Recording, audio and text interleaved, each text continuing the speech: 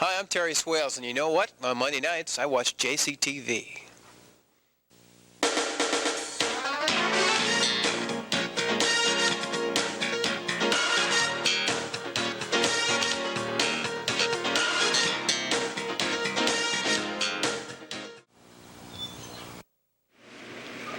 Hi, this is Julia Buzzard with JCTV, and I'm here at the Geneseo Humane Society with Kathy Madera.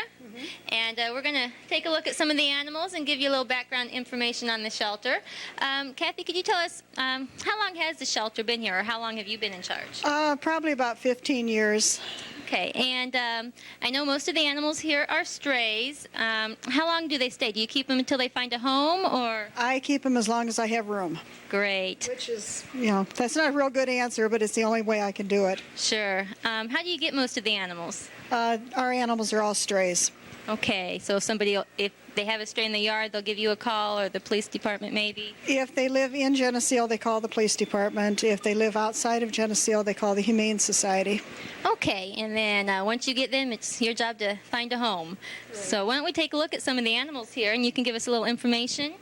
Lena, come here, Lena. This is Lena. She's a female shepherd mix. She is spayed. Very friendly. Lena, come on. Put your ears up. Lena, come here. She's about 2 years old. Okay, and we have another dog down this way. This is Toby. He's a male shepherd mix. He's very friendly. I think he'd be a real good watchdog. Okay, and I'll just talk a little as we move into the next room. I know you're always open for donations. What about volunteer help? Do you get anybody come in? I know you do a lot of this yourself. We're all volunteer workers. The animals, of course, like to have somebody come out and walk them, or the cats to take them out of the cages and play with them. Everything is donations, whether it be help with the animals or food or money. It's all donation. Great. Why don't we look at a couple more of the animals here? Okay, this is Trooper, and he's a lab shepherd mix. He loves to play. He's probably about 2 years old also. He was found over the Geneseo Country Club. And next we have?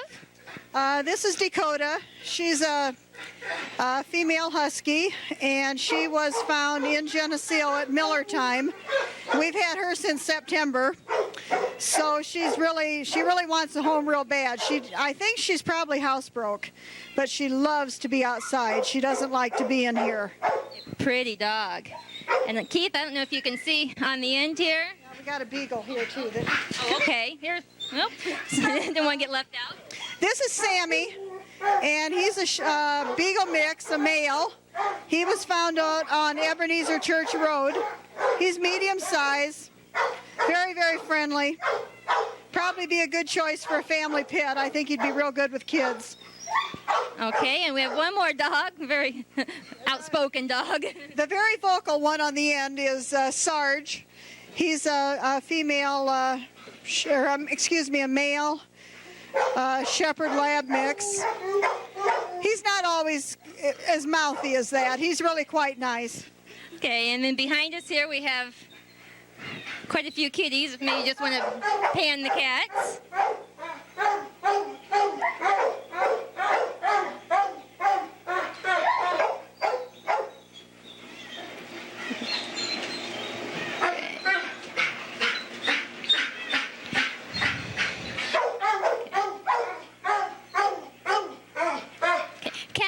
Would like to adopt a pet, what process, what do they need to do? Just give you a call? They should call the Humane Society. There's a $10 adoption fee, and that covers the cost of distemper shots and worming. And then they have to sign an agreement that they'll spay or neuter. That is the state law.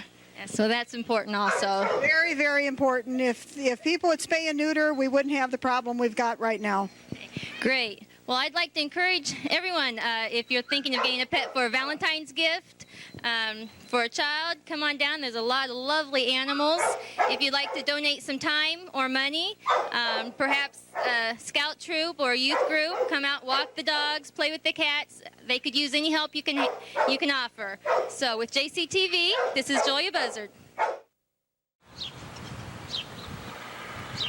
Hi, this is Melanie Rice from JCTV. I'm here with Roy Joe Clavine and the fish. And we haven't really talked about the fish in a while, so we're going to get an update from Roy Joe about what's going to happen with it. Roy Joe. The city had it in storage for a while, and they finally decided that I was supposed to refurbish it. So hopefully within the next month we're going to get it refurbished. And then after the city election, they plan on putting a ballot inside the Republic or Shopper that you can vote on where you want the fish to be, and then there's going to be a little suggestion down at the bottom, or a blank, that you can fill in your own suggestion if that was preferable. Myself, I'd like to see it go up on a 150-foot tower, approximately where it was before, on the same lot in the southeast corner, which has no pipes underneath it, no valves or anything, so the only problem would be putting in the base and putting the post up. Hopefully we are going to restore it to where it was originally, when they had fins and gills and everything marked and painted out on it. Right now we have a little damage up in here, and on the back side it's rusted through on the tailpiece, and a little damage down here where it ran on a bearingless piece of pipe before. And hopefully we can get that all restored, put it on where it will last maybe for 50 or 60 years the next time when we get it up there. Will it take a lot to get it refurbished? Well, hopefully not. We've got the pipe and stuff for the inside already. I got bearings and stuff coming for a thrust bearing so that it will stay up in the air better than what it did before. And personally, I would like to have it where it would talk to us and give us the history of Geneseo. The changes that have been made, from the horse and buggy down to the modern time cars and airplanes going overhead, and the differences in the businesses when it was first put up as to what they are now. I know there's been a lot of changes over the years, and it would just, like I said, be fun to talk to it. Well, and it'd be the best looking piece of history we have in town if this thing gets all finished. Is it going to be about the same color? No, I think we're going to paint it like a brilliant gold, and then the rest of it will be marked in black, and then we'll put a clear coat over the top of that, and it'll show off in the sunlight better that way. Right now, this is an old red carp. I guess that's what we catch mostly out here in the rivers, but I think if we do it the other way, it'll look more like a probably a crappie or something, except that it don't have the berth that a crappie would have. Right. Okay, anything else you want to add? Well, just hopefully we get it done in time for them to put it back up again. Okay, well, we're looking forward to it. Thank you very much. We'll keep you posted as to how we're getting along with it. Okay, well, we'll be back. You know that. Okay. Thank you. You're welcome. And this is Melanie Rice with JCTV.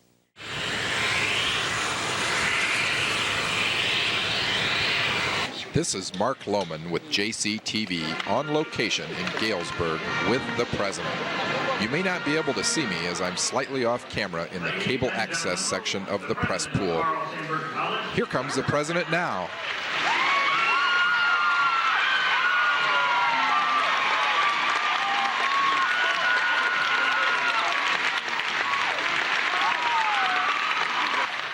The President is now into his speech, and we are here with many famous members of the national media.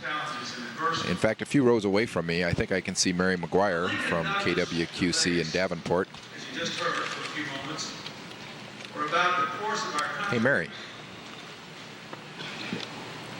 Mary. Hey, Mary. It's JCTV. Come on, Mary. I know you can hear me. Let's listen in now to a few lines of the President's speech. Out of a conviction that even though we are a country deeply devoted to limited government, there are some things that the times demand national action on. And at that moment, the times demanded first national action to stop the spread of slavery. I'm going to try to get in a word with the President as he comes by. It is our job. We are experiencing some technical difficulties, but we will stay here as long as we can. He's concluding his speech now. Here Here he comes. Mr. President, Mr. President. Mr. President, is there anything you would like to say to the people of Geneseo?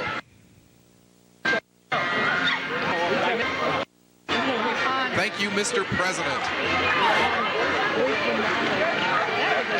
With the President in Galesburg, Illinois, for JCTV, this is Mark Lowe. Well, we thank the President for those inspirational words. And in case you missed it with those technical difficulties, he mentioned that when he's in Geneseo on Monday nights, he watches JCTV. Hi, this is Melanie Rice with JCTV, and here we are in the studio this evening with Megan Jackson, who is a senior at J.D. Darnell High School, and Greg Miller, who's a junior at J.D. Darnell High School, and they're here to talk about the Close-Up program. Okay, guys, we've heard about the Close-Up program. What is it? The Close-Up program is a program that sends students to Washington, D.C. to learn about the government firsthand. Okay, sounds very interesting. Who is eligible to participate? Anyone from sophomore to senior in high school is eligible. Okay. How many people are going to go this year? This year we have 19 students going. Is that usually about how many people go? It's I'm sorry. Greg probably knows. Yeah, it's roughly the same number we had last year. Okay. It tends to be about that number, I think. Okay. Does Geneseo send more kids or less kids in comparison, or? Our program is the largest program in Iowa and Illinois. Wow. So you guys really get out there and send a lot of kids. Right. What a neat experience. Can a student go more than once? Yes, that's an example of that. Okay. This will be my second visit out there with this program. Okay, and you're going again because? Well, the program offers a lot of opportunities to see how the government acts. As Megan said, it's a Sure. first-hand opportunity. It gives the person who's visiting the chance to meet their senators and congressmen. You really get a chance to see the city in depth, not just the political side as well. We also get to see a lot of the residential areas and some of how the people of DC live. Okay, so you not only get to see the government side, you get to see how everybody else lives in Washington, D.C. Okay, so you're saying you have some free time then while you're there? Not only are you there for business, but you get to have some fun time? Yeah, we have a day. I'm sorry, we have a day set aside for free time. It's our Friday. Okay. While we're out there, we can roam the city, you could say. Okay. We get to see the sites that we couldn't see with the group. Okay. So how long are you guys going to be there? We leave on March 26th and we'll come home on April 1st. Okay, wow. So you're there for a while, aren't you? Yeah, a week. Yeah, so that'll give you a chance to really get to know the city and what's going on there. Now, this is the big question. It costs a lot of money, huh? Yeah, the program cost is $1,048, and that includes the airfare and the room and board and meals and other program costs. Okay, so how do you get there after you get the money? Well, we get aboard a charter bus usually out in the area here. Okay. And we're bused out to Chicago, where we receive our ticket, and we fly from Chicago, from O'Hare, to either Dulles or National. So. Okay. So you get to charter and then fly. Yes. The flying part would probably be the best part, I'm sure. So how do you guys defray your costs then? That's a lot of money. Right. We've had a pizza sale this year and we're also selling raffle tickets. Okay. Some of the students have worked at the concession stand at the basketball games. And we also receive donations from businesses and from other clubs and organizations in the community. Okay. And you've got some time before your trip. If anyone would like to donate after they see this show, is there any way they can get a hold of you guys? Or? Yes. If anybody out in the community would like to donate to the program, you can contact either Mr. Schneider up at the high school. Okay. Or you can contact Mr. Steele. Okay. And those two people would be able to help you out? Yes. Okay. Is this something new at the high school, or has this been going on for a while? The program has been at Geneseo for 18 years. Okay, and been successful, obviously, if you have Right. the best and the most participants in the Iowa, Illinois. Okay, and there's been that many people that have been going each year then? It's been an average? Okay, well, that's very interesting. And that's nice that the high school supports that, because what a way to learn. just not in the classroom, but actually going and seeing it. What are you guys going to be doing this year then in Washington, D.C.? What's a typical day going to be like for you? Well, the typical day includes seminars, which we go to see, which we go to hear speakers talk. They will talk about various issues from Jewish heritage in politics to newspapers, the political aspects of the newspapers. And other times we spend in workshops in the hotel with our PIs. They're our personal instructors, I believe is the term. Okay. And we get to do some activities within the groups, which tend to be a lot of fun. Okay, so you get to know a lot of other people from a lot of other schools. Yes. I bet you probably gain a lot of friendships that way too. Yes. Yeah, I noticed that Greg is talking a lot. He's obviously been before. Right. Right? Okay, Megan, this is going to be your first year? Yeah, what are you looking forward to? I'm looking forward to seeing the sights of Washington, D.C. and meeting my congressman and just seeing how the government works and being up on Capitol Hill. Are you interested in politics? Yes. Are you? Very much so. Okay, and that's something that I have never really understood, so I admire you very much. And Greg, you're going to go again? Yes. Okay, how come? Well, like I say, there's a lot of things out in D.C. that you really just don't get a chance to see within the time. It's almost like Disney World. You never get to see the whole Right, thing in, right. in 1 week. Right. But there's a lot of things within D.C. to see, and a lot of interesting places to visit. There's the National Zoo, or the memorials to the various presidents and folk heroes. Okay, good. Is there anything else you guys want to add about the close-up program? Well, Anything that we haven't covered? I can't think of anything else right now. Okay, well, good luck, you guys. And I admire you very much for going. I think that's going to be a very interesting trip. thank you. Okay, and if anyone would like to make donations, they mentioned Mr. Tom Steele at the high school and also Mr. Schneider, who is also at the high school. So if you think this is a worthy cause, they're probably still asking for money. I would imagine that's a lot of money. Thanks a lot, and this is Melanie Rice in the studio of JCTV. Well, now that JCTV seems to have an inside track with the president, we'll see if we can't put in a word for the high school students. Actually, we've just got word that Hillary is actually going to pick the children up at the airport for the close-up program, so I'm sure they're all looking forward to that. In January, we have what's called JC Week, and that's a week where we try and do activities together as a group. And some of the highlights of that were on Monday we had story time at Growth Incorporated, and we have some footage of that coming up. Clock starts ringing. Ring! Now open up your eyes. Get up, you sleepyhead. Morning's here. Surprise, surprise. Baby Goofy was really sad when his breakfast hit the floor. Now he's feeling very happy. Someone gave him plenty more. Baby Mickey's horn goes toot toot, and Baby Donald beats his drum. Baby Minnie's spoon goes bang bang. Let's make music start to hum. 14.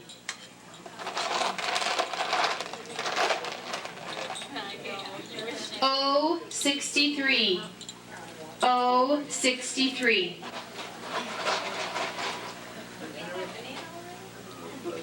N 32. N 32. On Wednesday of JC Week, the JCs enjoyed a night of bingo at Good Samaritan Village. N 39.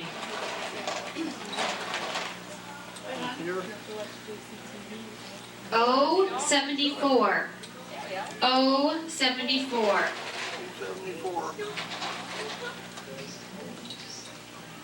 B 8. B 8.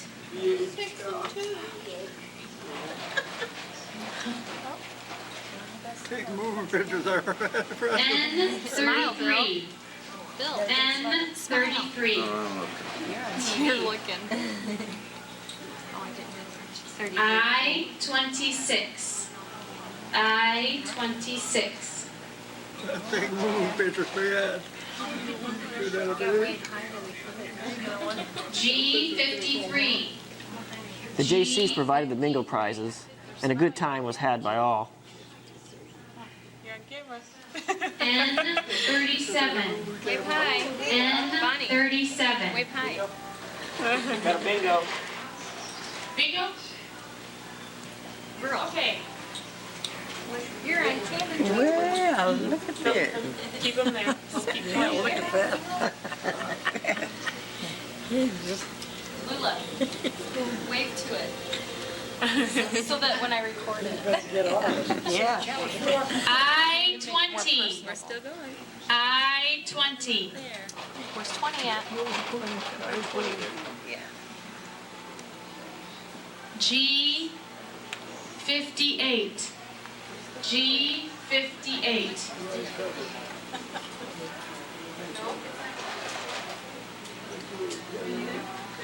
B5. B5. Hi, I'm Tom Cornelis. You know, on Monday nights, whenever I'm in Geneseo collecting my bets from Bob Schaefer, I always watch JCTV. And by the way, tell Mike Kiss to take it easy on our poor little Pioneers this year. We're going to get you.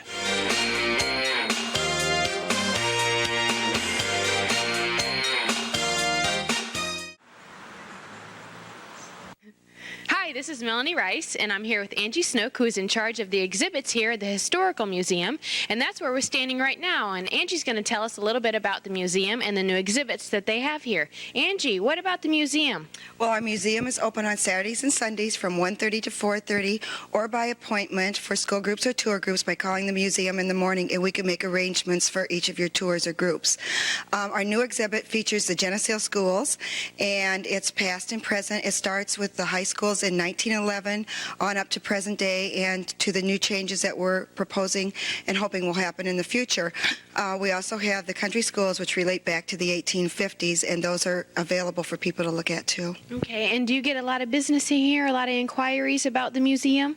Yes, we do, and more so in the last couple years because we're changing our style of exhibits. Okay, well, and this exhibit is really neat. You want to talk about it a little bit? This is our country school right here, and it has two school desks that are from the Old South School. Some of the drawings and paintings from the early 1920s and 30s by different people who went to the Geneseo schools. One of the main parts of the exhibit is our potbelly stove and the old country schoolhouses. Wow, well, that's really interesting. And then this is an old teacher's desk? This is actually from an old Chamber of Commerce desk. We don't have an old teacher's desk. We would like to have one, but we decided to use it in this exhibit because it's one time we could have it out and have it part of an exhibit. Well, is there anything else that you'd like to add about the exhibit or the museum? We also have pictures of up-to-date of the last maybe 10 or 20 years of students and the changes that have gone about throughout the school district. Also, we have some of the sports and highlighted some of the other extracurricular activities that have gone on since the beginning of the Geneseo schools. And clothing styles have definitely changed. I mean, you can tell. Okay. Well, thank you very much for being here today. And if you have any more information, you can get a hold of Angie Snook here at the Historical Society. Home. Okay. And she already gave the times. And this is Melanie Rice from JCTV. This is Howard Beck for JCTV, and we are down here on a Saturday morning at we're at the JC Hall, and today it's being used as part of the printing process for some yard signs for the upcoming Geneseo school bond referendum. And we've got a variety of volunteers down here producing the yard signs themselves. And Betsy, can you come over here a minute, take a quick break? Sure. This is Betsy Brudos, who is one of the volunteers, are actually on the committee for the bond referendum. And Betsy, can you tell us what's going on here today? Sure. This is one of the processes of anything we do, campaigns, referendums, whatever. Yard signs, window signs, and things that need to be done, need to be produced. Last November, when we did the referendum, we got signs from a different source, and people thought we needed something a little bit bigger, a little bit brighter this spring to encourage people to get out and vote. This is all volunteer labor, and there's probably 100 hours, would you say, of volunteer labor that's actually gone into this? Sure, absolutely. It's one of those things that the more people, the more time we can put into it, and the more we can produce. We have about 700 signs under construction right now, and that is all volunteer. The only thing we're paying for as the referendum committee, which is, again, all donations, are the materials for the signs. So the rest of it, all the labor, is volunteer. It's kind of indicative of some of the grassroots type of stuff that really goes on behind the scenes for a campaign like this. And I think it's probably a lot of people don't realize how many hours would actually go into something as simple as a yard sign that's right. That'll be popping up all over town by the time people see this broadcast, hopefully. And Betsy, maybe you could remind everybody again exactly when the upcoming vote is, and also, if there's anybody out there that, I mean, those of us who have been somewhat involved seem to forget that there's probably some people that haven't got all the information, and if people have any questions, there's a variety of sources they can get more information from. Absolutely. The election is April 4th. The polls will be open regular hours. I think it's, 6 or 7 in the morning until 7 at night. Plenty of opportunity to get out and vote. There are numerous places where we can get in touch with people. Any of the school board people have information.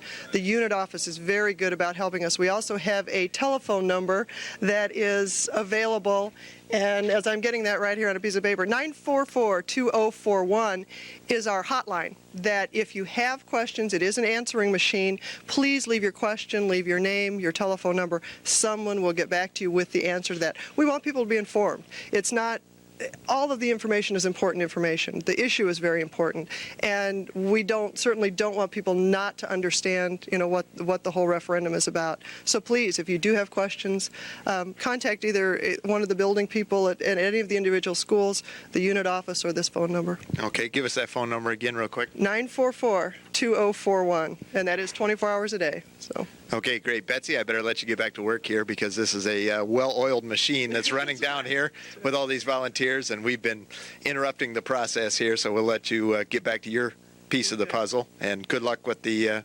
upcoming vote. Thanks, Howard. Hi, Renee Moore with JCTV, and with me is Jerry Albright. We're here at the Cub Scout Pack 136 car clinic for the Pinewood Derby, and the boys are getting ready for a big race day. You want to tell a little bit about that, Jerry? Well, that's right, Renee. What we're doing here is allowing the boys to come in a couple weeks ahead of time before the main race and weigh their cars out. The maximum weight allowed being 5 ounces. They can come in and get an idea of where they stand weight-wise a little bit, ahead of time, and then they can make adjustments accordingly, take their weights back home and install their weights at home and do their finishing touches on the cars. They can get an idea of how fast the car's going at this point in the game. And it's just more or less just to give them kind of an edge and a better chance, so they're a little bit more prepared the night of the main race. Now, the boys have got quite a bit of work. You've got a car sitting there on the scale already, kind of looks like the Batmobile, but that's not the way they look when the boys first get them at all, is it? No. What they get, Renee, is just a pine block, regulation size. This is the only block that they allow. They can't have kit cars. There is several aftermarket, however you want to put it. There's different cars available. This is the only car that they allowed to race in the Pinewood Derby. It comes with a block of wood, 4 tires, some axles, and some numbers that they can apply. And they could basically just install the wheels and the axles as the car sits, which would bring it around 3 ounces. And it's as simple as that. They could race that way, or they can improve the car and add more weight up to 5 ounces. You were telling me a little bit earlier about the weight. With the maximum weight being 5 ounces, you want to get as close to that, you said, as possible. Yes, I think it would be advantageous just to have the maximum weight allowed. Also, I'd like to mention on the night of the main race, Terry Wicke is our race engineer, I would call him. He has another track that he brings in. It's a real nice late model track, and the night of the race, he takes his digital scale, weighs every kid's car out, and will tape a fish sinker onto the car to bring them up to the maximum weight. And also that way, if they don't win the race, they can take their sinker and go fishing and hopefully catch a fish with it. So good. Sounds like he makes sure the boys have fun, winners or not. But that's rule number 1, is to have a good time. Good. And he makes sure of that. Well, we can see quite a bit of difference in the speed of a few of the cars. We've got a couple of racers here that have put some work into their cars. If you want to come in, Chris and Adam. Do you want to introduce yourself here? I'm Adam DePau from Pack 136 of Kelowna. Okay. Hi, I'm Chris Albright from Pack 136. Okay, and you guys have got your cars. Are you completely done with them yet, or are you still working on them some? I'm completely done. Okay, Chris. I'm still working on mine. Okay. Adam, why don't you tell us a little bit about, you can show your car there, and about how much time have you put in on getting this ready for the big race? I've put in about 3 months on it, I think. That's quite a bit of time. How much time have you put in on your homework these past 3 months? Not that much.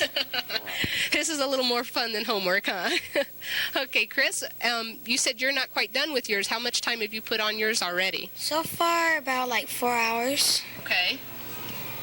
Do you know about how much longer are you going to be working on it, do you think? Maybe a couple more hours. Okay. I have the weights and stuff. I was going to say, because earlier I saw you adjusting some weights and trying to figure out that way, getting it close to the 5 ounces and working the speed out then. And at the car clinic, I'm Renee Moore with Jerry Albright and Pack 136.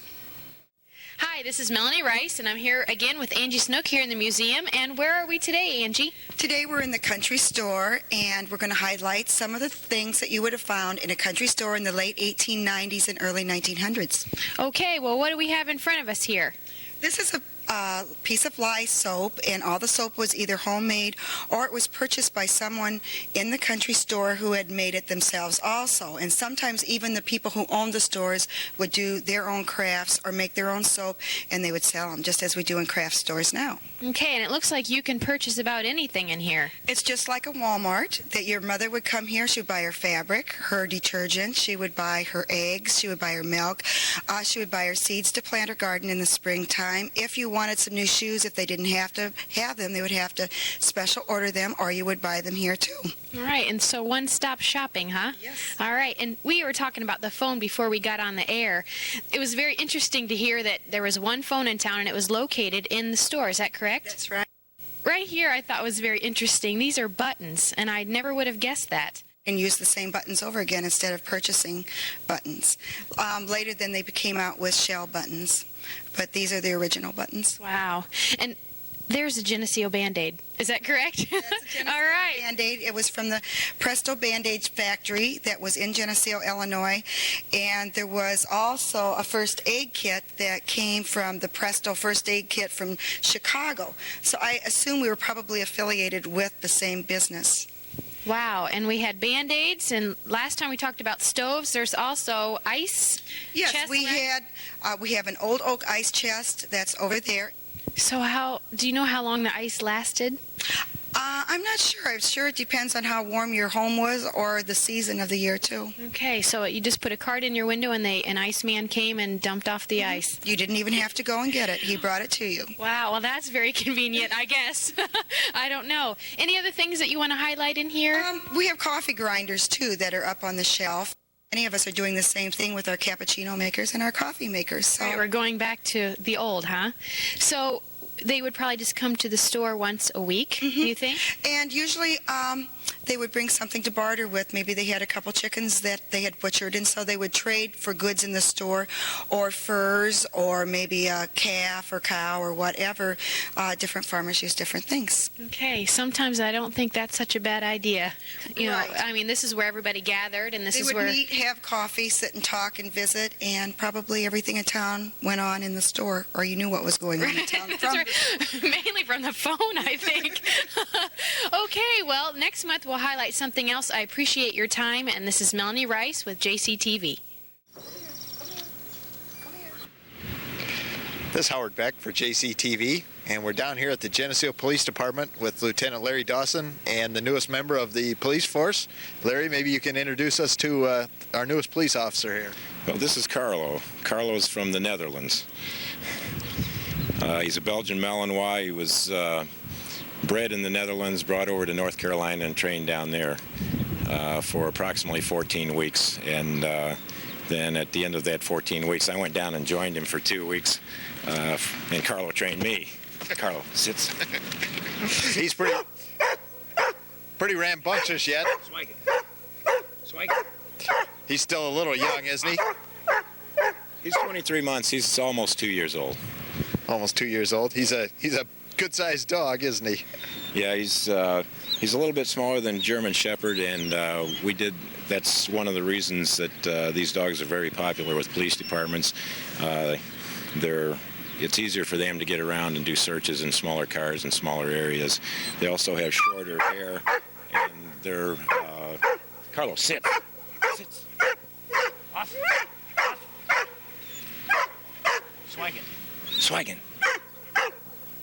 Carlo doesn't like being interviewed, apparently. What types of things did the police department get Carlo for? What's the real reason for Geneseo having a canine unit? Primarily for the narcotics. However, Carlo's trained in not only narcotics detection, Carlo's trained in trailing, he's trained in evidence recovery, personal protection, that type of thing. And the funding for Carlo came from confiscated drug money, so this is a good use of that type of funds? That's correct. The funds didn't come out of the city, the taxpayers' pocket. The funds actually came out of the money that we'd confiscated in as far as cars, drugs, and street value fines. Okay. Well, I understand that you've made a little, planted a little evidence here as an exercise for us to see if Carlo can give us a little demonstration. Yeah, we're going to try a couple of things. Okay. Well, let's go ahead and give it a shot, see how he does.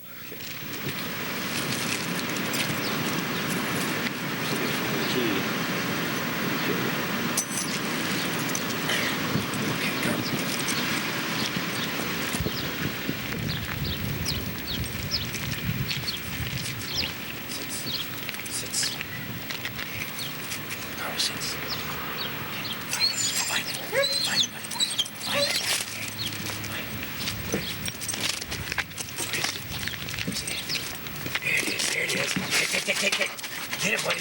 Get it. Take. Here, take. Come here. Good boy. Yeah, sober. Okay.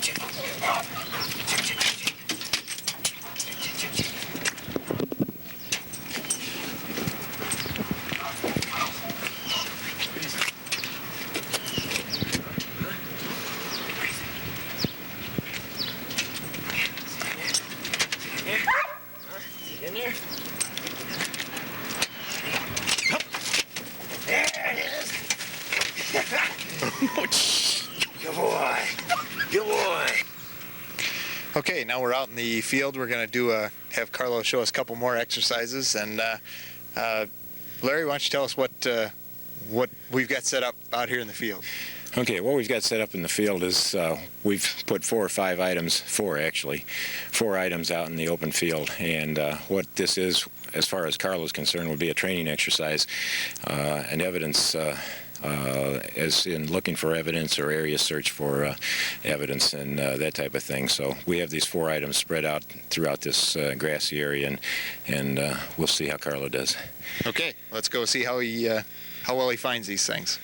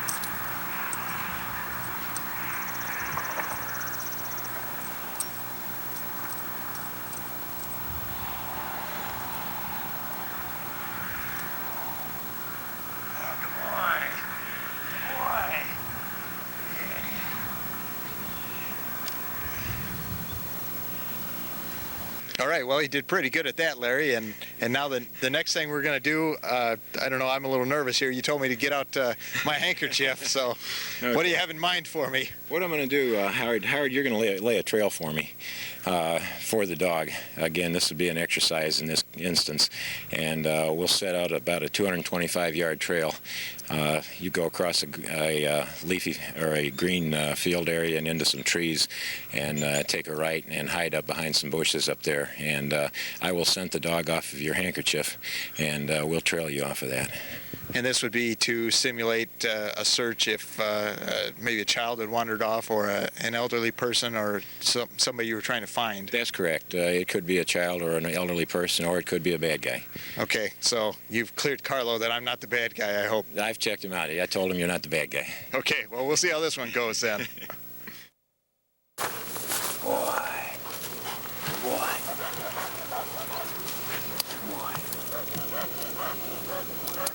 Nay, nay. Nay.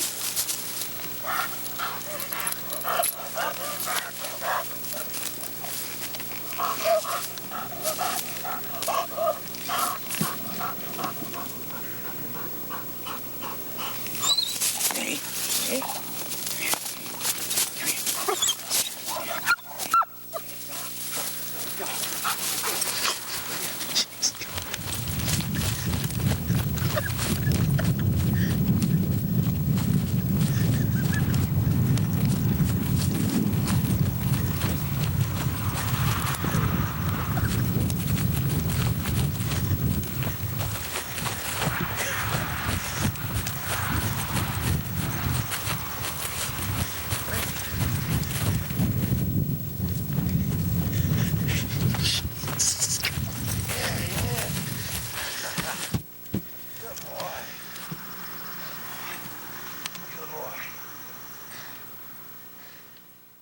Hi, I'm Deanne McCullough with JCTV, and we're here at the Geneseo Roly-Poly Club, right between Dr. Legaitis' office and Christie's, if you're not familiar where it is. And I'm here with Bill Vermost and Don Krogert, both members of the Geneseo Roly-Poly Club. And gentlemen, if you could, how about you, Don, start out with the history of Geneseo Roly-Poly Club? Well, Bill might know a little bit more than I do. Basically, it started about 1924, and it's been going ever since. Okay, Bill, what can you add on to that? Well, originally we started by the Farmers Bank in the parking lot. There were a bunch of the old buildings there, and then this here was purchased and built by the members, and it's been going passed from generation to generation ever since. And how many members are current right now? 33. Yeah, I think right at that. But it fluctuates year to year. Okay. And do you come down here and is it a proper term bowl? Yes. Yeah. Bowl. Okay. Weekly then, or daily? The retired people come down daily. Most of our members are 70s and 80-year-old bracket. A few in the 50s and 60s like we are. So, but they usually every afternoon they come down here, get their exercise, and discuss world politics and Geneseo politics. And so maybe it's something C-SPAN could eventually come down here and do a. Not yet. Well, that's a little bit. Probably next week. Yes. Okay, what the sport? Where did it originate then? Okay, it originally came, as near as I can figure out, it came from Belgium, And I think probably the descendants from Belgium are what kept it going over here. Since then, now just like our club and just like the people that bowl outside in the summer leagues, they're all nationalities. But originally it started in the Belgian culture. Okay, now is there like a state or a regional roly-boly tournament of any kind? There's a Western League, which we bowl in the summer, and there's several tournaments. There's a state and a world tournament. And every Sunday during the summertime, there's some place in the area that they play roly-boly. There's 12 members of their Western League from Moline, Rock Island, East Moline, Geneseo, Manlius, Anawan, Kewanee, Mineral, Atkinson, Anawan. And each Sunday they host a game at one of these spots. And at the end of the year, the top point getters from each club has a big tournament, and that's the league champion for the year. Okay, now how does roly-boly work? Can you explain it to me, or will better later on to just give us an example when you show us your fine art of roly-bolying then? We have members, I think 13 is minimum age that they can play in the league, but there's small kids play it constantly. And when I was a kid, on Sundays, we used to meet at different people's farms and have tournaments there, get-togethers occasionally. So I guess this would be the equivalent of like a Norwegian lutefisk. Would that be for? Yeah, probably so. Not being Norwegian, I think it probably would coincide to a certain extent. Yes. All right. Well, is there anything else you'd like to add? Well, we'd like to have new members come down, and during the summer on Friday nights at the Moose Roller-Boly Club plays every Friday night. Starts at 8 o'clock. Anybody interested in come down and watch and join in? Okay. Anything from you, Don? Well, we play on Saturday, and anybody that is working through the week, well, they can come down on Saturday afternoon, and anybody is welcome to come down and check us out. Come down any afternoon. Monday through Saturday, we're normally down here, and then, like I said, on Saturday afternoon, the people that work during the week have a chance to come down and play then. So we've had a number of different people, including our pastor, came down to see what this was all about. He had heard about roly-boly, and so he came down and checked us out. So. Well, I've only lived here a couple of years, but when I moved into the area, I saw this Geneseo roly-boly area back here, and to tell you the truth, I didn't know what was going on. I didn't know if it was a secret club or what, but I guess it's one of those now you know facts. Well, thanks again, gentlemen, Bill and Don. Would it help any? Would it help any if we showed one of the roly-bolies up close a little better? You bet. Okay. You bet. We'll show some of that footage. I'm Deanne McCullough with JCTV here at the Geneseo Roly-Boly Club between Christie's and Dr. Legaidis' office. Hi, I'm TV6's Luann Walters, and you know, since it's Monday night, I think it's time to watch JCTV.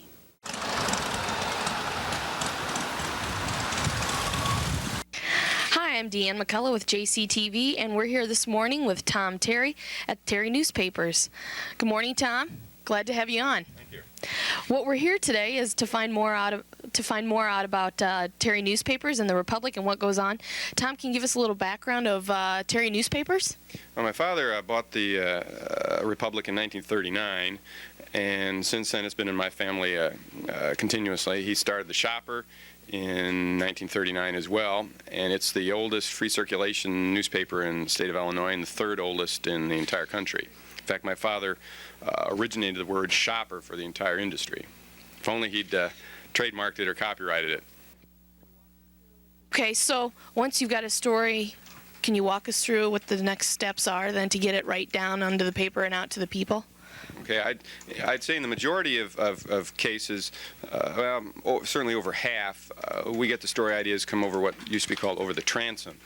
People bring in whether it's weddings or engagements or anniversaries or meetings of this organization or that organization. Then we process those. The stories we have to go out and get, we do a lot of work on the phone and a lot of legwork going out, and I can walk you through where it normally goes. Okay, let's do that. Where it first goes is into Lisa's in basket. She's the editor and has been for 6 or 7 years. She's been with me twice over a 15-year period and has been my editor in Cambridge as well.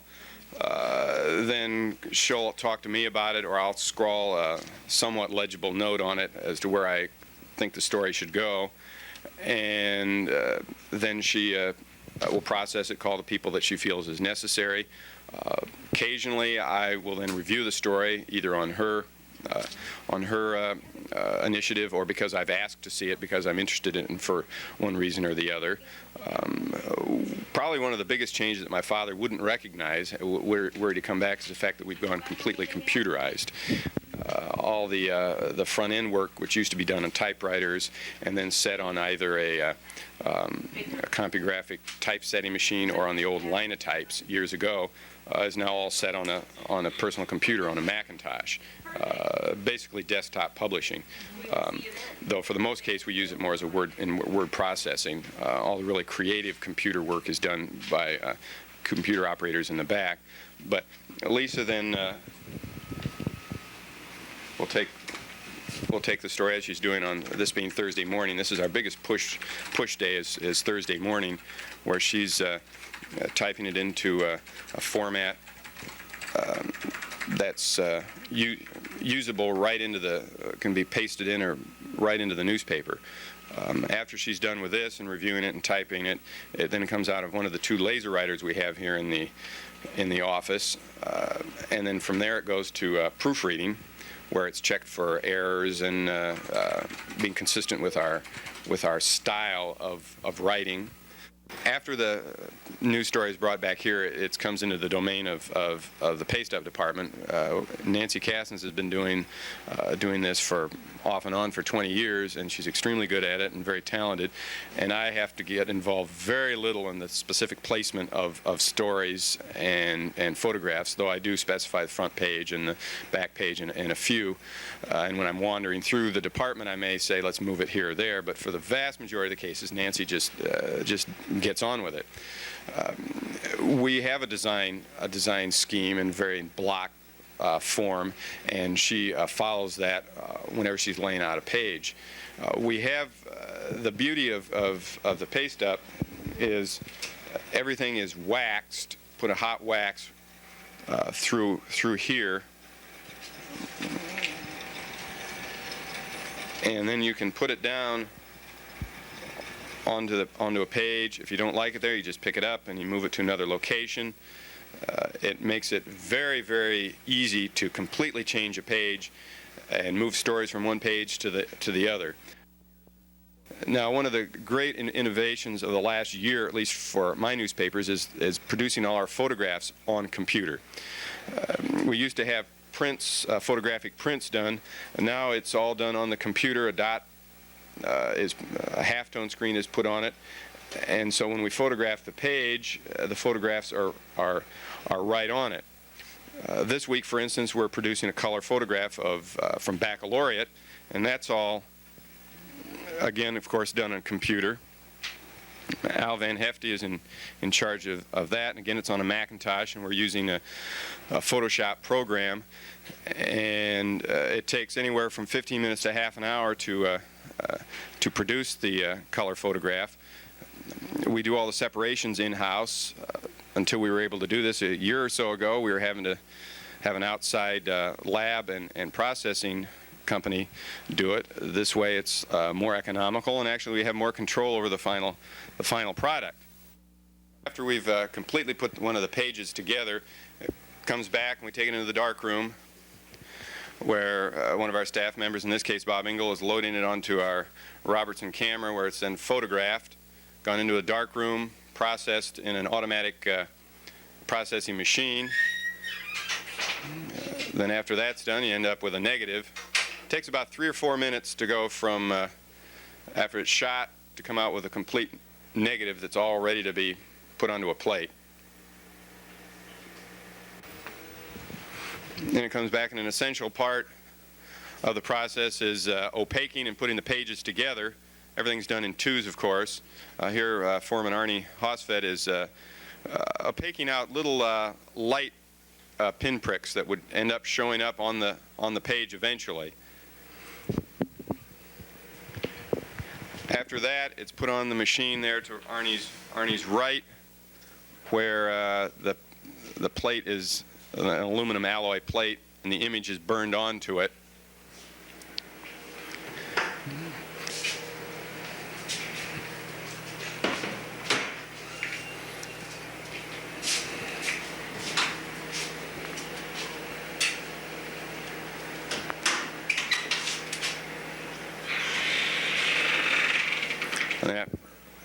And then after it's shot, after it's plated, it's developed on it's developing table over here.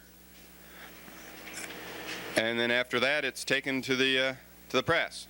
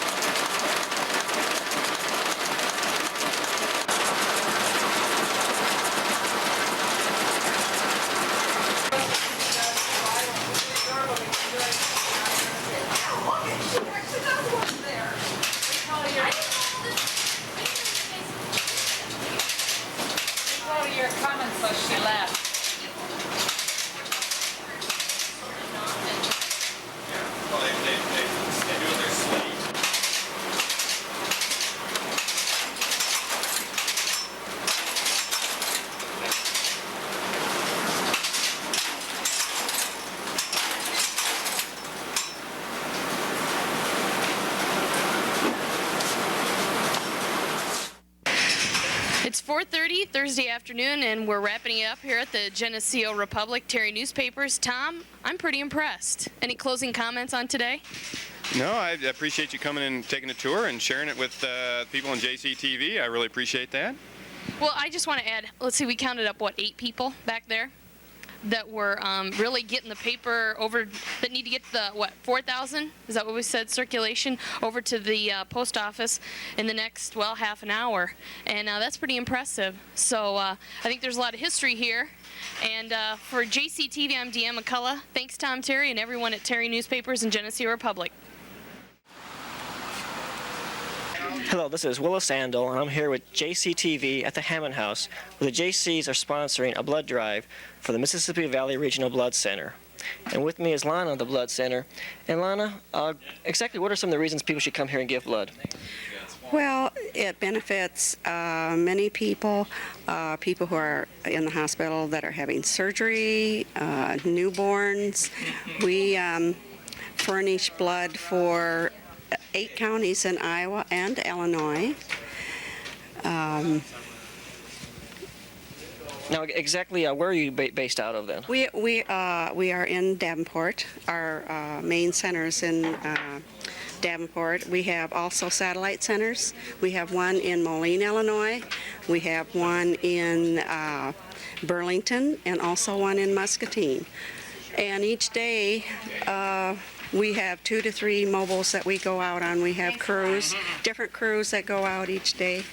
Sometimes we go out, we have like an overnight, maybe twice a year, where we'll go out, you know, like to Burlington, you know, that's like about a 2-hour drive. Or here at Geneseo, I guess.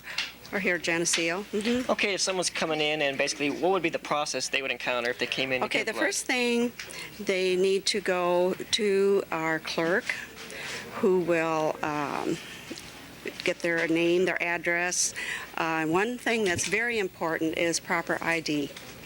We ask for a social security number and name, address, and how often they want to donate. And from there, they go to our screening process, where they're asked a number of questions.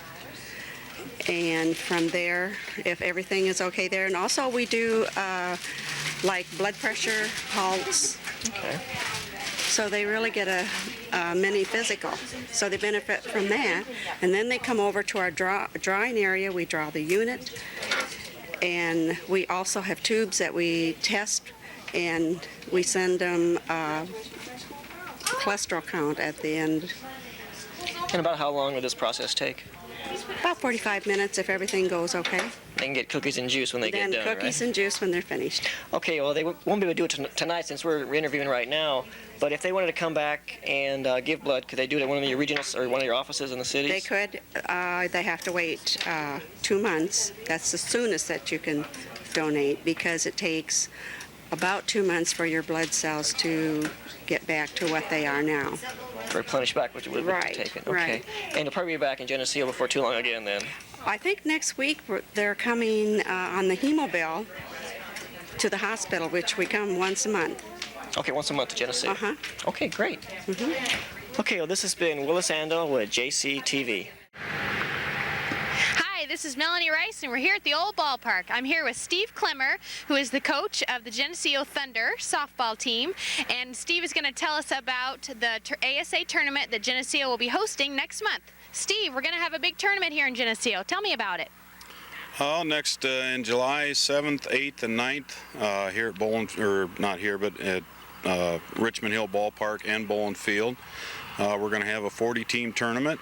It's the Hurricanes tournament. It's a major fundraiser for them, and we're looking real forward to it. Okay, 40 teams. So where are those teams coming from? We've got them coming from Minnesota, Wisconsin, Illinois, Indiana, Ohio, and I believe Tennessee. Okay, so this is a Midwest tournament. Yes, it is. It's I believe it's the 7th or 8th year now that Butch has had the tournament, and we've enlarged it this year. Okay, well, and that's a lot of teams to have out here, and with a lot of good competition. You said it's June 7th and 8th. What time will things get started? It's July 7th, 8th, and 9th. They'll start on Friday, I believe, about 10 o'clock in the morning, and we'll have games all day Friday, Saturday, and then the tournament will actually start Sunday. Will there be something in the local paper saying who plays when? I don't believe so. There won't be anything in the paper, but all the teams are aware of what time they play, and we'll just have to go from there. Okay, well, great. Well, good luck this year in your season. It sounds like you guys have been doing pretty well this year. Anything else you want to mention about the tournament? Well, we'd like to see Geneseo get behind it and come out and watch. And Butch has got a lot of food lined up, pork chops, brats, that type of stuff. And there'll be T-shirts and everything to buy. Good, and July is a good time for softball. It'll be nice and warm. All right. Well, thanks a lot, Steve, for coming out today. And this is Melanie Rice from JCTV.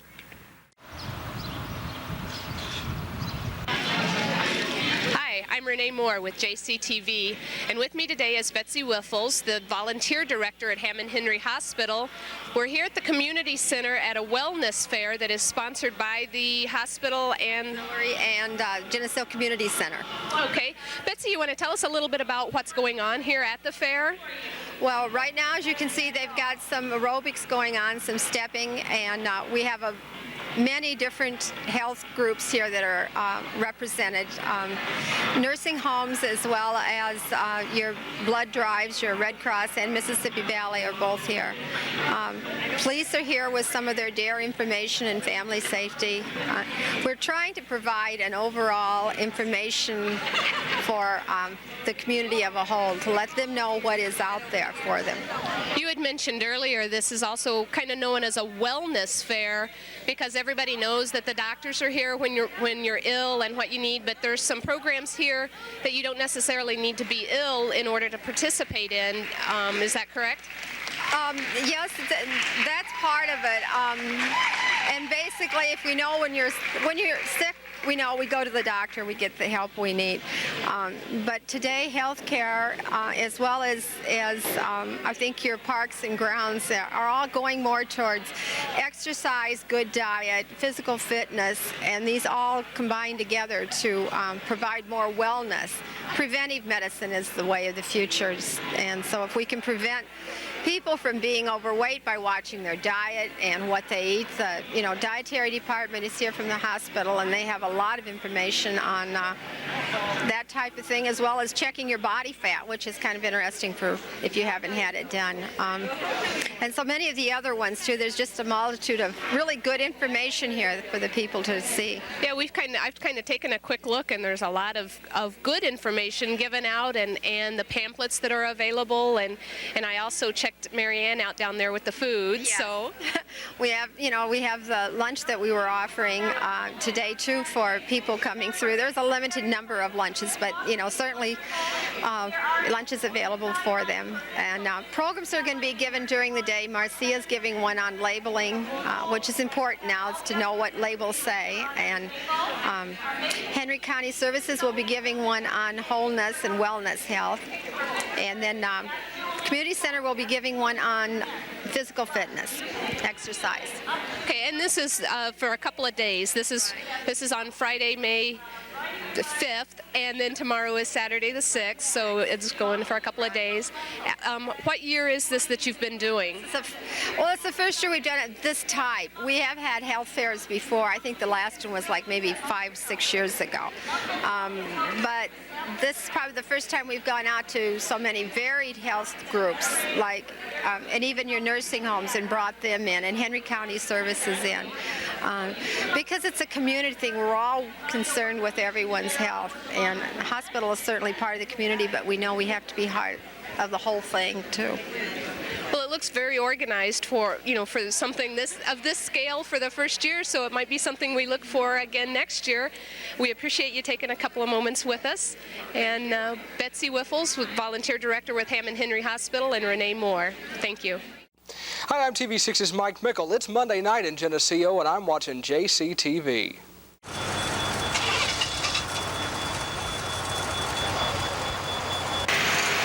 This is Melanie Rice with JCTV, and I'm out here at the Quad City Airport, and behind me are the planes of the Thunderbirds. Tom Zwicka, our Geneseo's own Tom Zwicka, is going to be riding in one of those planes later on.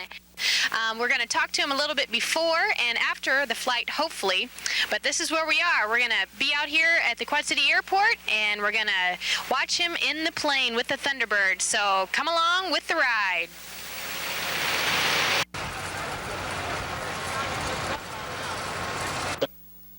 Today you're going to be our Thunderbird media flyer. Thunderbird. Get it right here.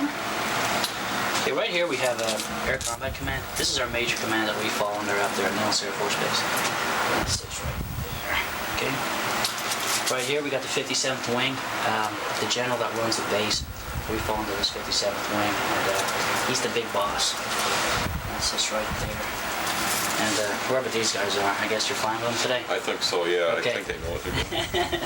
That sits right there. Okay, now you look a little better. There you go.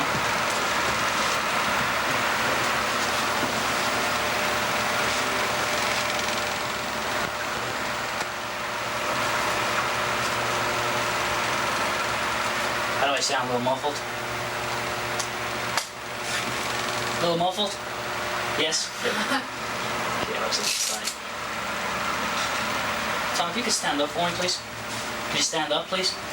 Great. What I'm going to do now is I'm going to hook up the comm cord.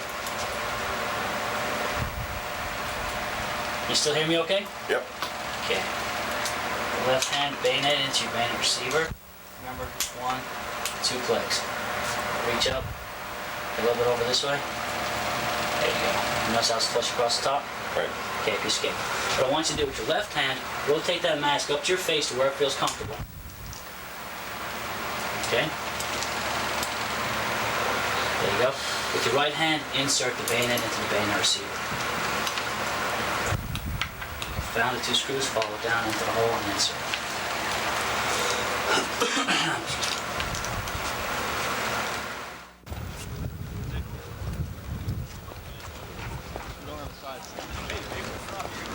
Okay. So it's good for 1.5 minutes. All right. Got it? I got it.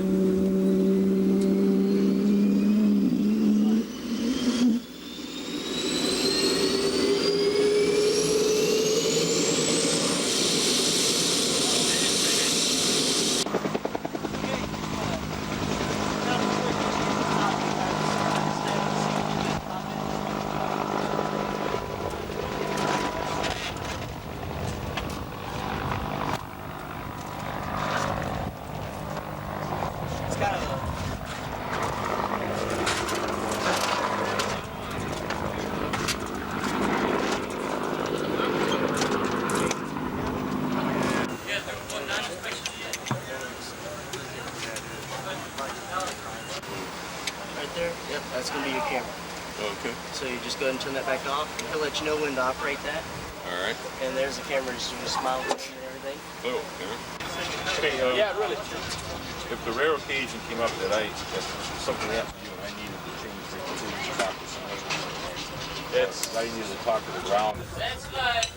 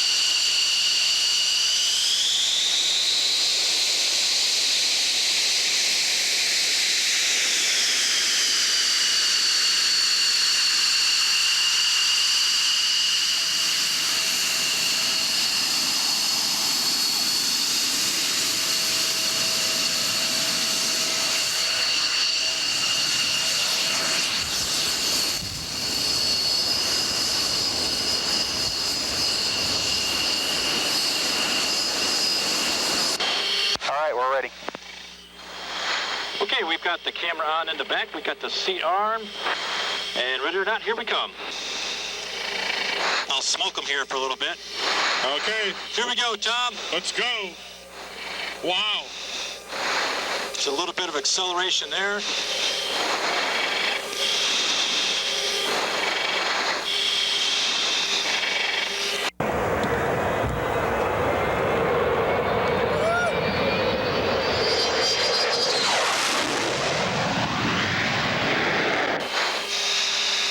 Going straight up, Tom. Look out to the side. Fantastic. What a view.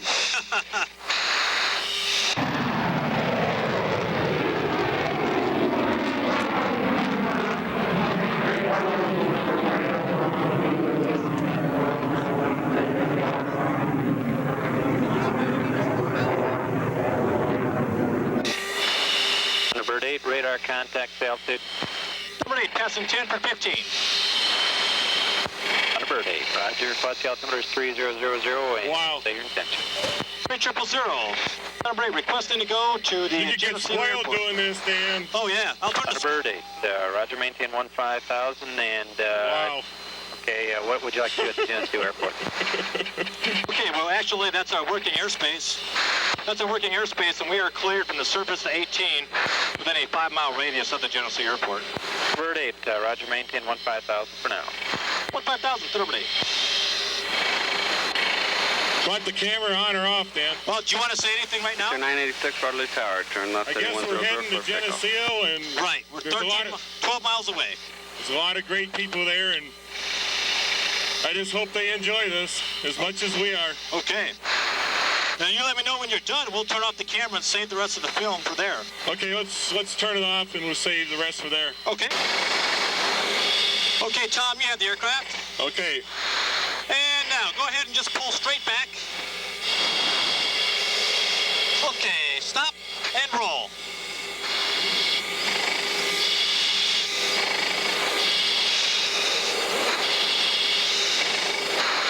Okay, I have the aircraft. You have it. Wow.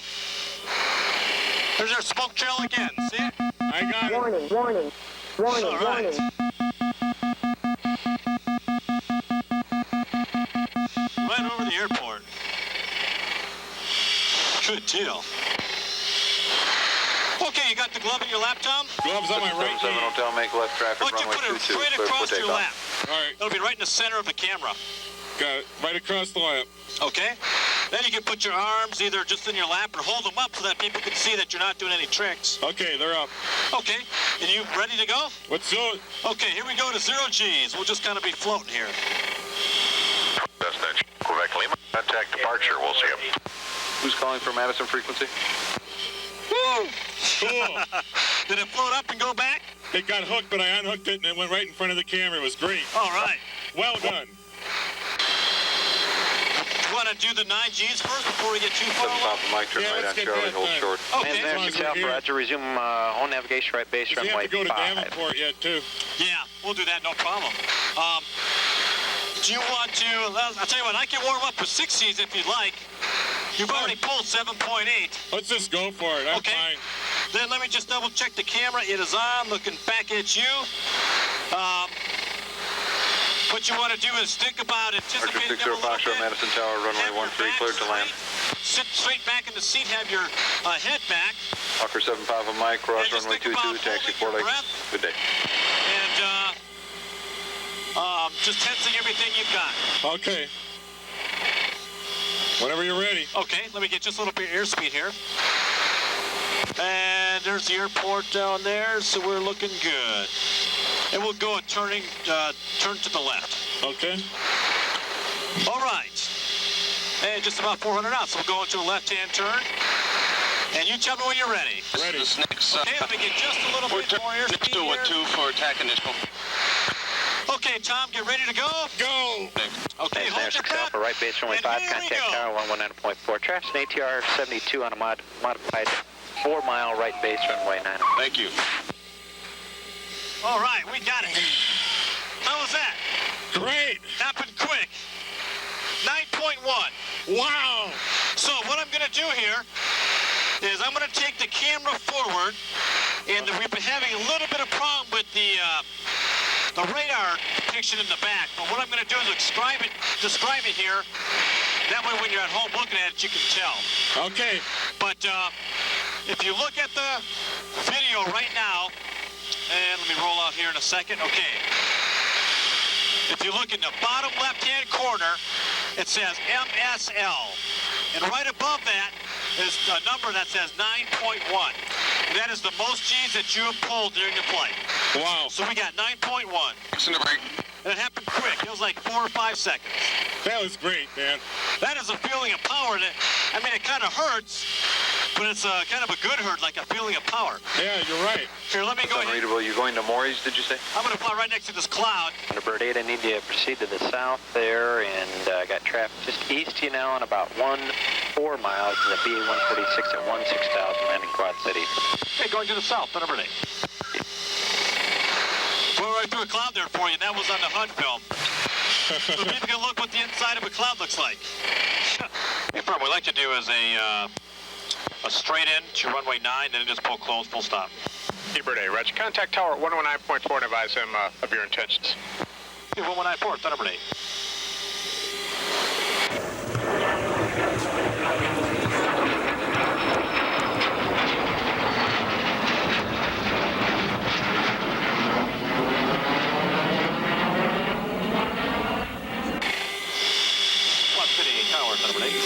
Thunderbird 8, Quad City Tower. Yeah, we're about 5 miles to the north. Like to just overfly the field at about 3,000 feet, then set up for initial runway 9, full stop. Thunderbird 8, Roger, and make it a left brake. Thunderbird 8, left brake.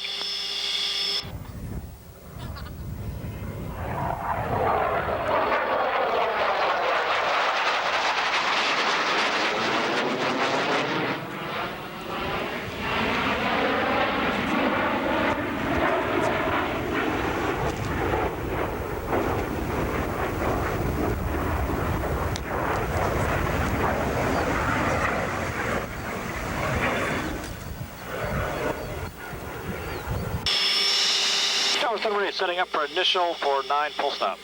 Thunderbird 8 clear to land runway 9 with 1805. To land runway 9 and with a left brake. Thunderbird 8 left base gear down, full stop runway 9. Thunderbird 8, Roger, clear to land. Clear to land, Thunderbird 8. See those boats down there water skiing actually. Yeah, this is a big. Yeah, there's a water ski club right there. So you gotta wave to the left as we go by. I got you.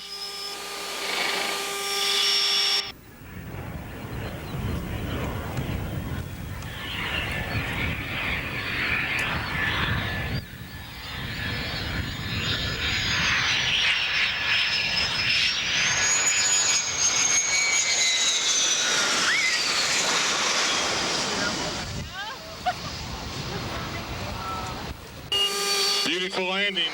Thanks.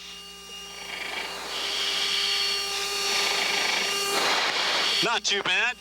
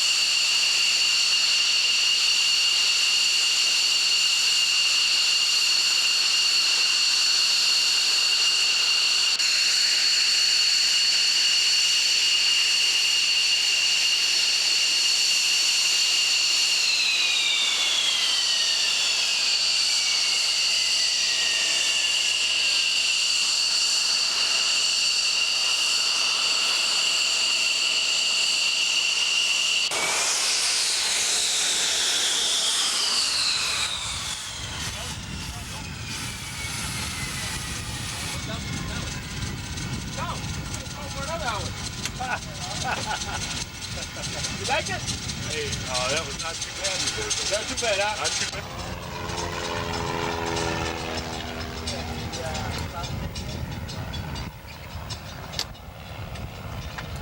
I think so, yes. Thank you. Oh, thank you.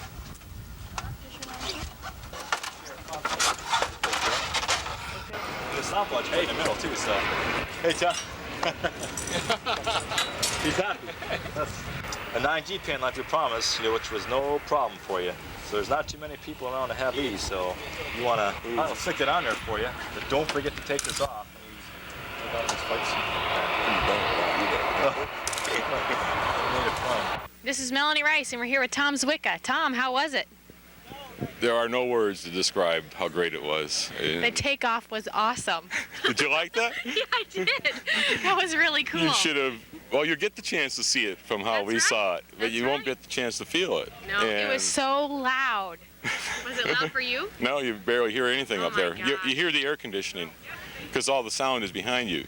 And when you know, you're moving at that speed, the sound doesn't catch up, so it's really very quiet in the cockpit. And you visited Geneseo. We certainly did visit Geneseo. How'd it look from the air?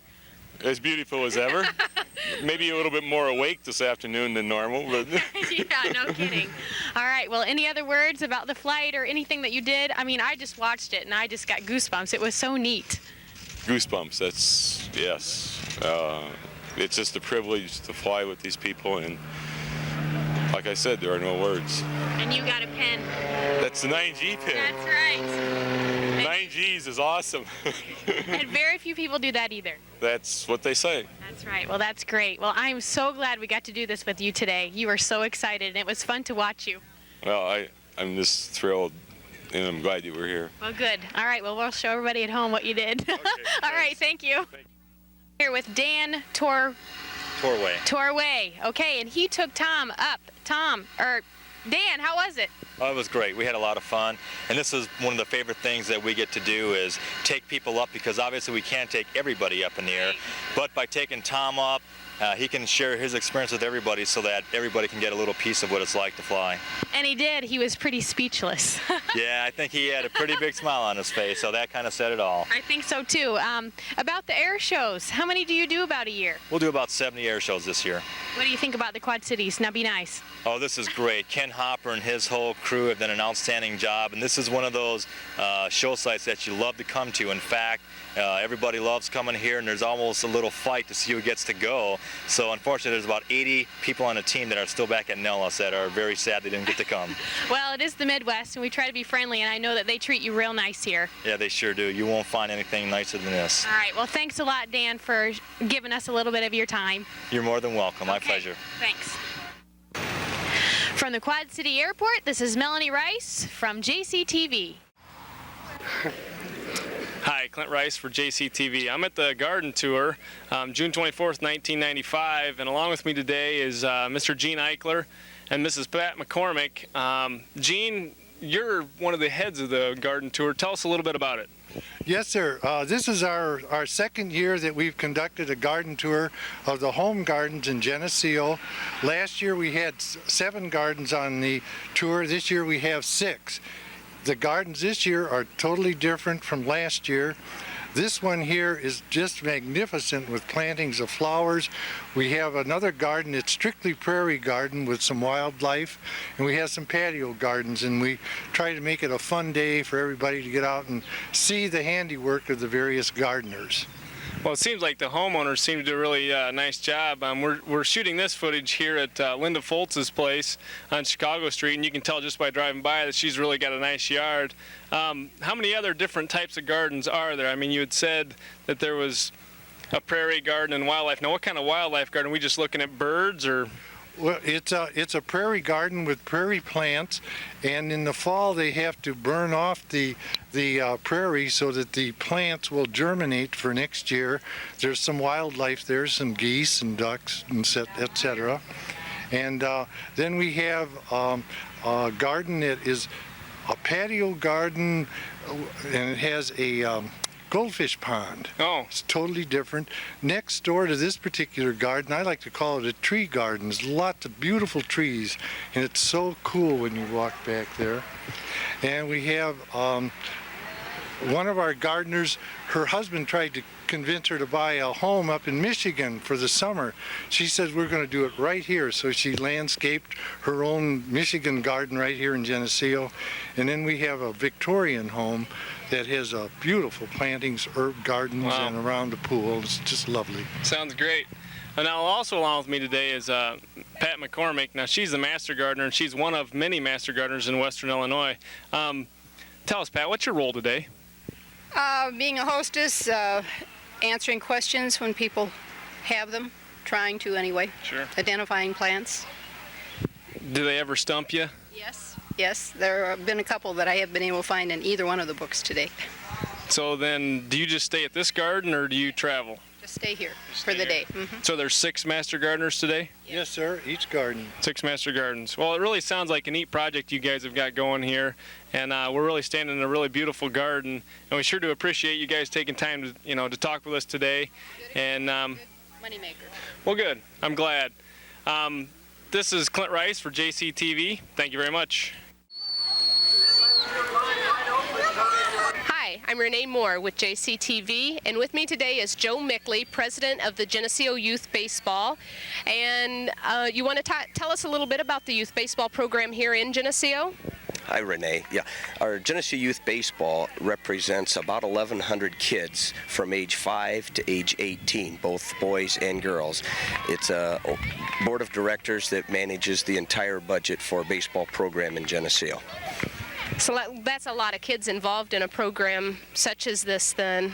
Well, it requires, of course, a lot of volunteer help. We probably have somewhere in excess of 300 or 400 volunteers that coach, run the concession stands, do the umpiring, the groundskeeping, and so forth.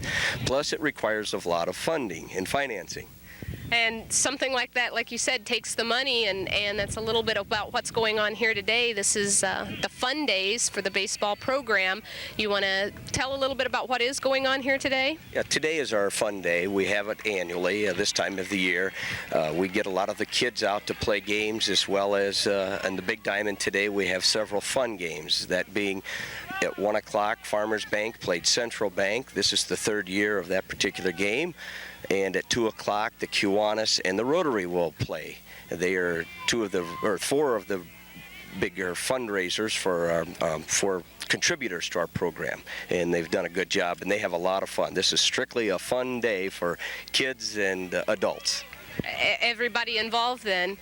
I was going to say there's quite a few out here, and I know you've got quite a few programs going on.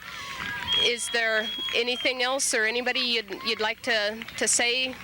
Well, of course, we can't begin to thank all the individual contributors and corporations and people who have helped, and not only with their time but with their money. And we want to sincerely thank everyone on behalf of the children, because they're the kids that really enjoy it and get the benefits of this program. But the people the contributors are too numerous, but again, I just want to say a general thank you to everyone who has helped us with this program, not only this year, but over the past 40 years. The original founders who started with 4 teams, the John Edwards, the Gus Lomans, the Bill Hanfords, the Dick Farbers, and those people. They were the ones that started this thing, and we just hopefully can keep it going and make it available to all these children. So, do you suppose 40 years ago they'd have thought you'd had this many children and adults involved in this program? I doubt it. 40 years ago, it was 4 teams, 1 diamond, and 48 kids. And today, as I said earlier, we have 75 teams, about 1,100 kids, and we'll probably play in excess of 1,500 baseball games. So I doubt they envision this, but the girls' programs are the big gainers. There's a lot of interest. It's growing rapidly, so who knows what the next 40 years will bring us, but it's a great program. Bigger and better yet. Yes, it is. Renee Moore for JCTV with Joe Mickley. Hi, this is Melanie Rice with JCTV, and we're here in the museum. And if you're looking for some fun out of the sun, this is a place to be. This is air conditioned all summer long, and we're standing in a porch, and I'm here with Angie Snook. Angie, you want to talk about your new exhibit here in the museum? Yes, our new exhibit is called This Old Porch, and we are featuring old porches and old artifacts from porches from the late 1800s. Okay, and this is actually a porch, is that correct? This is a section of the Frank Cook residence that was in Geneseo, built probably in the late 1860s, and a few years ago was razed and is no longer in existence. And the pillars and the whole porch was given to the museum, and we decided to use it this summer as part of our display. Well, that's a good idea, because porches are big in Geneseo, aren't they? Yes, they are, because in the last few years, porches have been added to many homes that were once taken away, and even the newer homes are adding little Victorian porches or country porches. Okay, and we have doors and everything else here too, right? You want to talk a little bit about this? This is one of the old screen doors, and if you've taken tours of Geneseo in the past year or two, you'll notice that there's new screen doors and old screen doors that have all the fancy fretwork and in the Victorian era, and people are buying them, using them year-round, because they can be used in the wintertime as well as in the summer. Okay, and we have some porch paraphernalia. What did people do on porches? Porches were used for everything. Mostly the families would gather there because their houses did not have fans or air conditioning, so they would have their dinners here, they would play games here, they would catch fireflies here, play kick the can, and this would be base. There's all kinds of checkerboards and games that would be played on the porch, and people even slept on their porches because it was so hot. I don't blame them. I'm a firm believer of air conditioning. And if you drive by in Geneseo in the evening, people are doing those sort of things today. That's right. All right. Well, what else do we have here? Well, on our front porches, lots of times you'll see different kinds of chairs. We don't have any wicker at the museum, which is very popular right now and which was during the Victorian era. But also we have some of the country porch look, the pumps, some of the old pillars. You would find animals even on the front porch because people would leave out their food, and raccoons, and we have cats nowadays that travel to the front porch or the back porch. We have a lady who is dressed in what would be typical clothing at the time. She was out gathering flowers. Flowers have also become very important in the last few years along with the porches, and you'll see a lot more fencing and picket fencing, trellis work that is being used at the porches too. So what people have done away with, we're bringing back. That's right. And she looks really warm. That's really what they wore. That's right. That looks awful. Okay, and the animal that I was going to ask you about that.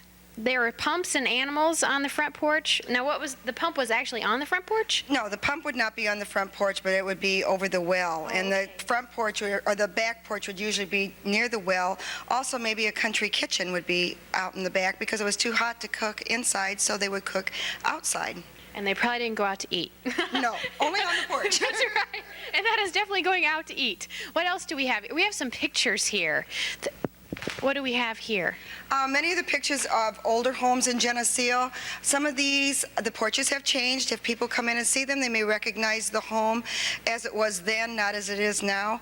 All around the exhibit, we have homes with the porches from past to present, and it's kind of exciting to see the different homes, the different fretwork that was used, which is this across the front, or the railings.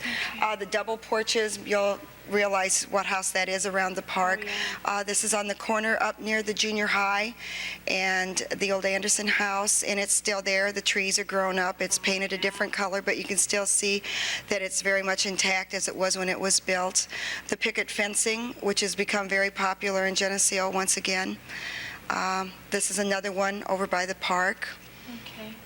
And you have these here. This is on the porches, right? Right. These were donated to us, maybe porches that have been torn down, but they were donated to the museum, and we've used them in our exhibit so people can see what was used. And it's called fretwork or fancy work, and many people are having these made today and added to their porches. Okay. Well, it's amazing how things come back around, isn't it? Everything makes a full circle. That's right. All right. Well, is there anything else you want to highlight before we get out of here today?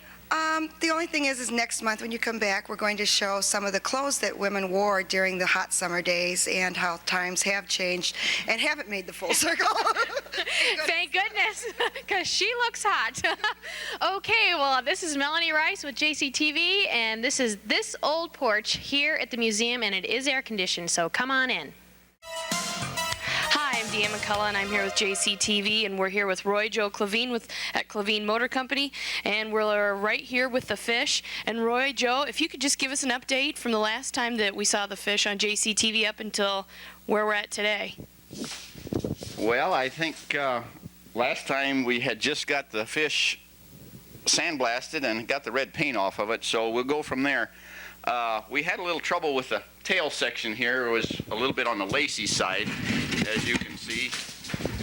Lots of pieces are flying out, and we had a section right in approximately here that was the same way that we patched up, and then we made an entire skin to put over the top of it, and we took it out to Hodson's body shop, and he welded the edges, and we've got two little drain holes down here in the bottom so that the condensation will drip. We also got one here in the tail section that can drip, and that way we can get rid of the condensation and maybe it'll last a little bit longer. Hodson's painted it with paint that was donated, and Brett did the airbrush work on it, which made it a pretty fish. This is a pattern, however, that was on a fish 50 years ago that was up on the tower. Everybody thinks the fish has been red all its life. Well, it hasn't. It's had different colors. It's been silver, it's been black, completely black, I mean, and red, and now it's gold with black accent. And we put a bearing in the bottom. We've got another thrust bearing up here so that if they put it up as a weather vane, which hopefully it will be replaced as a weather vane again, it will last probably indefinitely, except maybe have to be taken down and repainted once or twice in the next 100 years, hopefully. We took it up to the park and had a picture-taking session with it for everybody that wanted to come up. They furnished their own camera and their smile and came up and got their picture taken. Just how many were up there, I really couldn't tell you, but it was kind of a success. It was in conjunction with the pork chop fry that we had on the 4th of July. And I guess that's just about it up to date. Now I'll return you to the... All right, Roy Joe, that's about it. And that's the history and up-to-date moment with the fish. I'm Deanne McCullough with JCTV. Hi, this is Kim Reynolds with JCTV, and we're here tonight in the evening after the library is closed to talk to the librarian Nancy Bykema about the summer reading program. Hi, Nancy. Greetings. Welcome to the library. Tell me a little bit about the summer reading program. Well, this year's summer reading program is called Reading is Tremendous, and it's one of our best and well-rounded programs that we offer throughout the year. This year we have 538 children that are actively participating, and we offer quite a few different types of programs for them. Good. Could you tell me a little bit more about the theme and who developed the theme? Well, this year's theme, Reading is Tremendous, was developed on statewide over the last 3 years. I was chairperson of this year's state committee, and it's been a lot of fun to develop the theme and to see it all the way across the state of Illinois and also across the United States. Oh, great. And I know the theme is a little bit ecological in theme, so can you tell me a little bit about that? Well, what we try to do is focus on endangered wildlife and plant life here in Illinois, and of course the t-shirts and the posters and everything reflect some of the animals such as the Illinois chorus frog and the bald eagle and the river otter that are on the endangered list here in Illinois, and we're trying to make the children more aware of the fact that we need to watch our environment and recycle and reuse. That's great. I know I'm involved, or highly involved with recycling and environmental issues. Tell me a little bit about the activities you have planned for this reading program. Well, the activities are varied. We have preschool story hours, we have craft times, we have story time special speakers. With the U.S. Corps of Engineers is coming in with one of their rangers to talk to us about endangered wildlife. We have the Niabi Zoo, we have special storytellers. We're ending the summer this year with a very special treat of a folk singer, storyteller who's going to have her own program on the Fox Network in the fall, so we're excited about having her. That's great. Tonight we have one activity that's going on. It's a camp out at the library. Can you talk about that and what they're doing? Well, this is one of the best or funnest activities I think the kids enjoy during the summer is the camp out. We have a limited registration because of the size of the building and fire codes and whatnot. We can only take 25 children and their parents on the overnight adventure at the library. We camp out, we do some reading, we do some things you normally wouldn't do in the library during open hours, and we do some craft activities, and then we try to have everyone bedded down by midnight and get a little bit of sleep all the way around. Sounds like fun. I'm sure they enjoy it. Yeah, I think they're having fun in the background now. Some of the other activities you have listed, I know I've helped with the rain sticks and some other things. Can you talk about these craft projects? The craft projects this year, again, are going to echo the environmental theme. We're doing a lot of recycling. We're using the paper toweling tubes. We've had people saving them from December on, actually. You were involved, too, heavily in our pop can project we're doing next week, which are wall hangings using the smashed pop cans. And we're just very excited to be able to use some of these recycled materials for the craft projects this year. I think that's great. Can you tell me a little bit about that this happens every summer and what people should do if they want to register for next year? Well, this program, of course, does happen every summer, and we usually have registration sometime in May and June, and people can come in and register for the program, and we hope that they'll be actively participating next year. That sounds great. I know it's a lot of fun for the kids, and I think for the library staff too. It is. We all really enjoy ourselves, and we're always very thankful for all the community support we get. We receive support from the JCs, from the Junior Women's Club, from Kiwanis, the Rotary. They all kind of pitch in and help us out. The funding for doing a program for over 500 children just isn't in our budget, so we are really appreciative of those dollars. I'm sure we are, and I know the community likes to support a project like this. Right. The Friends of the Library are also very active in helping us get ready for all those craft projects and all the preschool crafts. They've been working on and off since December, actually, getting ready for this year's program, and I wouldn't even begin to estimate how many hours that they've put in also. So. Well, I know it was quite a few. Anyway, it looks like they're going to have fun here tonight after hours at the library, and I guess we'll wrap this up. And this is Kim Reynolds with JCTV.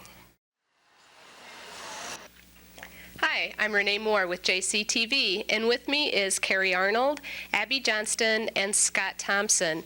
They are all involved with the Axe Festival at First United Methodist Church, and we're going to talk a little bit about that.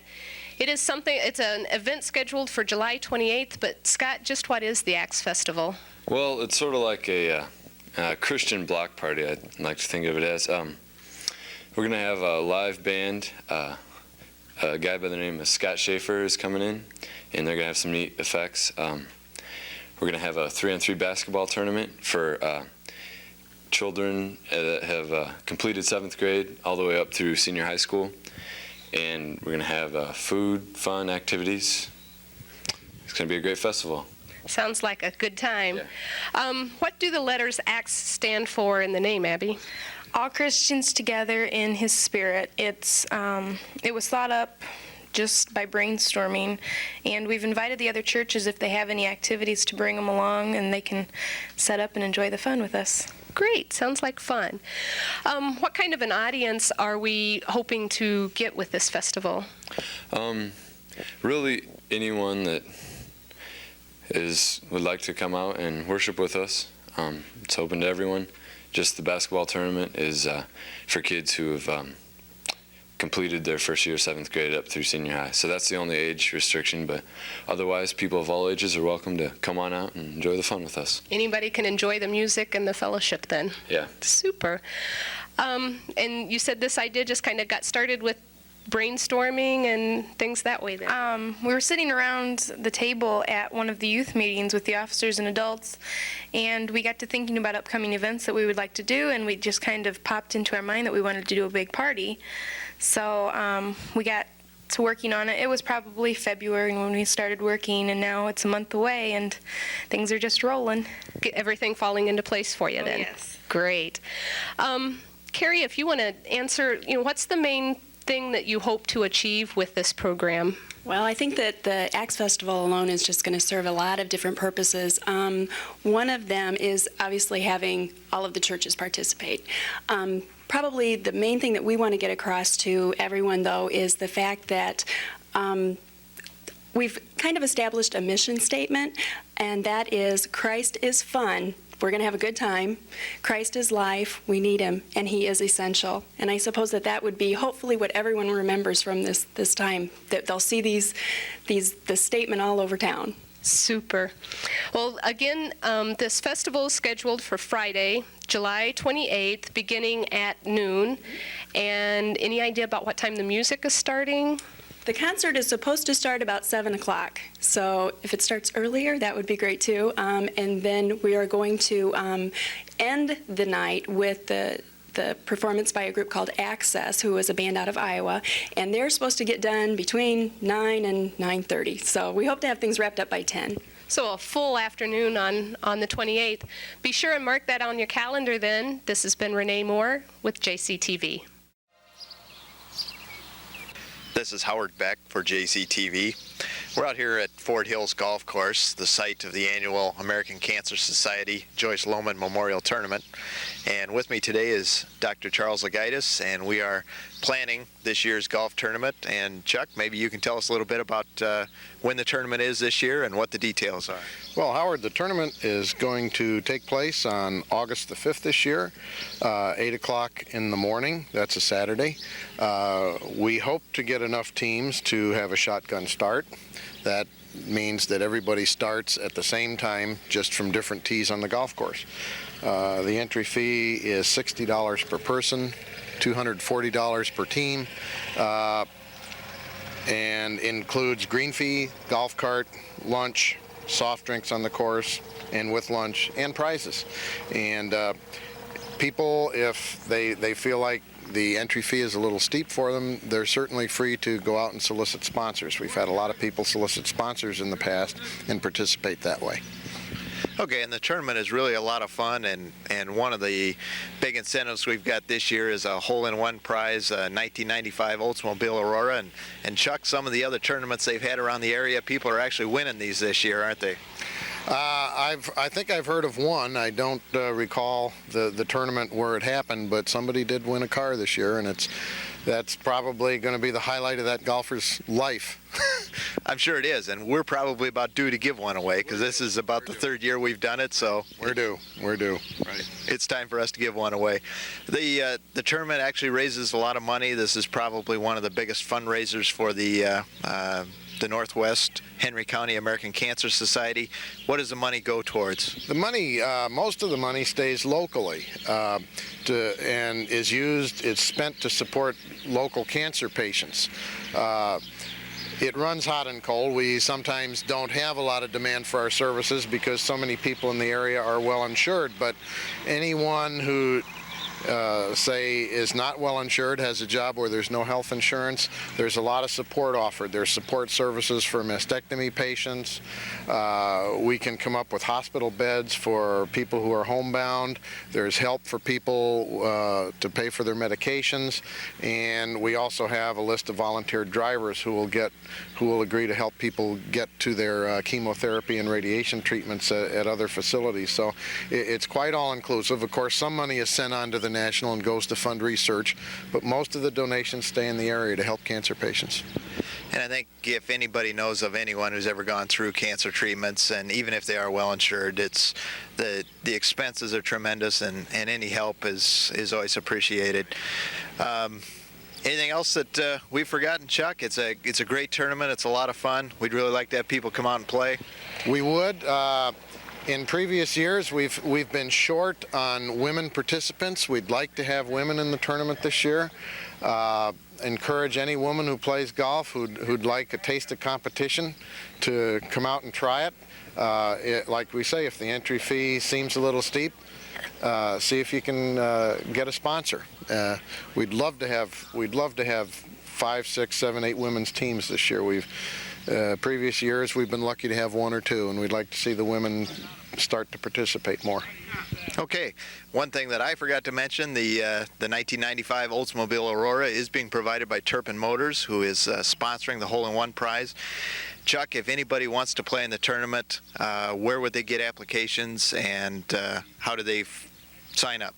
They can get applications from me at my office or from you at your office. They can call. My number is 944-5101, and your number is 944-5646. Just call us at our office or stop by. We'll make an application form available to them and answer any questions they might have. Okay, and that's Dr. Ligaitis' dentist office or Howard Beck at Lohman Brothers. Chuck, thanks a lot for being with us, and good luck with the tournament this year. And that'll do it for this month's edition of JCTV. We sure appreciate you watching the July show, and we look forward to seeing you in August.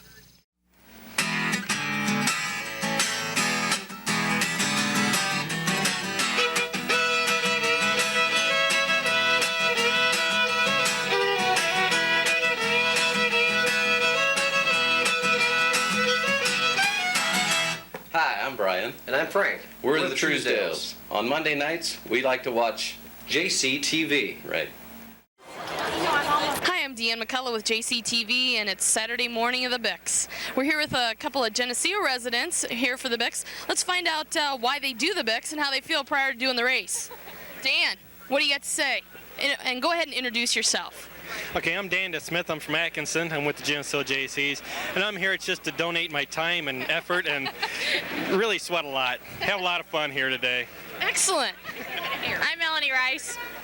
This is my favorite race. I don't know why I do it. Mel, how many times have you done it? This is my third year. Third year. Yep. All right. Pam? Pam Halligan.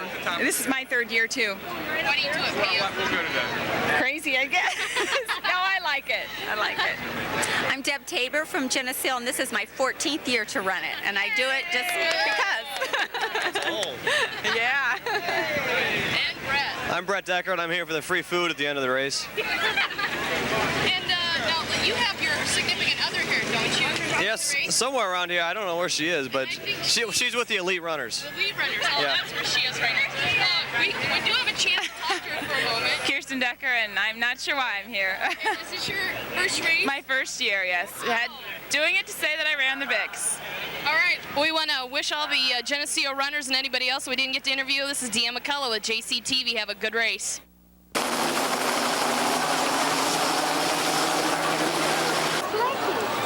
Mom's holding this.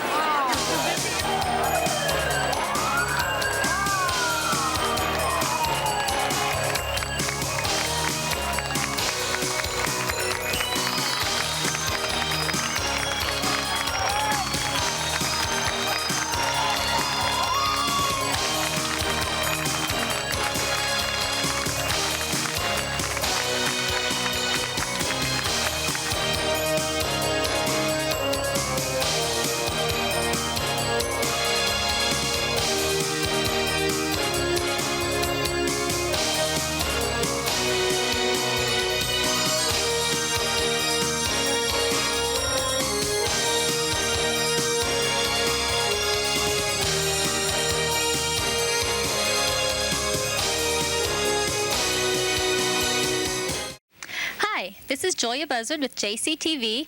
I'm here tonight in the high school band room with Richard Stodd and Dale Lodge of the Maple City Band. I'll start with you, Mr. Stodd. You're the director. Why don't you give us a little bit of background information, if you will, on the size of the band, what kind of people play? Well, the band is basically made up of both students and adults from the Geneseo area. It's designed for those people that are interested in playing an instrument over the summer, for people maybe who played an instrument in high school or college and it's sitting at home and collecting dust. We'd like to invite those people to come and join us. We have several high school students playing with us. We have several college students that are coming back this summer and playing with us. Right now we're running anywhere from 60 to 70 people for rehearsals and concerts, and the group is doing very well this summer. Great. Now, if someone would like to join the band and is not sure who to contact, I know we're about done for this year, but what could you tell them? Who should they? Oh, we'd certainly like to encourage them to come and participate with us. There is no audition process. No one needs to feel intimidated at all by this process. They can either call me or reach me here at the high school, or contact Dale, or contact the band president, Drew Clements, and we can give them information on where to be and how to be here and get them involved. Great. Now, this is a summer band. About how many concerts do you do each summer? Well, depending on the summer, we do normally anywhere from 4 to 5 concerts here in Geneseo, and then another concert in Bettendorf as part of an exchange concert program that we do with the Bettendorf Park Band. And the concerts in Geneseo are in the all in the city park, the ice cream Band social? shell, yes. Okay, great. Now I think I'll turn to Dale. Dale is kind of unique in this band. Why don't you start by telling us what year did you join the Maple City Band? I joined in 1936, so next year, which I sort of hope to make, would be the 60th year, and that's kind of a longevity thing, but if you're lucky, you're lucky, that's all. I think that's great. What is it about this band that keeps you coming back for 50 years? Oh, I just plain like music, that's all. I play in the Bettendorf band also. That's basically a year-round band. They take a little time out for the holidays, but otherwise they go about 9 months of the year. And then, of course, we have a offshoot, I call it the branch of the Maple City Band, the German band that's made up of members from this band. And, well, I just like to play. Sounds like it keeps you pretty busy. Oh, yeah, it does. If you can briefly, maybe tell us how the band has changed over the years. You've seen it, for many years. What's the biggest change? We used to really struggle. If we had 15 to 18, 20 people, we thought, what a nice crowd, But those days ended, especially when we lost what funding we received. We lost that. So then I think our biggest push we had was when we tried the referendum. And, well, that failed. We lost by 95 votes. But then our luck did start coming in because I was lucky enough to think of another, so I was president that year, so I was lucky enough to think of another solution, is try to get an endowment fund started. So in a year and a half's time, we ended up with our goal of $35,000, so we could live off the interest, and it has worked wonderful. And of course, the rest, after we got the money, well, then the rest of it fell into place pretty well, because Rich Stodd here, of course, was our choice of directors, and he's done a tremendous job of getting these different ages together. It's quite a little feat, and he always puts up good program of music, which the people in the park like, and after all, you are playing to those people. Right. You got to have something you kind of like yourself, but yes. the people are still the main ones, because they, as far as the endowment fund is concerned, they really came forth and did well with that. So you found the people of Geneseo have been basically supportive throughout the years? Everything. I even had a chance to be on the committee for the swimming pool this last year, and I find there's a lot of people who give in Geneseo, just lots of them. That's great. Okay, Mr. Stodd, before we close, why don't you remind everybody there's one concert left this summer. One concert left in our series this summer at the City Park on August 15th. The concert is at 8 o'clock. I'm not even sure right offhand who has the ice cream social for that particular concert, but that's our last one for this season, and then we'll come back again next June. Okay, great. Well, thank you both. Well, don't.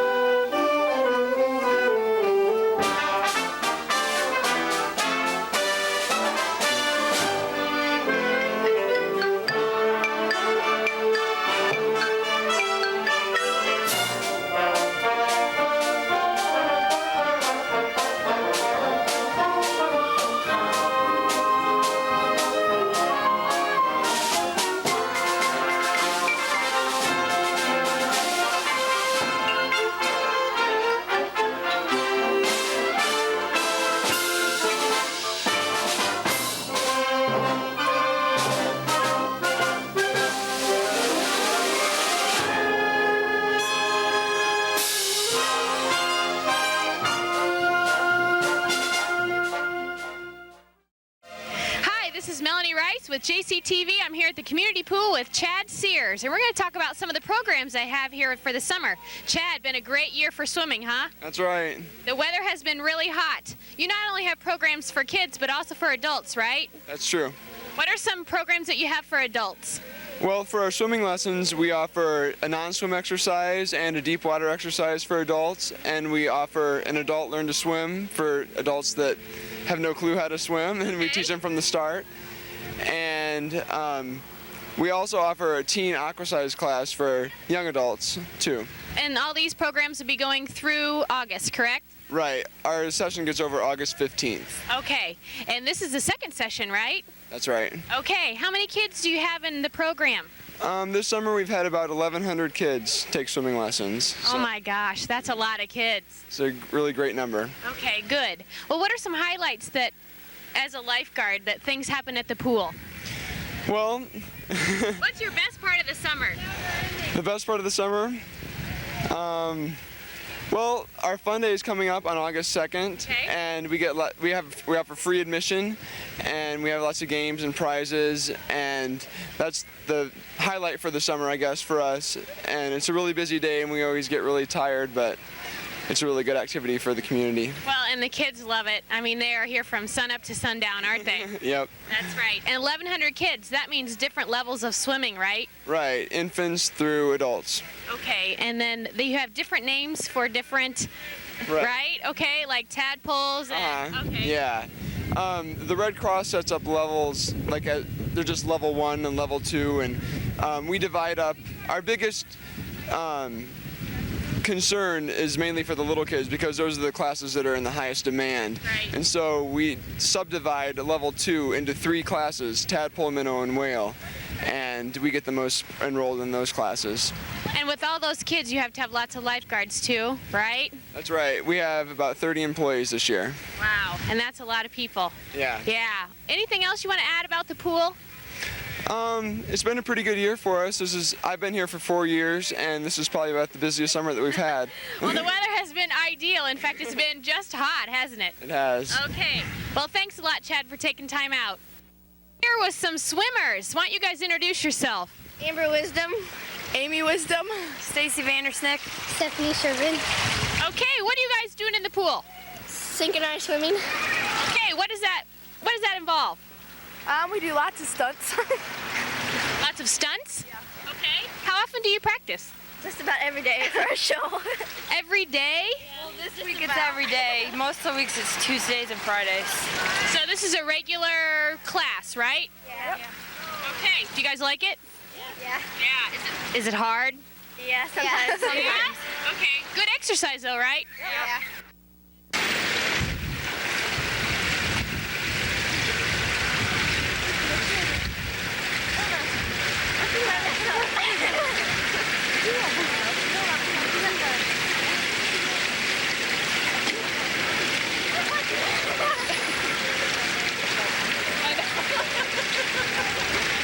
So Nikki, what is this? This is tadpoles. They're probably 5 and 6 years old. It's the first class in our level 1, our level 2. Those are pretty cool tube things. What are those for? They're called fun noodles, and they help with like our face floats and back floats and just keeping the kids above the water. They like them. They're fun to play with. They make them into horses and stuff, so. And they look safe. Yeah, they are. They are. They're a lot of fun. And they look like they're having a great time. Yeah, they do. We like to, just with the tadpoles, we like to get them in the water, get used to the water, introduce them to swimming, and they have fun. What's their biggest fear at this age? Well, they all like to go, there's a couple that don't like going under the water, but just kind of getting into the deeper part, they don't like that very much. Well, when it's over your head, I don't want to be there either. No. Most of them can touch all the way to the rope, so that's not too much of a problem. But okay. Well, good. Looks like they're having a great time. Looks like you guys have fun too. Yeah. This would be a fun age. Yeah, it is. All right. While we were at the outdoor pool, we bumped into Bob Orsi over here, and we wanted to get an update on the indoor pool. Bob, it's looking pretty good. Yes, it is. We're right on schedule, and we're excited because next week we're going to bring in the big concrete tees out of the roof structure of the building, and they'll be set in place. So we have a couple cranes coming in. It'll be very exciting to see the roof go on. And right on schedule means? Means that we're not behind, but usually you get behind when you get enclosed and then the finishing jobs come in. But other than that, no, the outside and the masonry and everything is in good shape right now. And the completed date would be again? We're looking for the end of December, the first of the year. So right now that looks pretty promising. All right, so a New Year pool. New Year pool, that's correct. All right, well, great. Well, thanks a lot for your time, Bob, and we're going to head back to the outdoor pool. This has been Melanie Rice from JCTV. Remember, the pool is open the whole month of August, and it's good for kids as well as adults, so come on over. This is Connie Benning with the Geneseo Chamber of Commerce. Many of you may not recognize this as Geneseo. This probably looks a little more familiar. This is the quaint Victorian community we know and love, the community that draws an increasing number of tourists and residents every year. The process to redevelop Geneseo's downtown historical district began many years ago. It was an effort that was first initiated by a group of Geneseo business people, including George Kasunas, owner of Geneseo's popular women's clothing stores. George, most Geneseo residents appreciate the downtown redevelopment effort purely for aesthetic reasons. It's just very pretty. But from a business owner's standpoint, why did you feel this process was so important? Well, as you know, we have a lovely community here in Geneseo. It's turn-of-the-century architecture that really is enhanced by what was accomplished by the downtown project, with the trees and the brick sidewalks and also the awnings. There was quite an investment made by the private sector here in enhancing our architecture. And there was also a sizable investment by the public sector in creating this type of a community. You have to reinvest in this community as you do in your business in order to keep pace with what's going on today in our commercial world. Unfortunately, as we can see in other communities surrounding, there have not been an effort here to keep pace with what's going on currently with their economic situations. And I think we have to really applaud our community, our public community, that is to say the city government, for having had the vision to make this investment in Geneseo, and also for all the property owners to have made such a reinvestment in this community. I think it sets us apart from the other communities in the area.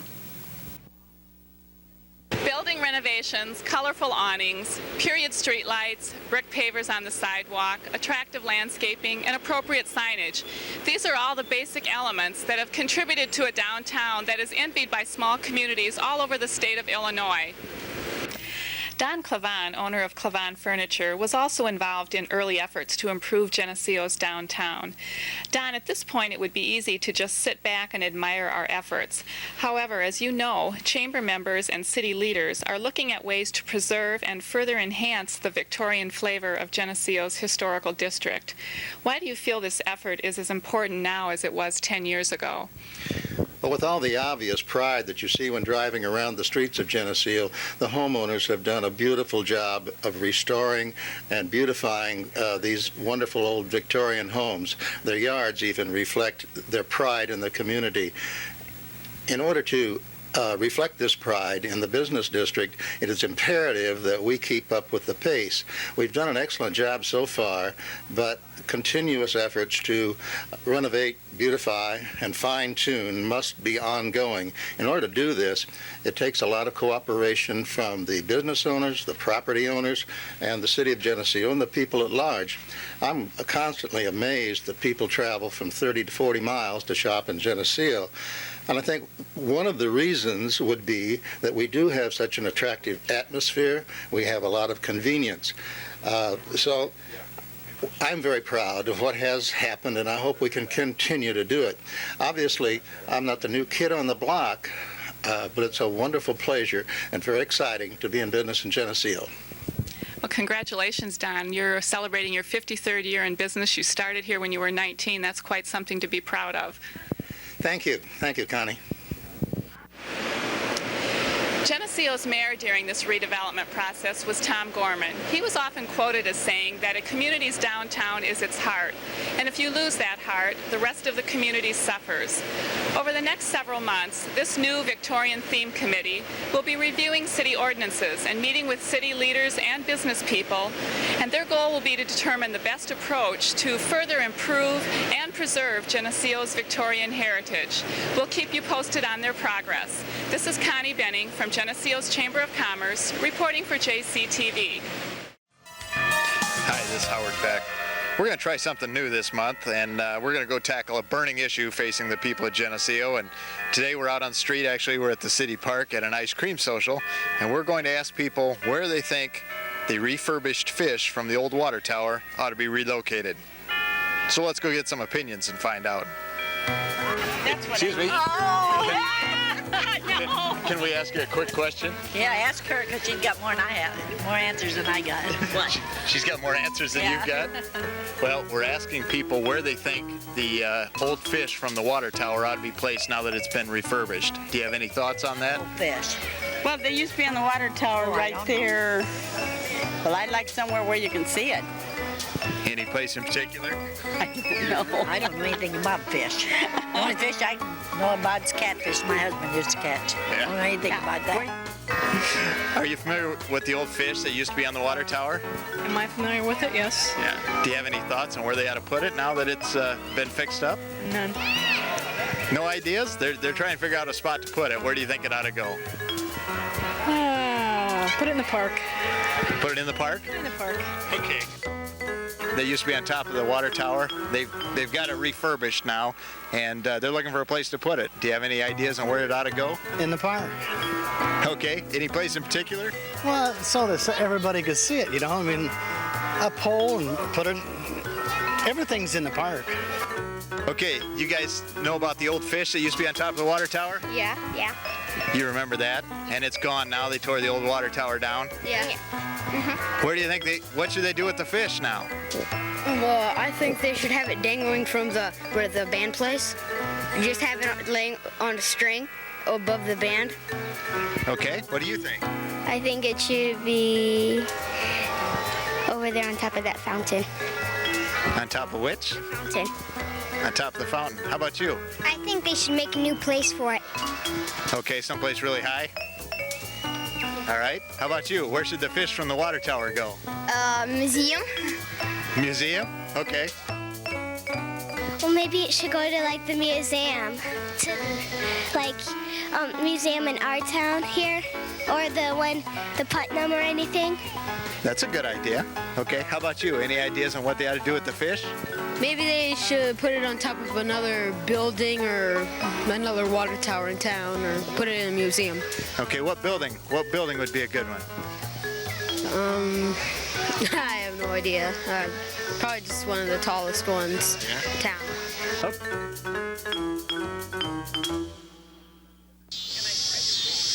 Okay, we'd like to thank everyone for the suggestions, and we'll find a place to put that fish yet. So keep an eye out for us. We'll be out on the street next month tackling another burning issue. Hi, I'm Deanne McCullough with JCTV, and JCTV is here at Edwards Commercial Park at the site of the Victorian Carnival, a fundraiser to benefit Victorian Geneseo's Christmas Walk held every December. Why don't you follow us along as the JCTV camera takes us along to see what the sights are here at the carnival.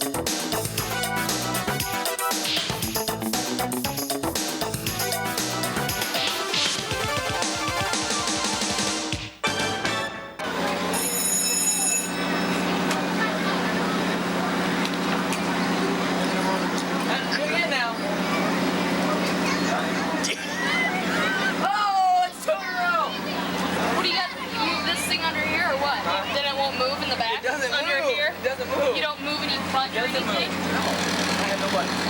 Oh, come on, you can't lean that far. Oh yeah, she's leaning. Why not? Is my voice recorded on this? Hey!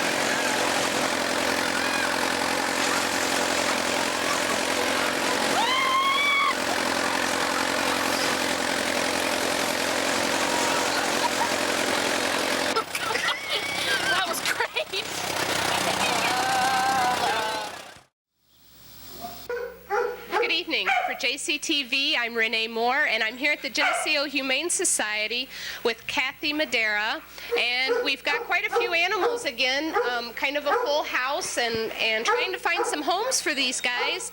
Kathy, if you want to tell us a little bit about our residents here this week, and we'll see if we can't find homes for these guys. Okay, this is Happy. He's a male Spitz. He's probably a couple years old, extremely friendly. If he's outside, he stays right with you. He doesn't run away at all. Real nice dog. Be a real good family pet. Seems pretty mild here this evening anyway. And this next little dog, the feet are quite huge, but I bet the heart's just as big. Right. This is Big Guy. He's a male. Probably got some Shepherd and Samoyed in him. He was found on West Pearl Street in Geneseo. He's big, but he's very, very gentle. Large and lovable. Looks awfully soft. And then this next one's kind of multicolor, got about every color in his coat, I think, as possible. That's Susie, and she is an Australian Shepherd. She was found east of the country store on Wolf Road. They are excellent farm dogs. They make good working dogs for herding cattle and sheep and stuff like that. Real nice disposition. Good. Okay, well that's some that's in this room. We've got some more back here in another room we can go back to and kind of check these guys out. Our next dog, he is not for adoption. His name is Samson. He's a Rottweiler Shepherd mix. He was taken from a family who was not caring for him, and we're holding him right now till we see what the outcome of the investigation is.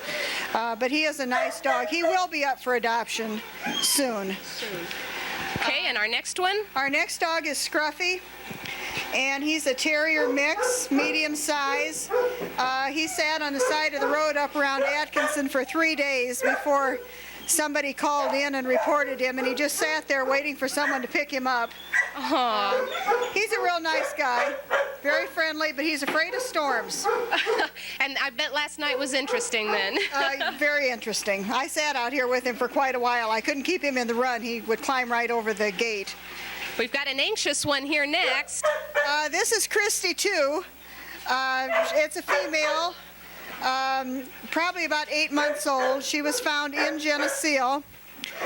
Very, very friendly. Got a lot of puppy in her. She'd love to have some kids to play with. She's even going to sing for the camera there. Our next one is Nibs. And he was found out at Farm and Fleet. We've had him since March. He's a real nice dog. He's got some setter in him. And his bark is worse than anything. He'd be a good pet for somebody too. He'd probably be a good farm dog. Probably good at announcing when people are coming in and things that way too. Well, we've got quite a few of the feline friends here. Quite a few than when we were out here in March. We have 15 kittens and 5 adult cats, all in need of homes. They've all had distemper shots and been wormed. We have 2 of them down here, a dark gray and an orange, and they are males. They've both been neutered and are declawed. They'd make nice house pets for someone. And then we have a mama cat and her 5 babies in the top cage. This is Spider-Man climbing up the door, I guess. We have about every color you would want. Got gray tiger, yellow, gray, gray and white, black, black and white. Some have long hair. They all need homes real bad. A little guy down there in the bottom, he's peeking out at everybody, trying to see him.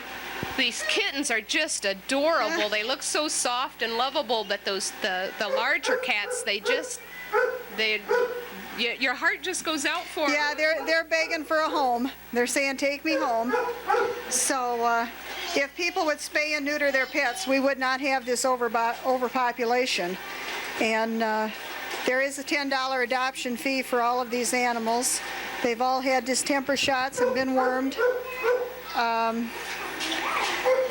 Whoever adopts them does have to sign an agreement that they'll get them spayed or neutered. That's a state law in Illinois, and it has to be done. That's the only way to cut down on this overpopulation is to spay and neuter. So it's not fair to have the animals, out here, without a home and just begging for the attention that they need. So anybody interested in adopting one of these pets that would looking for a wonderful home, they can call the Geneseo Humane Society. You'll probably be speaking with Kathy, but she would help you get what you need done for a home for these cats and dogs. Do you have the phone number then that they can call, Kathy? Yes, if they would call 944-4868, I'll be happy to help them with anything I can. Great. This has been Renee Moore out here at the Humane Society for JCTV, and I want to say thank you again for watching our show this month. See you next month. Hi, this is TV6's Dan Pearson. It's Monday night, time for Monday Night Football, right? That's where you're sadly mistaken. I'll be watching JCTV. Hi, this is Howard Beck. We're down here at the firehouse tonight. We're going to observe a training exercise that the fire department is involved in. And what they've done is simulate a wreck between 2 vehicles, a small red Honda and a white station wagon. There are going to be 1 victim inside the red Honda, and it's actually going to be a rolled up hose, but it's going to simulate a small child that's underneath the Honda, and 2 people that will be in the station wagon. And we're going to observe as they use some of the equipments and techniques that are involved in response when they first reach the scene of an accident. So this should be pretty interesting.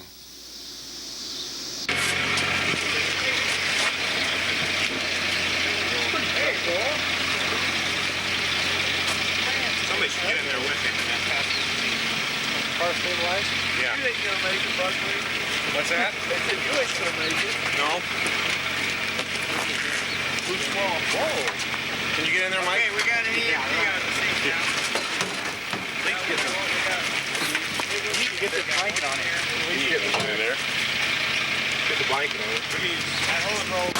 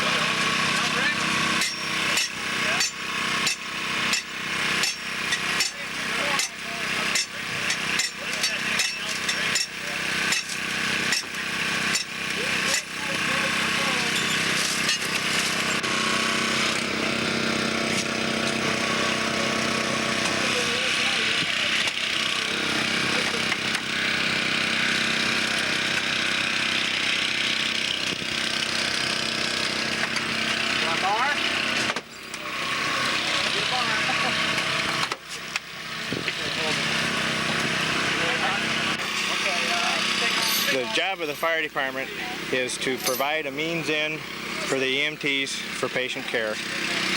And after they are inside, then to provide a means for removal of the victim. It usually doesn't take much to get a person in. We can pop a window out and they can wiggle down in there. But when we start putting them on the backboards, sometimes it takes some pretty good sized holes.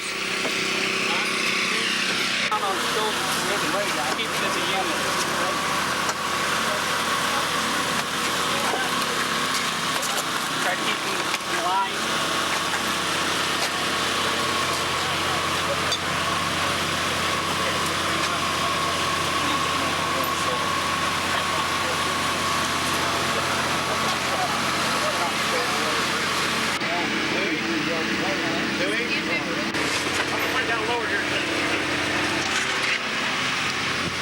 Stand right here and look over.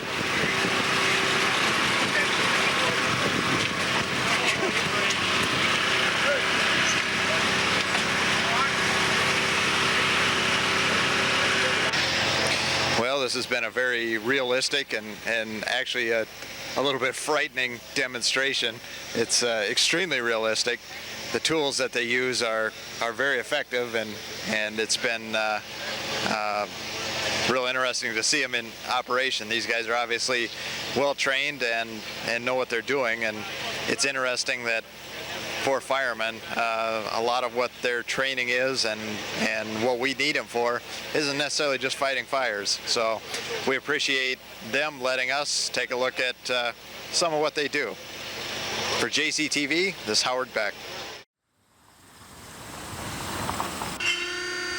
This is Kim Reynolds with JCTV, and we're here at the Orbital Recycling Center in Geneseo to talk to them about recycling. And with me today is Lester Long. Hi, Lester. Hello. Tell me a little bit, what's your position here at the Orbital Recycling Center? Well, this is the Geneseo drop-off. Okay. And we're here every Saturday morning from 8 till 12. And my position is just one of the guys. I helped start it, and I've been here ever since. So I think this is our third year since I've been here. Great, great. Can you tell me a little bit about how and why it started? Well, it's a county thing, and the county has a man that sets up all the cities and the drop-off points around the county. And so, his name is Steve Majorkirth. Okay. And it's his. He's a county coordinator, I guess. Okay, and so we have other drop-off sites at other towns. Yes, we do, and they all come in here. Atkinson, Anawan, Hoopo, Cambridge, Kelowna, and some other little areas around too. Great. Can you tell me what kind of things can we recycle here? We can recycle newspapers, anything that comes in your newspaper. Okay. We don't want any junk mail. We will take some cardboard if it's big enough that we can use, otherwise we have to throw it out. Okay. And we can't take magazines. Okay. At certain times of year we do take telephone directories and that. And we take clear glass, brown glass, green glass. And they should be rinsed out with the label. Labels can be left on. Great. And we take aluminum cans and steel cans. Oh, okay. And you can also leave the labels on those steel cans. Plastic jugs, we take anything that milk and water comes in, for sure. And your liter pop bottles, which are the clear. Okay. We can't take anything that has soap or oil or anything like that in it. Okay. I guess I should ask, do we need to rinse the glasses and the... Rinse the glasses and the jugs both. 'Cause both they out? What about lids? You can't take the lids? No, lids on jugs have to come off. Okay, So all right. we have to take them off here if we come in that way. So. Okay, and who can drop stuff off here? Just people in this town of Geneseo? This is generally, for Geneseo drop-off, but I know there's few people in the fringe areas do stop off here, and we take the stuff because it should all come here anyway. You Okay. know, so. All righty. And why don't you repeat again the days and hours you're open? Well, we're open every Saturday from 8 till 12. Okay. 8 in the morning till 12 at noon. That sounds great. All right. Thanks a lot, You bet. Lester. Anything else you want to add about this recycling center? Well, from here on it's a county operation after today. Mm-hmm. So we just use this part of the building for the Geneseo drop-off. And then they have to compensate the county for the space. Mm-hmm. Okay. So. All right. Well, that wraps it up. This is Kim Reynolds with JCTV. Hello everyone, my name is Ron Drummond, and I am one of 3 new high school correspondents for JCTV. You'll be hearing from us every month on the JCTV show throughout the school year. We'll give you events and just all around exciting things at the high school. And with me I have my 2 other partners, if you will, and you are? Erin Diener. Katie Anderson. And Erin is a senior and Katie is a freshman. And for our first spot here, we talked to some incoming freshmen here at the high school just to ask them if they had any expectations, if they were excited, and the resounding response was they are excited about it. Okay, come here. What's your name? Brad. Okay, you're going to be a freshman, right? Yeah. All right, what are some of the things you've done to prepare for this year, the transition between junior high and high school? Nothing. Nothing? What do you think? Is it going to be, you think it's going to be different from junior high? I guess. Are you excited about it, or are you just kind of whatever? Kind of just whatever. Kind of just whatever. Okay, so you're not too thrilled about it. Yeah, I am.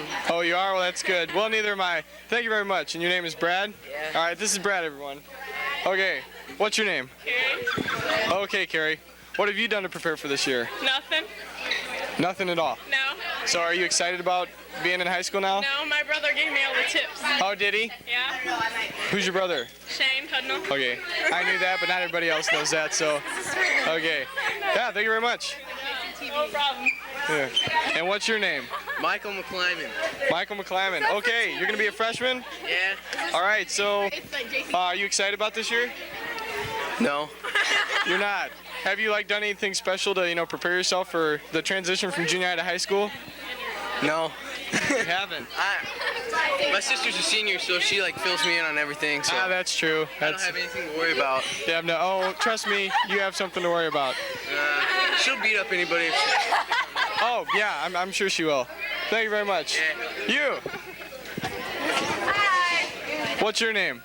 Nicole. This is the other Nicole. I'm Nicole too. Okay, 2 Nicoles here. Now, are you guys excited about high school? Yeah. So, have you done anything special to prepare? Are you No. What are you expecting it? How different are you expecting it to be from junior high? A lot different. A lot different? A lot better, hopefully. Yeah, it is a lot better. It's a lot less hot than junior high school. So, and you guys are in sports, I see? Volleyball tryouts. All right. Well, good luck to you. Thanks. Thank you very much. And those are some words from your incoming freshman class. My name is Ron Drummond, and this is JCTV. Thank you very much. Hi, this is Melanie Rice with JCTV, and I'm here back at the museum with Angie Snook, and we have a new exhibit this month. Angie, tell us about it. It looks really neat. It's a salute to the armed forces, and it's in celebration of the 50th anniversary of World War II, and with November 11th being World War I celebration. All right, and we have lots of uniforms here that we're going to talk about today. This one was worn by someone from Geneseo, correct? Correct. It's Eleanor Crozier. She was a nurse during World War II, and she was from the Geneseo area. She used to live down on State Street, and we were given this by her family. We also have pictures below of her summer uniforms and her winter uniforms. And they were probably hot. Right. No matter what season. We have been through this before, haven't we? They just didn't know how to dress, did they? What are some other things that you have here in the museum that people might be interested in? Well, we have a lot of different articles from newspapers about World War II when it was declared. Also, we have the flags, we have a holster, we have from war bonds, we have different uniforms, and all of them are real significant, and we're really lucky to have so many. And all the uniforms belong to someone from Geneseo? Yes. Is that correct? Yes, they do. Okay. And these are just a few of them that we have. All right. Now let's start out with this uniform here. You had said that, you had said that all of these were from Geneseo. Now this one is what kind? It's an Army uniform, and I believe it's Air Force or Air Corps. Okay. I don't know specifically who it belonged to without looking it on the computer, but it is from Geneseo. Okay, things have changed a little, haven't they? Yes, they have. Okay, as we always find out when we're here, this is... That's a first aid kit that would be used and carried with them in here. And it fit in here in case something would happen and they would need their first aid kit. It would be available for them. Couldn't fit much in there, huh? No, I would hope not for a large wound. No kidding. Hope it'd be for a small wound. Okay, let's just keep on going here. We have another uniform here. This is Army Navy. This is a Navy uniform. It was worn by John Cady Law, who died in service, and he was off sea in the Midway Islands on the USS Enterprise, and he died June 5th, 1943, and they're presumed dead. I don't believe that his body was ever found. His family gave this to us, and those are also all his different medals that he received. Also, this is quite significant. During World War II, this was given as a token to the families who had people in any of the armed forces, and it was given by Ward's Hatchery and Feed Store in Geneseo. So people would put these in their homes or in their windows to show people that they did have someone that was serving in the war. So everyone knew? Yes. Wow, that's really neat. That was nice of the family to give this to you guys. It really is, and we've had this out several times because I think it's real significant. Sure is. All right, let's move on. What else do we have here? On the top is the Prisoners of War from Geneseo, and this is from a Republic photo. And this one is taken in front of the old armory in Geneseo. It's a firing squad decoration day of 1947, and these are also all local men that are pictured here. This is a VFW. It was a tank parade during July 4th celebration of 1947. And also over here are more of our newspaper articles depicting how terrible the war was and how glad we were when it ended in 1945. No kidding. And this was, I was trying to figure out what this was. This is an Army booklet, and it was Homeward Bound Americans, and it was given to the different families, and it talked about what it was like to be in the armed forces and the Americans' presence and about the wounded. And we were given this also by another Geneseo family that we're glad that we have one of these because that's the only one we have. And it was given out by the Army to all the people that were in, the families that were represented? Yes, as far as I know, I think that's correct. Wow. That's a lot of mail. And then we have these uniforms also. This was worn by Betty Giebel, and she was a WAC. And these uniforms down here are also from World War II. And this was the V-mail, which is kind of interesting. This is what our men would send mail home. And if you see the other side,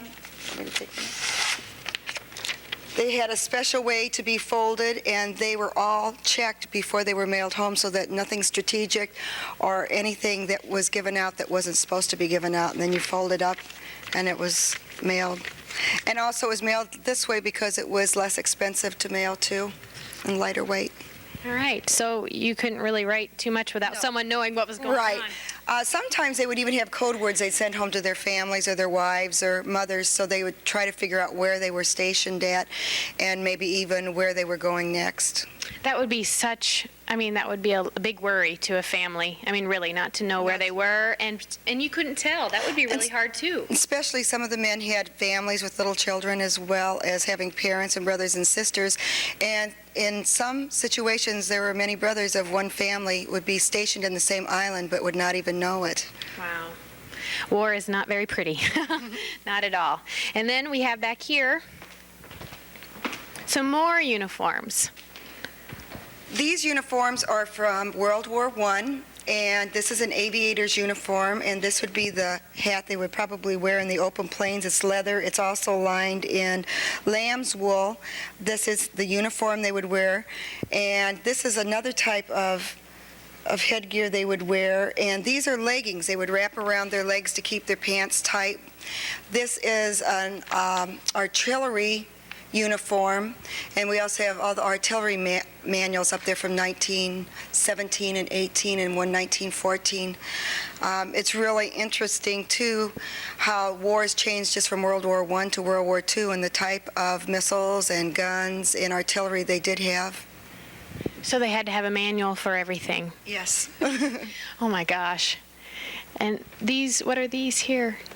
I think those were probably straps to hold on to maybe some of the materials they take up on the planes to make sure that they would stay fastened. I'm not quite sure. That would be my guess too, if I was going to guess. And then here's our last uniforms here. Navy, huh? These are from World War II, and these are Navy uniforms and Army uniforms and Air Force uniforms. And we tried to provide a uniform from just about every branch of the service that we have available. If anyone has any that they'd like to donate, of course, we would always take them because we like to represent anyone and every one of the armed forces in our different displays. Okay, well, you guys always do such a nice job, and I hope a lot of people come by to see this because it is very commemorative and very timely for what we are experiencing right now, and I appreciate your time. Thanks a lot. Thank you, Melanie. You're welcome. And I've been Melanie Rice with JCTV. Hi, I'm Deanne McCullough with JCTV, and we're here at the high school football field this morning with the girls from the Pom-Poms. And girls, why don't you give us your names and tell us a little bit about how long you've been involved. My name's Holly Miller, and I've been on the Geneseo Pom Squad for 3 years. Okay. And I'm Christy DeKiesel, and I've also been on a squad for 3 years. Okay, and how often do you guys practice? Well, usually probably 3 mornings a week, and we have 2-hour practices on Saturdays. So you guys are putting in a lot of time, aren't you? Yeah, kind of. And when did that start? June. Yeah, we started practice in June, and then we went to camp, and then practices have escalated since then. So yeah. At camp we learn a lot of the dances that we do during the year. And so it's really important. We also compete there when we go. Okay, where was this camp held? Illinois State University. Okay. Okay. And how many girls are on the squad?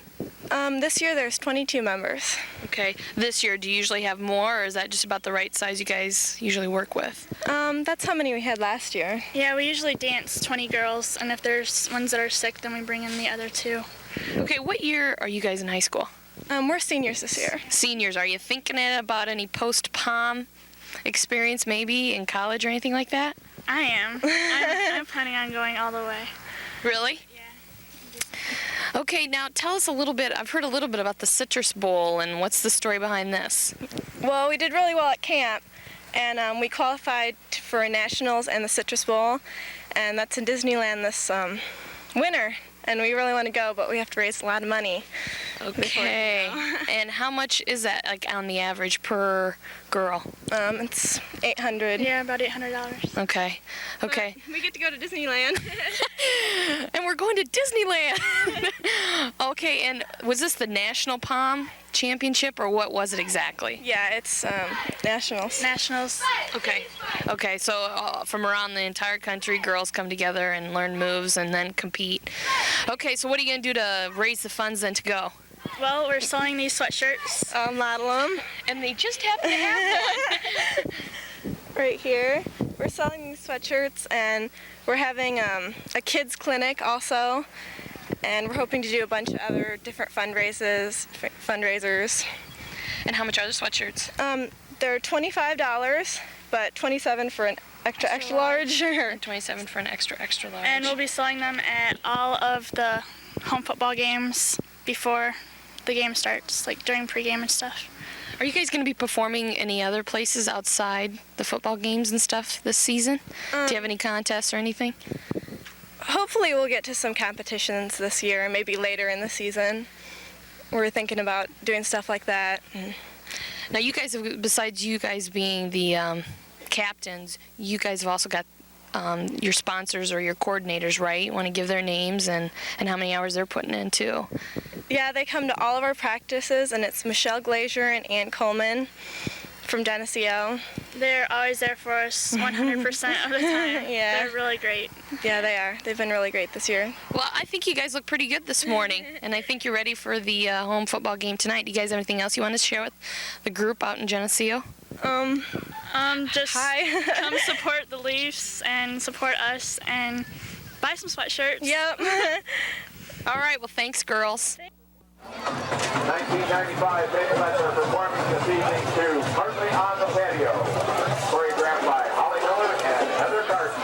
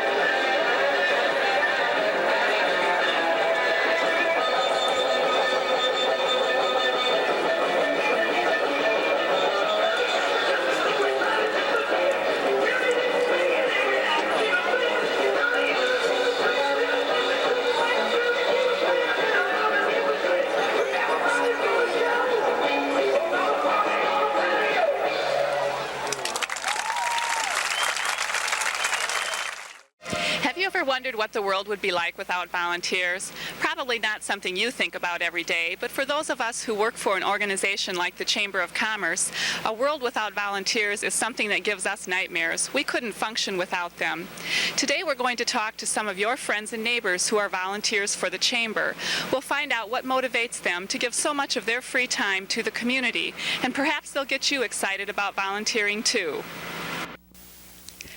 One of our most active Victorian Walk volunteers in recent years has been Louise Rash. Louise chaired the walk for 2 years and is still very active in the Victorian Walk Committee.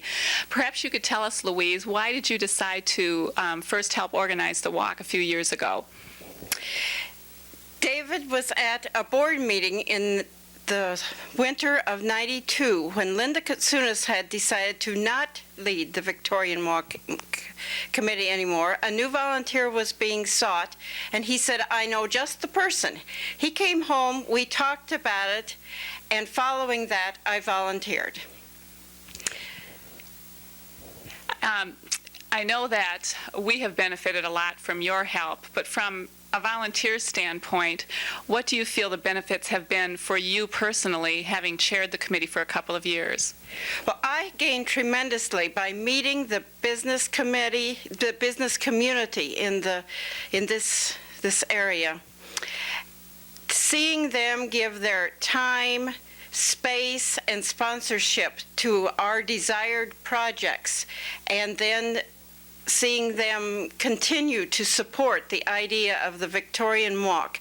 Our volunteers added to that by being committee members and finding still more people, still more volunteers to stage this beautiful night in December in '92 and '93. How do you think a person grows themselves by being involved in something like this? In being a volunteer, what does it do for someone personally?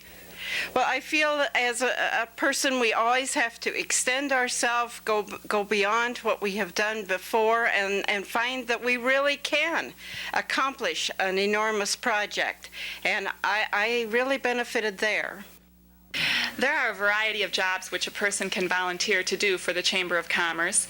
Bill Harold, a retired insurance executive, has been helping us sell advertising in our Victorian Geneseo magazine. Bill, selling advertising is kind of a tough job. Why did you decide to do this? Well, there are a lot of reasons, some of which are selfish, some of which are community service. In all of my working years, the jobs that I've had involved talking to people, working with people. And I knew when I retired that I would want to continue doing that in some way, not full-time certainly, but doing it. So it's very selfish from that standpoint that I enjoy it. I enjoy selling, I enjoy talking to people, I enjoy meeting people, so it's kind of fun. The other reason is community service. I think while this is not a big deal, I feel I am, helping the community and helping the chamber, and it's enjoyable, and I think it's constructive and worthwhile.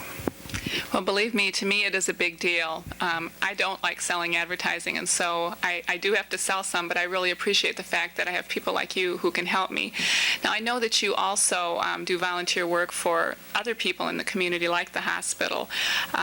So obviously you believe volunteering is important. What might you say to encourage other people to consider work as a volunteer? I can enthusiastically endorse it and recommend it. There are a lot of things in the community that we draw from, that we use. Things like the Chamber and all the activities the Chamber has with music weekends and Victorian Walk and so forth. We have sports, we have kids' activities of all kinds. We have the parks, the pools, the library, the schools, the museum, on and on. There are just so many things here that we use. So if somebody has a mind to volunteer, they can pick things that they are interested in and help out, whether it's with kids' activities or sports or whatever. And again, they're contributing, we are, to the community, and getting a great deal of personal satisfaction in doing it. So I, again, enthusiastically recommend it. Volunteering can offer a variety of experiences that you may not get as part of your regular career, or it can tie in very nicely with your day-to-day responsibilities. For Rhonda Diltz, who's a sales rep for WGEN Radio in Geneseo, serving as the chairperson of the Chamber's Promotions Committee really helps her get to know her business customers better. Rhonda, why don't you tell us a little bit about what you do as chairperson for the Promotions Committee? Chairperson basically oversees the promotions for the year, gets the committees together, kind of oversees the budgets. We usually have between 8 and 10 promotions each year. Our next one, big one coming up, would be our Halloween Festival, which has always been a great success. And you just kind of get the committees together, get volunteers from the community, and along with myself, it takes much help from many other people, which we're lucky to have. I know earlier this year you helped organize the Spring Style Show, which was a great success. Did you have fun doing that, or what did you like about that event? I had a great time, Connie. I had a wonderful time. The Spring Fashion Show was a great success because we had so much involvement from the community overall.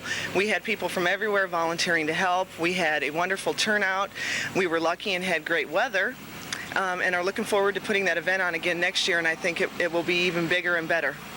Well, based on your experiences, what qualifications does a person need to be a volunteer for the Chamber? The biggest qualification that I can think of for volunteering for the Chamber is just a love for your community and the need and desire to be a part of its growing and its success. We have a wonderful community here with Geneseo. Have a lot of opportunities, and a lot of people enjoy the community, and that's really all it takes. It's just the love and the drive to see your community grow and be a part of that success. As you can see, people volunteer for many different reasons, and the opportunities for volunteers are endless. So whether you have a lot of time to give or just a little, we hope you'll consider volunteering for the Chamber of Commerce or for another service group in the community. It's a great way to meet new people and have a lot of fun, too. On behalf of the Geneseo Chamber of Commerce, this is Connie Benning reporting for JCTV. Hi, this is Howard Beck. And we're out here at the Geneseo High School football stadium, and tonight we're going to ask people how they think the Green Machine is going to do this season. How do you think the Green Machine is going to do this year? Hopefully they're going to win. Any predictions? Not really. I think they're going to win. How about for the whole season? On to state again? I'd like to see that. Well, this season we're going to be outstanding. We got a great football team. Tonight we're going to do real well. What do you think? On to state again? Oh, we always go to state someplace along the line. We'll make the playoffs. There's no doubt about that. Yeah, they're going to come out on top, definitely. Okay, win the conference, go on to state? Probably. Yeah. Okay, how about you guys back there? Yeah, they're going to do good. Think they'll win them all? Yep. Yeah, especially the freshman team. They're going to do just like they always do. They're going to beat everyone. Going to beat everybody. Undefeated season, we're predicting? Undefeated, yes. Yes. We're optimistic. We're diehard Geneseo people. Yes. How do you think Geneseo is going to do this season? Oh, they always do well. What do you think? Win the conference, undefeated, go to state? How about all of them? Good. They're going to whoop them. Any predictions for the year? Win the conference, on to state? Well, I think we'll go to state. You'll go to state? Undefeated? No, not undefeated, but we'll go to state. It's a winning season. It always is a winning season. Any predictions? We'll win all the way. Undefeated and go to state, right? That's the way we believe. Well, you couldn't expect any less than optimism from a home crowd. So based on that, it looks like it's on to state for the Green Machine this year. So thanks to everybody, and we'll see you again next month. Hi, when I'm in Geneseo at 7 o'clock on Monday nights, I'm watching JCTV. This is Connie Smith-Benning with JCTV, and I'm standing today with Steve Moser, who's site superintendent for the Hennepin Canal, and we're actually standing along the canal near Geneseo. Steve actually works out of the Visitor Center in Sheffield, but he came down here today to share a little of the history with us of the Hennepin Canal. And Steve, why don't you tell us a little bit about what the canal is all about, when it was built, that type of thing. The canal construction actually started in 1890. And the main reason was to provide a commercial waterway between the Mississippi and the Illinois River. Back then, waterways were the way to move commerce, and they looked at a way to save 419 miles of going all the way down the Illinois and up the Mississippi. So they started construction in 1890. They completed it in 1907, and the first boat went through the canal. This canal was important in that it was the first canal that the federal government, and it was constructed by the federal government, used poured Portland cement rather than the cut masonry stone. And so that was a very innovative idea back then, and they used that technique on the Panama Canal. But back to this canal, it never really panned out to what it was supposed to be. They upgraded the Illinois River system and the locks, made them a lot bigger, so it was more cost beneficial to load the big barges, go all the way down the Illinois back up the Mississippi, then to offload and go through the smaller locks on the Hennepin Canal. So it tailed off the commercial aspect, and the 1920s were the highest tonnage years, but that was only 1/600th of its capacity. Though the Corps of Engineers left it open until 1951 when they closed it and moved a lot of their people off. Of course, during that time, the water was in the canal, it had fish, so people began to use it for recreational purposes. A lot of people with their recreational boats went from the Illinois to the Mississippi. Of course, they were smaller. A lot of the local people here that lived in Geneseo back then probably learned to swim in the canal, as well as fish it and boat on it. In 1970, the state of Illinois took over to the canal in order to operate it as a recreational corridor, and that's what we've been striving to do ever since.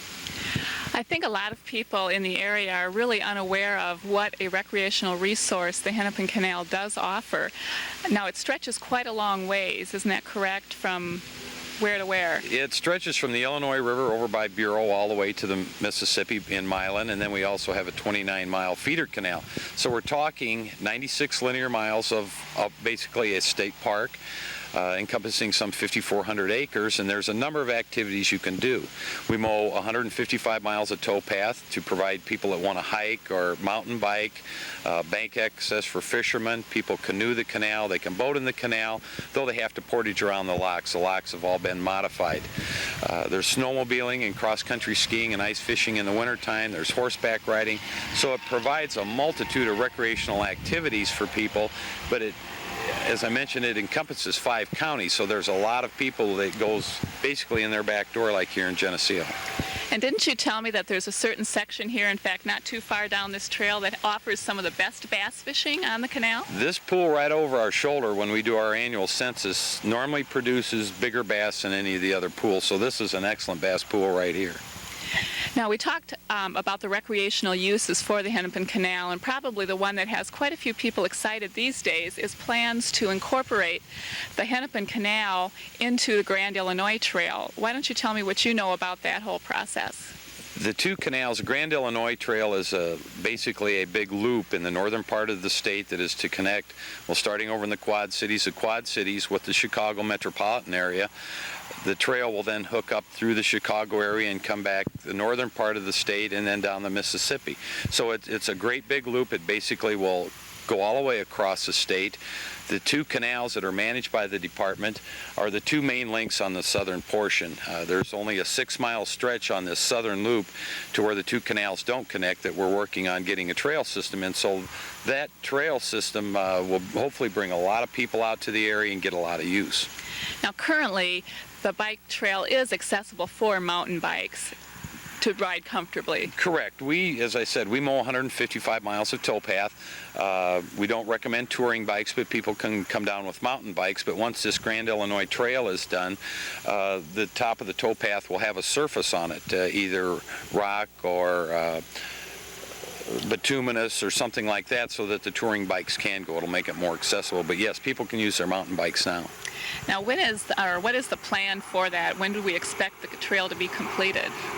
They've talked about by the year 2000. Of course, right now they're in the process of doing the design, the link-ups with the different trails, because it will run in the Chicago area with some of the park districts, some of the county forest preserves and their development of bike trails. And they're shooting for the year 2000. We don't have the actual funding yet for the construction, though we're hoping, and Springfield are making plans to try and seek that kind of money. Now, if people are interested in hearing more about the canal, learning more about the history, about plans for the bike trail, tell them a little bit about your visitor center and what they can find there and where it is. We have a visitor center. It's just south of exit 45 on Interstate 80 over at Rural Route Sheffield, and we have a number of displays there, and we've tried to do 2 things with our display. One is the history of the canal. We have a number of old pictures, some of the old machinery and hand tools, and then we also have some ecological displays so that people can come in and learn about what wildlife they might see or what's actually in nature. We're open 8 to 4, 7 days a week. The only 2 days we're closed are actually Christmas Day and New Year's Day. And we invite people to come over to not only to find out about the pictures and the different displays we have there, but also we have a number of different brochures on bicycling the canal, fishing the canal, snowmobiling, how to get to a certain bridge, different things like that. Now, it's getting to be fall, or I guess it is fall, and the colors will be changing soon. Sounds like it'd be a good time to come out to the canal. It really gets pretty along the corridor with all of the different types of trees that we have. We have a lot of people that will come out and canoe. They're not bothered by mosquitoes. It's a little bit cooler, and so it's really a nice little float trip to go down the canal and actually see the fall colors. Thank you very much, Steve, for being with us today. Thank you. We encourage all of you to come out and try the Hennepin Canal. It's four-season kind of recreational resource, and if you haven't been out here, you're really missing out on a scenic part of Geneseo that a lot of people have not experienced. For JCTV and the Chamber of Commerce, this is Connie Smith-Binning. This is Brett Decker with JCTV. I'm here this evening in the library with Craig Patterson, a library board member, and Gene Eichler, a Friends of the Library president. And tonight we're going to discuss a library referendum. Craig, could you tell us a little bit about what the board is asking in this referendum? Sure. Very simply, what we're asking for is to increase the tax levy from its current rate of 15 cents per $100 of assessed evaluation to a maximum rate of 25 cents per $100 assessed evaluation. Now, let me explain what that means in terms that we can all relate to.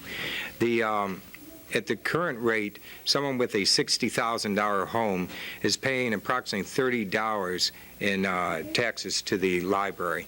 If we went to the maximum rate, and we don't hope to hit that for many years, but it would give us that ceiling there. The maximum that they would pay is $20 more, and so your total bill would be $50. What we're looking for next year is we wanted to increase to 18 cents per $100 of assessed evaluation. Now, using the same example for a $60,000 home, that would mean that your taxes would increase by $6. If you had a $120,000 home, you would pay $12 more. That's, in a nutshell, that's what the purpose is. One final thing that I should stress is that this is strictly a referendum for operation and maintenance expenses. We're simply looking to try and continue to provide the level of services that we currently receive from the library.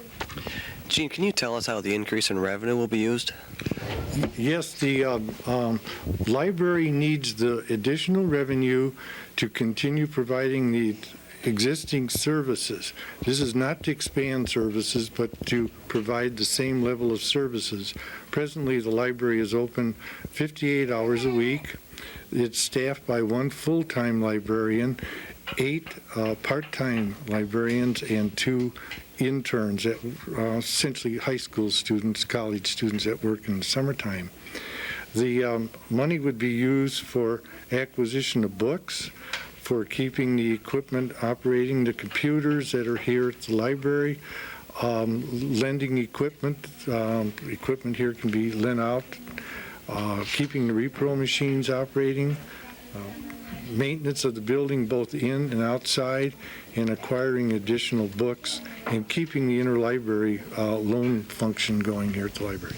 Could you tell us a little bit about the services the library currently provides? Yes, first of all, they have computers here for people that do not have their own personal computer. They can come in here and use the computers to do whatever kind of work that they are interested in. There's interlibrary loans. You can borrow a book from Augustana College, Western Illinois, or all the other libraries part of the River Bend system. There's the summer reading program. Nancy and the library staff did 600 school children went through the summer reading program here. That's a tremendous program. They have library reading programs here for the children, story hours, and it's just that type of services they're trying to keep going. Yeah, I would add to that. We've got a great little pamphlet that we prepared that kind of gives a brief synopsis of what's available at the library. And this is available for free at the library if you just stop by and pick it up. But it's titled Stacks of Facts About Your Library. It gives some information on the referendum, but it also gives information of all the services available at the library. Gene, since you're not on the board, could you tell us what you believe will happen if this referendum is not passed? You stressed, Brent, that I'm not on the board, but I think the library board is going to be confronted, if they do not get these monies, cutting the library hours. It's now presently open 58 hours, and I think they're going to have to look seriously about cutting the hours. They will not be able to acquire the books and the videos and all the other records and this type of thing that they acquire. They may have to look at staff reductions. And it's just that type of thing. We have a tremendous library going with the community coming into this facility to use the meeting rooms, and the library may have to cut back on that ability if the library has to be closed for more hours than it is now.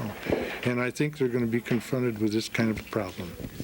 Okay, Gene and Craig, thank you very much. This is Brett Decker with JCTV.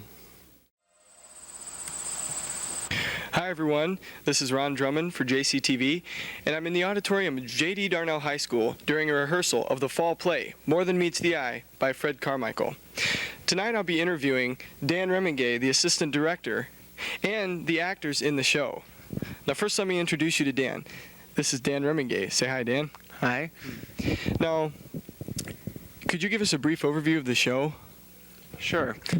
It starts out with Stanley Nichols, a promising writer in small-town America, who is the author of a juvenile series. And he is also writing on a philosophical book.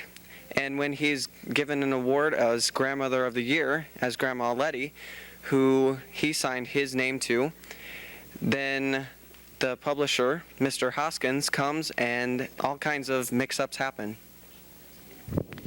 And as an assistant director, what exact role do you have in the production of the show? For the first couple of weeks, I prompt lines and write down all the blocking, and I have the master blocking script, so if any changes happen as time goes on, then I make those changes in my script. And also, as we get lines memorized, I'm the stage manager in charge of getting crew chiefs organized, props, and where things are supposed to be. Thanks. And now down to the nitty-gritty. What are the times and the dates of the show? There will be 7:30 curtain on October 20th and 21st, Friday and Saturday night, and tickets are $3 for everyone. All right.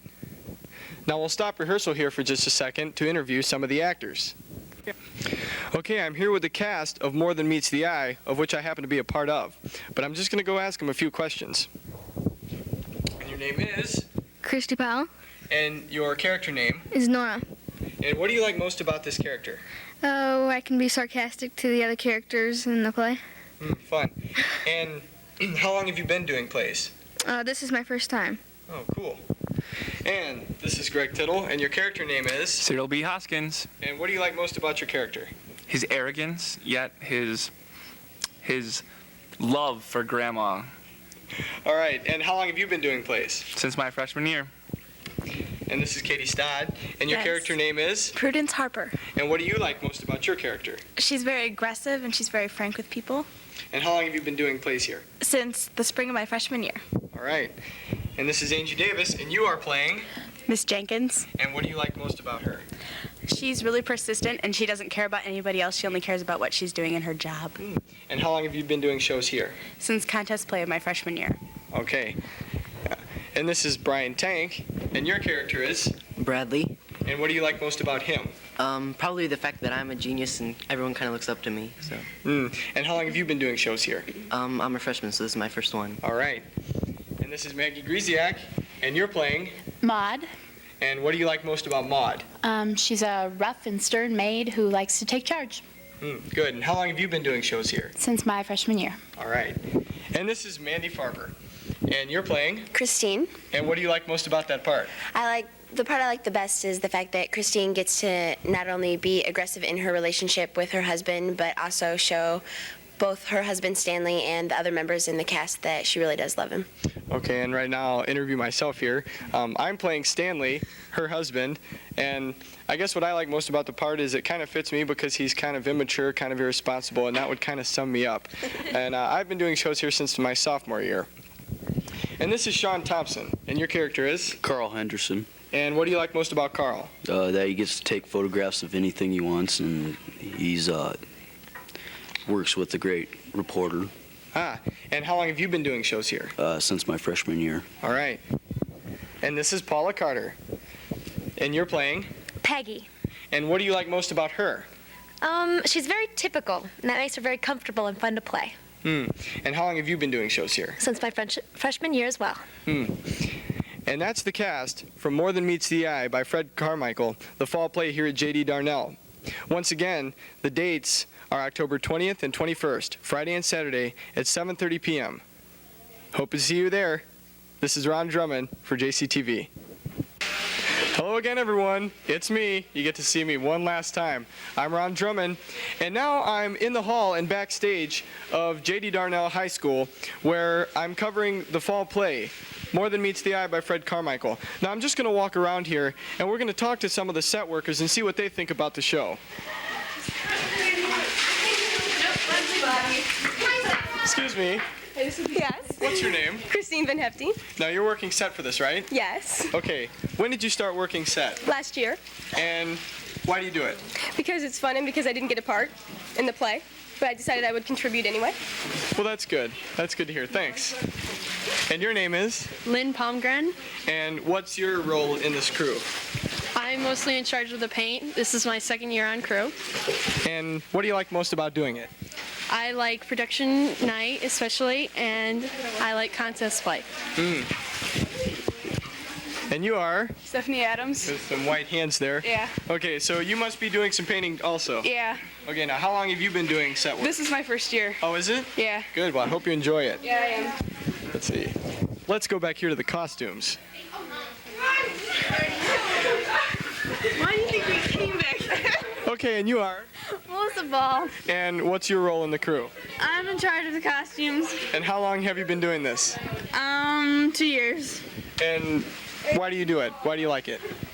Because Mr. Green told me to do it. Oh, okay, well that's great. Well, you do like it, don't you? Yeah. Okay, let's see, let's get into. Okay, how about you? What's your name? Sarah Ford. And are you also doing costumes? Yes, I am. And why are you doing it? Oh, it's a lot of fun, and I've been ordered to by Mr. Green. Oh, well, it seems like Mr. Green's a pretty domineering presence here backstage. So we'll walk out in the hall and check out some of the painters. Painters.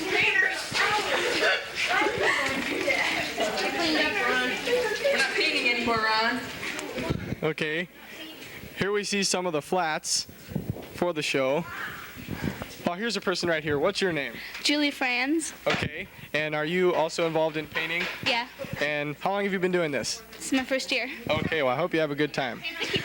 Well, that just gives you a basic idea of what goes on backstage as well as on stage during this play. I'm Ron Drummond for JCTV, and this time, I promise I'm leaving. Hi, this is Melanie Rice with JCTV, and we're here in the museum again, and I'm here with Jim Hale, who is a board member of the Geneseo Historical Association, and we're going to try to highlight this month and next month the Geneseo House, the present Geneseo House. Now, there's a lot of history behind the Geneseo House, isn't there? Yes, there is, and a lot of it's a history of fire. Okay. We're actually talking about 3 different Geneseo houses and another interloper that was built about the same time as the second Geneseo house. The first one we don't know anything about really, except that it was sort of a log cabin. And I should stop right here and remind people that these first Geneseo houses were all on East Main Street. Okay. And it was called Main Street because that's what it was in those days. It was the main street of town. It was the business district. And it was about where the First Lutheran Church is right now? Yes, exactly so. All right. And that's before the railroad station was built, before the opera house was built, and the things that drew attention to our present downtown. The first Geneseo house, as I say, nobody knows much about. The second one burned down toward the end of the Civil War in 1865. It was rebuilt to the tune of $25,000, which was a lot of money in those days. In the same spot, correct? In the same spot on East Main Street. Yeah. And it burned down almost exactly 12 years to the hour after the second one burned down. I have to keep this straight, the second one. Okay. And that was in 1877. Okay. Meanwhile, a competitor had been erected, the Harrington House, on the site of the present Geneseo House as we know it. Okay. So fire was very much a history of the Geneseo House, as it was of many structures in those days. They were all frame and lent themselves to that sort of thing, and the fires were very destructive. By and large, the people were lucky to get out with the clothes they had on their backs. Okay, so after the third Geneseo house burnt down, the Harrington House then is the one that is presently there, correct? And after that one There was a fire in that There one? was a fire in the Okay. Harrington House, yeah. All right. And a fire also in the Geneseo house. Right. And then they moved to the Harrington house. Then the people who had the Geneseo house moved and built a new structure, the one we know now, actually, at the present location downtown. Okay, and I was flipping through the registry that was here about the people that came to visit. Some of them came from Cambridge. That's not very far. There apparently was another fire, too, because this register has been burned, but I guess that was not too bad a fire, by comparison anyway. Yes, you'll notice there are people from Atkinson, Cambridge, Galesburg, Peoria. But remember, that was a long trip in those days because it was by horseback. You bet. And this was in 1894, correct? This registry from 1894. One other thing you'll notice in here is that it says that those who come in without luggage are required to pay in advance. Okay, and I'm sure they had a lot of stipulations. And I bet the people from that were visiting the opera then stayed in the Geneseo house? Although gradually, as I understand it, it turned into more of a residence hotel. Okay. Now, my favorite recollection is going there with my grandparents every Sunday when I used to come visit them, every Sunday to the Geneseo house for dinner after church. And there was a buffalo head up over the doorway of the dining room, and I've always wondered what happened to that old bison. Well, we are going to try to make it in the Geneseo house next month, so I hope that you'll be able to come and help us look through the structure and give us some history of the structure itself. Well, it's still a fascinating place, and I'll look forward to doing that. Okay, good. Well, thanks a lot for your time, and this was very interesting. I'm looking forward to next month. And this is Melanie Rice with JCTV. Hi, I'm Dan McCullough, and I'm with JCTV, and we're at Sheila Ray's. And with me is Kelly Olson. Kelly, can you tell us a little bit about the program that you've got going on today? We have a clinic here. We have Martin. He's from Sweden. He's a trampolinist, doing a clinic with about 25 to 35 young kids. There's 2 sessions today. There was a session from noon to 3, and then there's another one from 3:30 to 6:30 this evening. Okay, and how did you bring him here? You know, how did you get involved with the program, Martin? I have a friend in Chicago, and she wanted me to work for her in her gym, doing clinics, and so I went there, and then more people heard about it, and it ended up that I'm traveling around to different gyms and doing clinics, which I think it's fun. I like help the kids out a lot, and to show them what you could do on a trampoline. Now, is this just in Illinois then that you're traveling around, or like in the Midwest? No, I'm traveling actually all over, and I've been in Pennsylvania a lot on Woodward Camp, and also going to Florida in the end of October. Okay, and how long have you been a trampolinist? Is that the appropriate term then? I've been doing trampoline for 11 years. Started when I was 12. Started out in a backyard home in Sweden, and since then things is going very, very good for me. Have been number 1 this year in the World Cup for 5 months, and now I screwed up 2 competitions. I'm now down on 3rd ranked in the world, but I will get the first soon. Yeah, just so our viewers do know, you're originally from Sweden, right? How long have you been in the States then? I'm coming back and forward, and I have most of the competitions in Europe, and I still live in Sweden, so I'm just coming out here for train and to help other people doing clinics and tell coaches and so how the technique should be done on trampoline. Okay, so you've been doing it for 11 years. So how old are you then? Not to get personal or anything, but then you've seen a lot of the country then in the last couple of years. Yes, I've seen a lot. I've been around the world and to most of the countries in Australia, New Zealand, and so on. And I'm 23 years old, so I plan to still hang in here for a while. What do you think of this area? I like it. It's a lot of good trampoline people here, so that's fun. Okay. And you put some skills together in a row.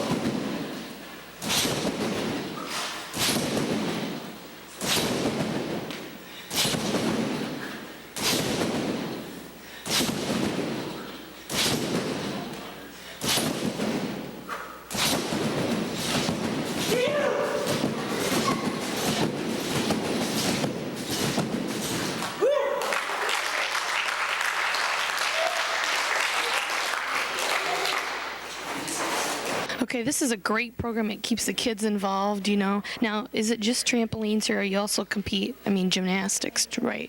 We compete power tumbling also, and double mini and trampoline. Great. Well, thanks for having the time to interview with you today. And this has been Deanne McCullough with JCTV. Hi, my name is Brian Decker. I'm the satellite coordinator and production operator at KWQC TV in Davenport. And I'm the son of Dean Decker and brother of Brett Decker. And on Monday nights, I like to watch JCTV. Hello, this is Willis Andel with JCTV, and we're here today at the Geneseo Telephone Company. And with me is Nancy Adrian, who's going to tell us about the new internet service that's being offered. Nancy, exactly what is the internet? Oh my, that's been answered in many ways. I think the internet, the easiest way to understand is the internet is a collection of vast databases throughout the entire world. And with providing internet access to Geneseo and the surrounding communities, we are giving you a ramp onto the World Wide Web, the internet services that are offered throughout the world. Okay, what's the difference between the internet and services like America Online, CompuServe? Well, actually, there's very little difference. Many of the services you referred to are closed networks. They're private, organized networks that provide you the ability to get on the World Wide Web, but they organize data for you and offer some services. But more and more, these services are on the net, and you can do your own organization. Okay, you mentioned the World Wide Web. Yes. What is that? Well, the World Wide Web gives you the ability to view many of these vast databases, whether it be museums, universities, many of your schools, commercial, vast databases throughout the world. The commercial aspect of the internet is becoming more and more apparent. People are utilizing the net for businesses, whether it be in displaying their products or offering plain old services, such as one of the interesting services I find is the UPS has made the net available to track your own package, and that's kind of a nice feature. Okay. Now, I've been talking with some friends of mine, and one thing they thought was becoming useful is like they have kids going to the colleges and universities, and they thought that'd be a neat way to send messages back and forth. Would that be possible? Oh, absolutely. And as a telephone company, I don't know if this is good news or bad news.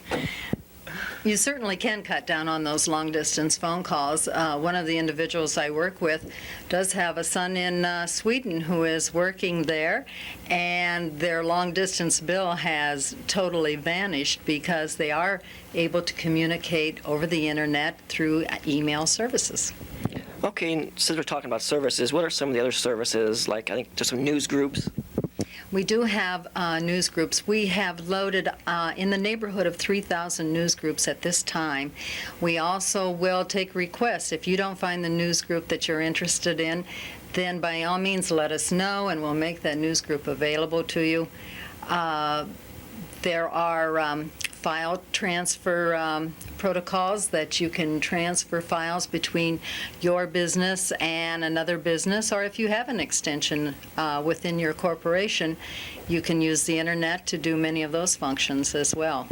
And for many of us at home, that would be the way we'd get some like the shareware and stuff that's on the services. That's right. If you see one of those great big files out there and you want it to be part of your workstation, then that piece of software is available to you. Okay, and also like we talked about email. Is that something that's extra, or is that included with the package? That is included with the package, and maybe we should visit as to what our pricing structure is. We have 3 platforms, and the cost of those 3 platforms would be $20, $30, and $40. Now keep in mind the maximum amount that you will ever pay would be $40 a month. And we will assume at the beginning of each month that you're going to utilize the service for less than 20 hours. And at that, we'll give you 20 hours of service for $20. If you go beyond 20 hours, we will assess you $30 for anywhere between the 20 hours and 50 hours. If you go beyond 50 hours, then that will be $40, but that's the maximum you can ever pay. Now, that's whether you're communicating with someone next door or someone halfway around the world. There are no additional costs. Okay, so basically the structure is you don't have to sign up for any particular amount of hours. You just sort of pay for the hours you use in each of those separate categories. That's right. And you, in this respect, you don't have to declare which platform you're going to work at. We'll take that responsibility and move you up one slot if need be. Okay, are there any additional costs or hidden costs that we have to worry about? No, nothing whatsoever. We are trying to offer a full customer support as well.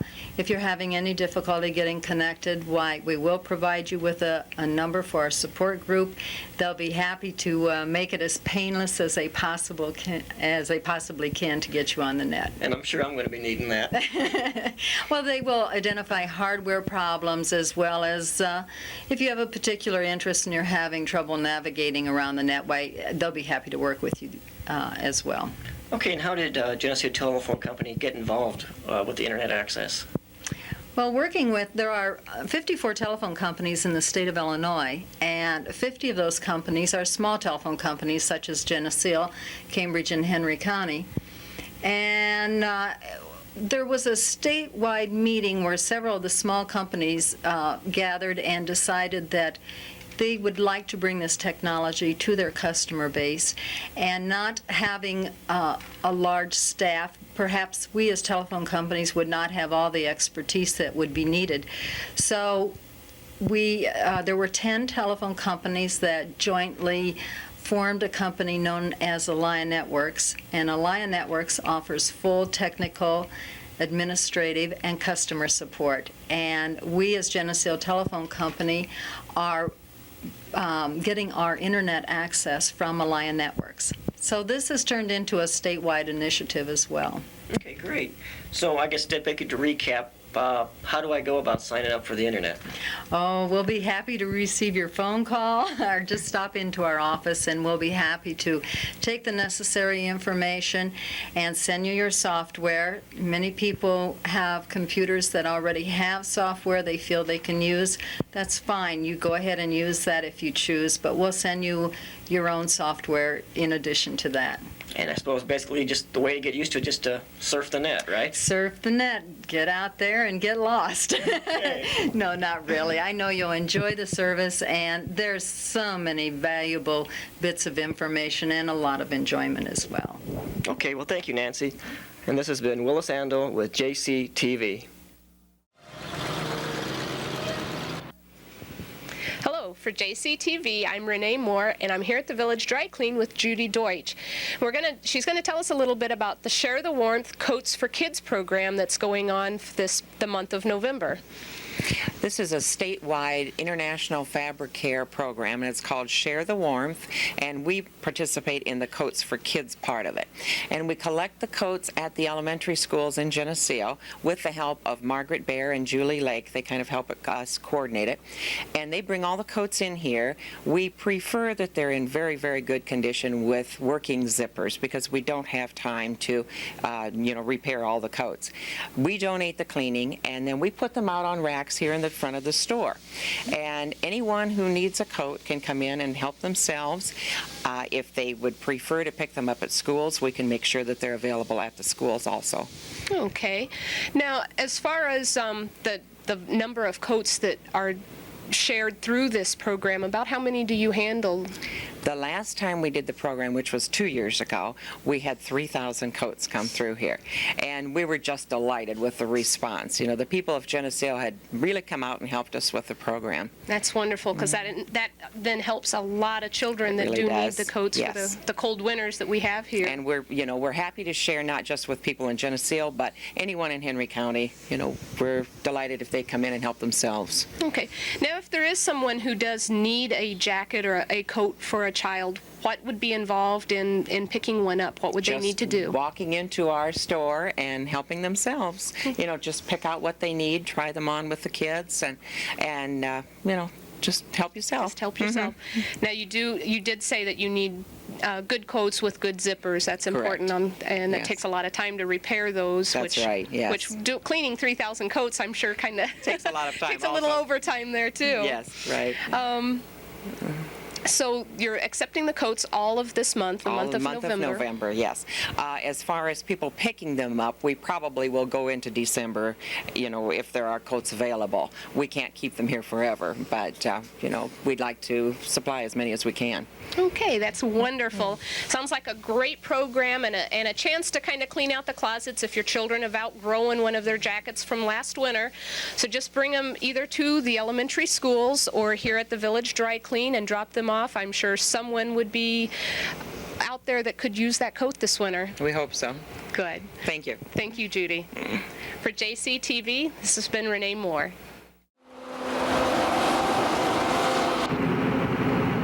I'm Clint Rice for JCTV. Along with me today is Joel Holyvote. We're standing out here in a cornfield north of Atkinson, standing in front of a 9500 John Deere Combine.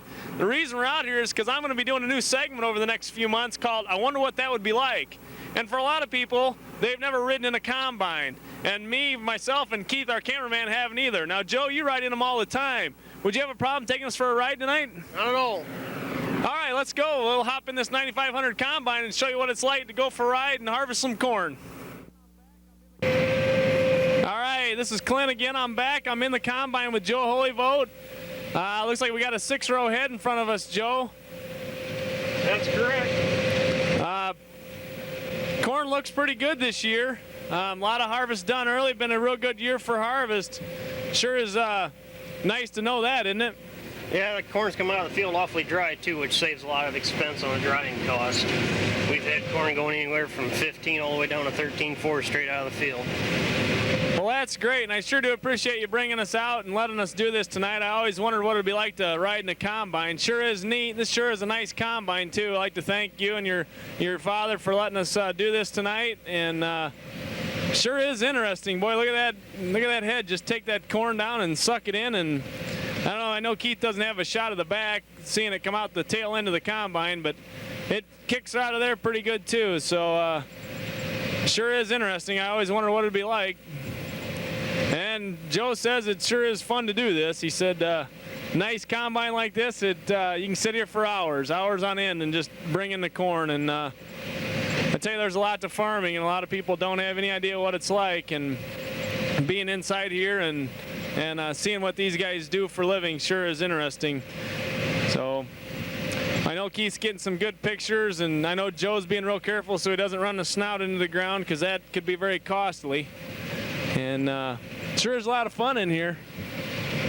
Got anything you want to add, Joe? Appreciate you guys coming out. Well, we sure do appreciate you doing this for us. Keith's riding out in the wing. That's something you don't see very often, is a guy riding shotgun hanging onto a railing. Wish we had a picture of that, but corn looks good. No weeds. Looks even better. On this spot. Perfect night for it, too. We got a late fall, autumn evening. The Lord's blessed us with a beautiful harvest this year. It's been gorgeous. Well, Joe, you farmers certainly deserved after what you went through this spring. I know it was a tough year getting crops in, but they're in and things look real good, and we certainly appreciate you doing this. Thanks for coming out. No problem.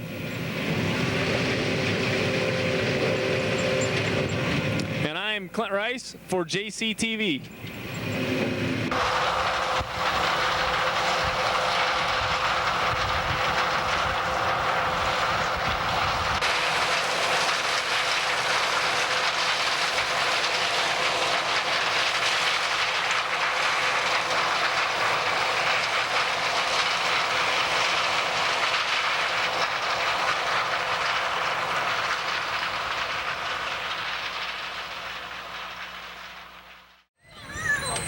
This is Melanie Rice with JCTV, and I'm here in the front of Southwest Elementary in front of the flagpole. In a few minutes here, we're going to start off Red Ribbon Week, and I'm here with Sandy Simonich. She's a third grade teacher here at Southwest Elementary, and she's going to talk about what Red Ribbon Week is. Sandy, we have a lot of things planned, correct? That's right. We sure do. This week is fun and exciting with Red Ribbon Week. And you can't say that 3 times fast, right? That's right. Don't try it. Okay. We're going to have a flag ceremony this morning, correct? And that's going to start off the rest of the week. What kinds of things do you have planned? First of all, this morning, Officer Griesiak will have the flag raising, and then we're going to have an assembly for grades 3 through 6 that 2 students from the high school will be talking about being drug-free. Also, we will have a puppet play for K through 2. It's going to be talking about prescribed drugs and how we should not take other people's drugs. We have sent home notes, and children will be bringing red ribbons that we will try to reach around the school with, tying each one together to show what each individual can do. We also will be having pinning on our ribbons that we will keep all week, and if they're in good condition on Friday, there's a special prize. All right. We also have pledges that we would like parents to sign, as well as children to sign, saying that they will be drug-free. So Red Ribbon Week is talking about the choice for me is drug-free, correct? Yes, it is, and it's saying no to drugs and being winning kids is what we're trying to stress this year. And the kids are getting involved too. They're also doing pledges? They do pledges. We have 2 a day that have made up speeches, and they will be putting them over the intercom for the rest of the school to hear. All right, and I think we have a speech, right? Come on over, Kyle. This is Kyle Wolf. Kyle Wolf is a 5th grade student here, right? Right. Okay, and Kyle's going to read his pledge or his speech that he's going to be reading over the intercom. All right, Kyle, go ahead. The meaning of Red Ribbon Week is more than just wearing a red ribbon and saying, "I'm drug-free." It's about making a commitment to keep you and your friends off drugs. It should give you a good feeling that you know you don't have to worry about drugs. If you make a commitment to yourself not to do drugs, you will feel better in the future. If you do drugs, you've blown your chance to have the best kind of life you could possibly have. You will hallucinate and hurt yourself and hurt someone else at the same time. If you smoke cigarettes or pot, you may get cancer too. I hope you do make a commitment to stay off drugs. Drug-free is the way to be. So, Kyle, come here, hon. That's okay. So, are you excited about Red Ribbon Week? Yes. Okay, and you wrote this speech all by yourself? Yes, I did. What a great message. You did a fine job. Thank you. You're welcome. And this has been Melanie Rice here at Southwest Elementary, and we're starting off Red Ribbon Week, and thanks a lot.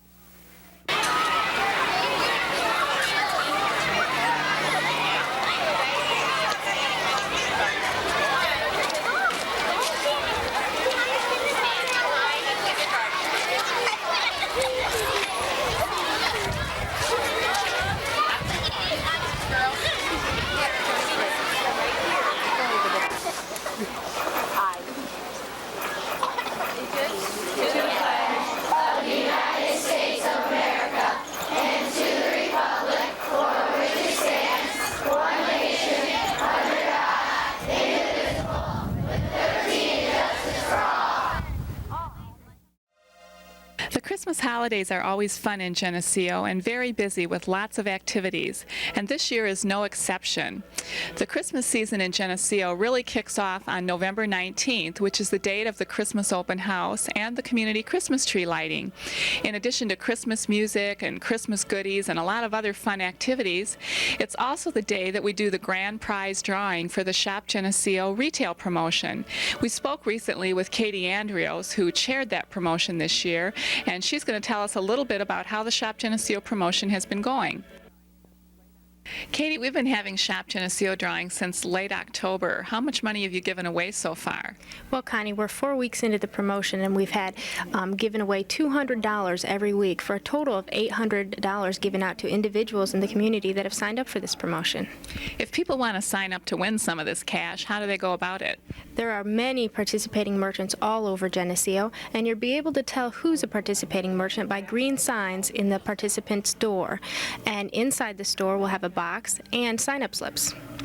Great. Now, I know the grand prize drawing is November 19th, and I think you have some really big bucks to give away that day, right? Yes, we have a lot of prizes going on that day.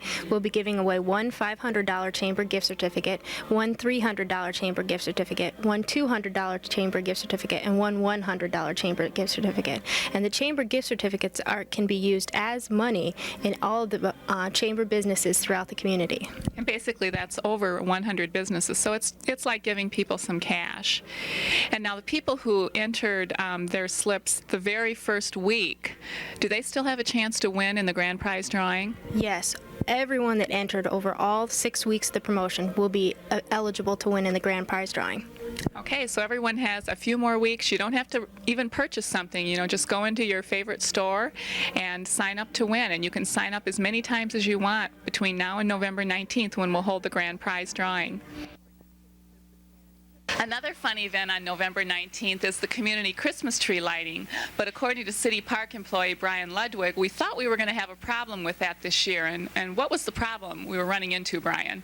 In the years past, we've had a list down at City Hall with people wishing to donate trees, and the list has run dry, if you know.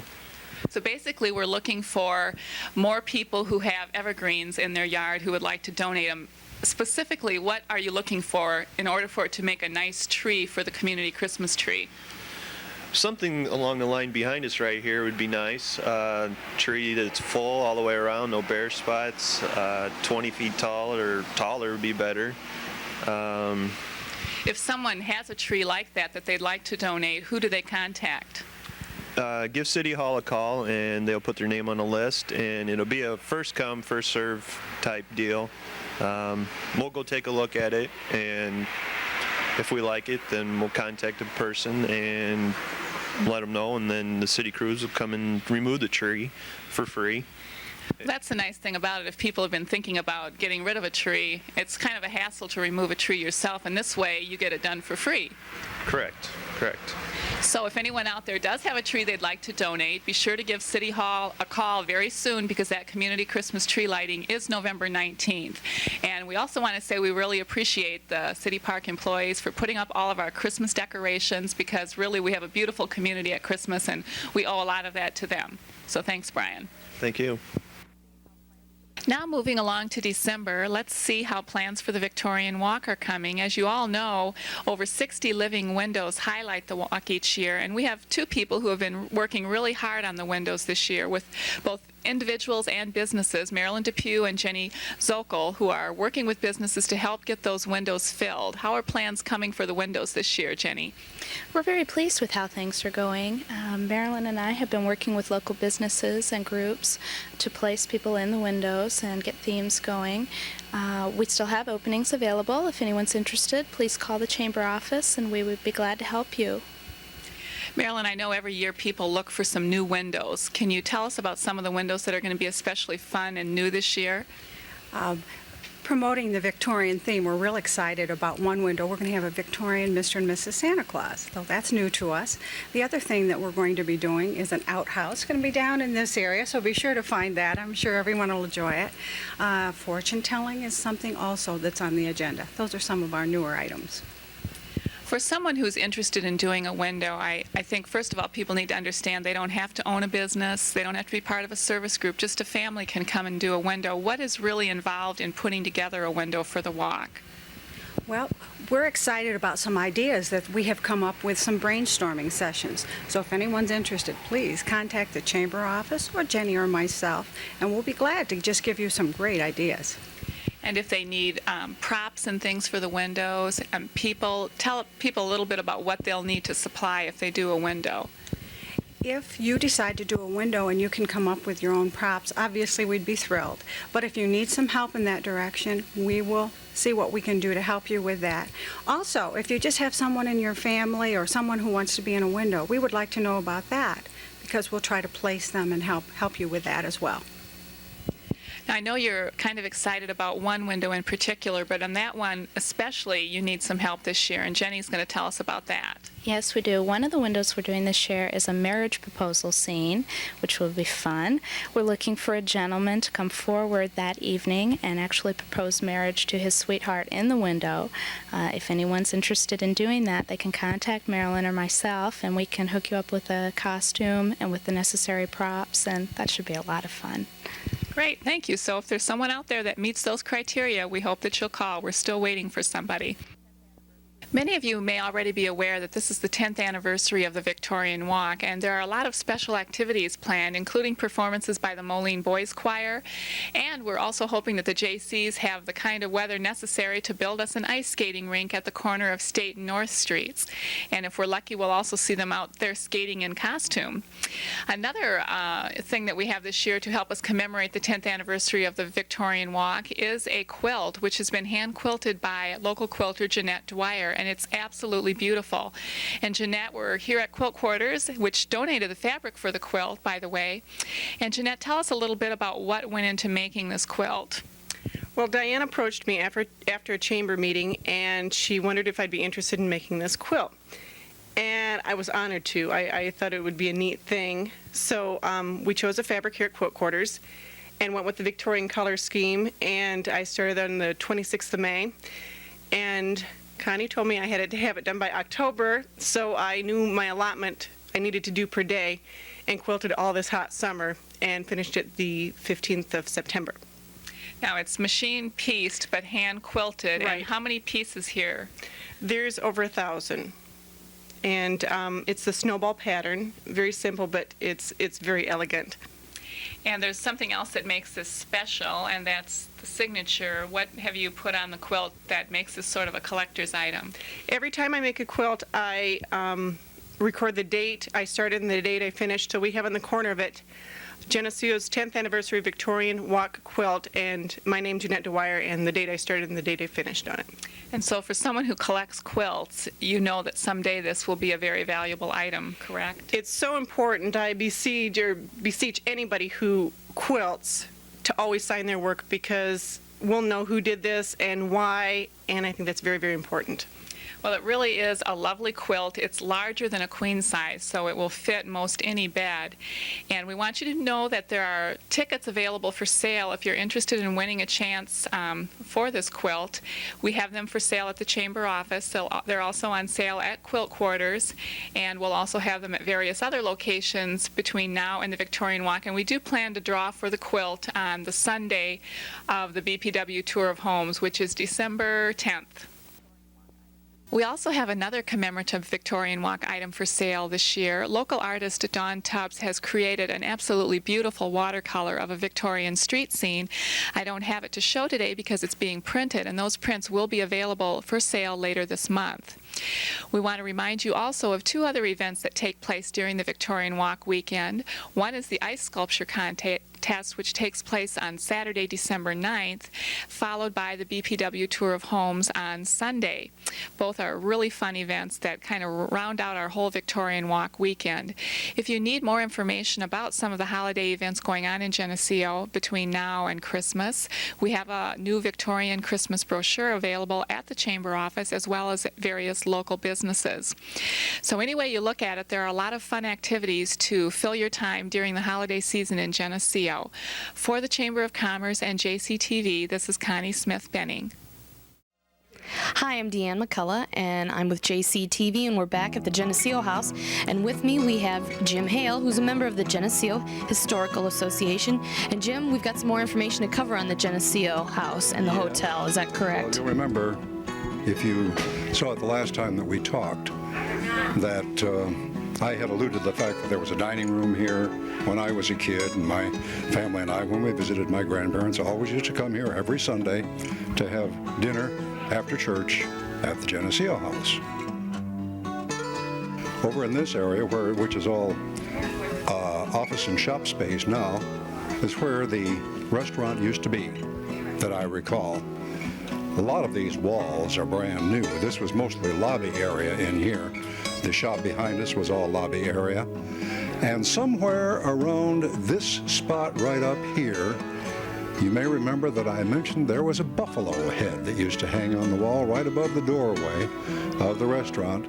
And I still see him up there, even though he's been gone for many, many years and is probably gathering moths somewhere. I was just going to ask you, do you have any idea or track, or maybe some of our viewers that are out there would know where that would have? If anybody can come up with a solution to that one, I'd like to know, just for my own satisfaction. Schaefer probably knows. Now we're on the stairway landing of the Geneseo house, and what can you tell us about this landing specifically? As I recall, and you're dealing with a fading memory here, but as I recall, most of this stairway leading down into the lobby from here was open. So this was the grand staircase of the old hotel, leading up to the upstairs rooms. And at that time, in my recollection, it was mostly a residence hotel. Okay. People lived here, people ate in the dining room, and were busy around town. But this was home. We've now moved to the third floor of the Geneseo house, and right now we're standing in the hallway, and Jim, as I look at it, it's a fairly narrow hallway, and of course, compared to today's, what can you tell us about the differences? This was one of the side hallways running back to what we can assume was a communal bathroom for several of the residents here in this section of the hotel. There were probably several of these bathrooms that were used by perhaps 3 or 4 different rooms. Because the rooms themselves, as we will see, were not set up with private baths for the most part. No, and in fact, as we move into that room, we can see that there basically was just a sink in there. We're out in the main hallway, in the central part of the hotel that led to rooms on either side leading off of it. And we'll go down here and we'll take a look at this room, which was a single room, now being used for storage, obviously, but you can get some idea of the size of a single room in the hotel. Yeah, I'd say the Geneseo house has got a lot of neat history here, you know, and I think a lot of us are sitting here going today, gee, we should have held on to that past somehow, and this is one way that it's still available for offices. How many offices are in the Geneseo house again? I'm not really sure. We have 3 floors. First floor is mostly shops of various kinds.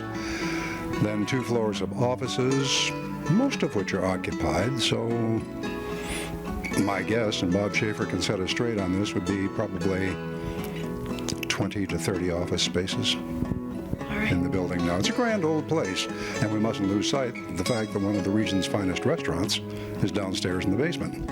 That's correct. In fact, I'm from Iowa, and whenever I go home and I say that I'm from Geneseo, they're like, oh, we love to go to the cellar. Right. So that's good. That's plenty of good things. We've got a lot of good things to say about the Geneseo house, and I want to thank you again, Jim. Is there anything else you'd like to add in? No, I hope we've given people some idea of what this place was like back in the old days and the way it is now. The old things last pretty well. That's correct. All right, I'm Deanne McCullough with JCTV. Hi, I'm Chris Moose, and when I'm in Geneseo, I like to watch JCTV. Hi, this is Kim Reynolds with JCTV, and we're here today at the Geneseo Food Pantry to talk to Rebecca Musser. Hi, Rebecca. Good morning. Could you tell us a little bit about the history of the food pantry? Sure, I'd love to. Food Pantry was established about 13 years ago. It began as a very small ministry within the Geneseo Ministerial Association. Has mushroomed tremendously since that point. We started out in Grace Methodist Church, then moved to First Presbyterian Church, and now we are in this location and have been here since 1989. So we've been on our own now for about 6 years, and I have been in this position about 3 years. The former coordinator was Sue Muzak, and she's the one that really got this whole thing started, and I had some big shoes to fill when I came into this position, but it's been a real challenge and very, very much of a pleasure to work in this community. That's great. I know the community also appreciates what you do. Could you tell us a little bit about the services you offer? Sure.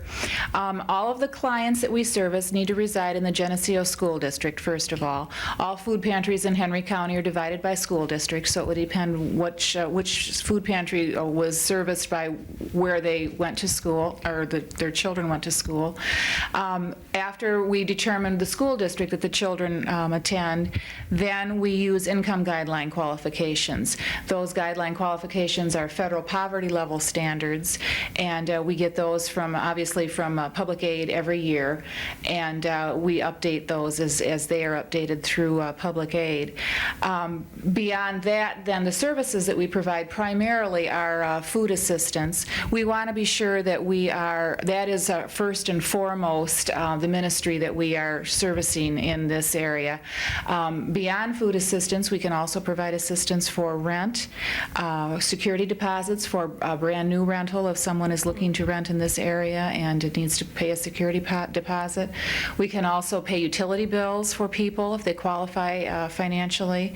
We can help them with food, and clothing, which we have that's donated to us here at the food pantry in abundance. And we are offering that free to anyone, free of charge. There is no cost for that. They can take as much of that as they want. We are just now starting to get into some budget counseling, working with people in budget counseling, and working with people to kind of rethink their priorities as far as how they see their goals now and where they want to be to become financially independent. And so that's a big part of what I'm working on now, and that's kind of a new development within the last several years for the food pantry. Well, that sounds great, because we always think of you just as food and clothes, but we're doing a whole lot more for education and providing for these people. Sure, yeah, and I think a lot of people don't know exactly what it is we do here, and I appreciate the opportunity to get the word out to the community that we do provide a lot of services, and that we do, our first and foremost goal is to help people become independent, and then to be a contributing member of the community rather than one that receives. We have all been in difficult places at various times in our life, and so we all want to help people that are in need, but we also want to encourage them to be able to help themselves, and so that's a big part of what I see my job as doing here at the food pantry. That's really good. I appreciate that. Could you tell us a little bit about donations and what kind of donations you take? Sure. Food, of course, is something that we accept on a regular basis. All of the churches have a schedule that they receive from us telling them when they donate their food, at which Sunday. Each church has a different Sunday assigned.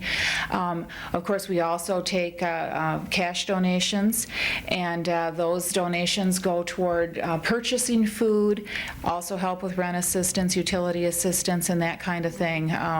So it just depends on where a person feels led to contribute. A lot of people want to be able to provide something tangible, and they would prefer to bring in food items. A lot of people want to give money and let us spend it or apply it the best place that we can. So it just really depends on people's what they felt led to do. That's great. I know with the Christmas season, it would be sure nice to have more people decide to donate to the food pantry.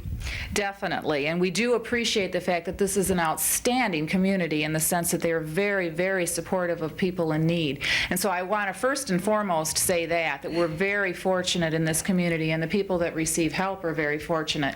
But of course, this is a time of year when we see an increase in the number of clients that we service, and an increase in the need with the cold weather coming on and utility bills rising and so on. So we of course appreciate cash donations to supplement that kind of assistance that we offer people. Also for food purchases, again, because our client base rises dramatically during this time of year, and we are distributing much more food than we would in say a spring or summer month. Okay. Where can people drop donations off? They can either drop them off here at the food pantry. We're located at 217 North Russell, right on the corner of North Russell and Park, or they can mail them to our post office box, which is 324 Geneseo, Illinois 61254, and just address that to the food pantry, and we would be happy to receive that and process it and assure you that we will put it to good use to help people in the community. Great. And what hours are you open for people to drop stuff off? I am here from 9 until 4 on Monday, Tuesday, and Thursday. We're closed on Wednesdays, and I'm here from 9 until noon on Friday. So anytime, and if someone just can't make it during those hours, if they'll give me a call, I'll be happy to see if I can arrange my schedule so that they can, so I can meet them and they have an opportunity to contribute. I won't turn anyone away. Well, thank you, Becky. We appreciate the information. And this is Kim Reynolds with JCTV. Hi, Clint Rice here for JCTV. I'm standing in the First Congregational Church, and I'm here with Eunice Bean, and I'm doing a segment, I wonder what it'd be like. This is my second segment into this situation, and I tell you what, Eunice, I'd like to know what it'd be like to play the music that goes on the bells in the church here for the city of Geneseo. Would that be possible? It's wonderful. You certainly can. Well, great. Why don't we give that a shot and see what kind of sounds I can make for the town. Well, I'm at the organ, and Eunice has given me excellent instructions on how to play this song. The song I'll be playing tonight is, I believe, Joy to the World. So let's give her a shot.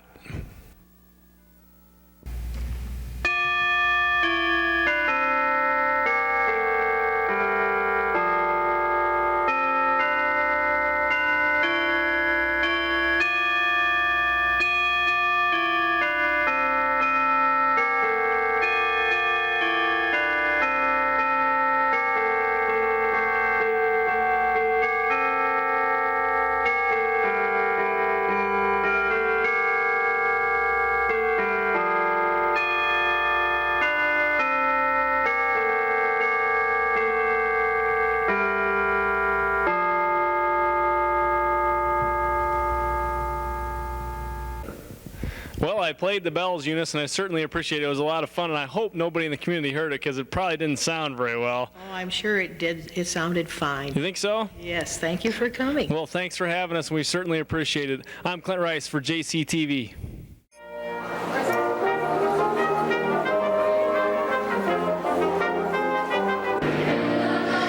This is Melanie Rice with JCTV, and we're here at the Festival of Trees, and I'm in front of a Geneseo tree. I'm here with Pat Wolfred. She is in charge of many things here.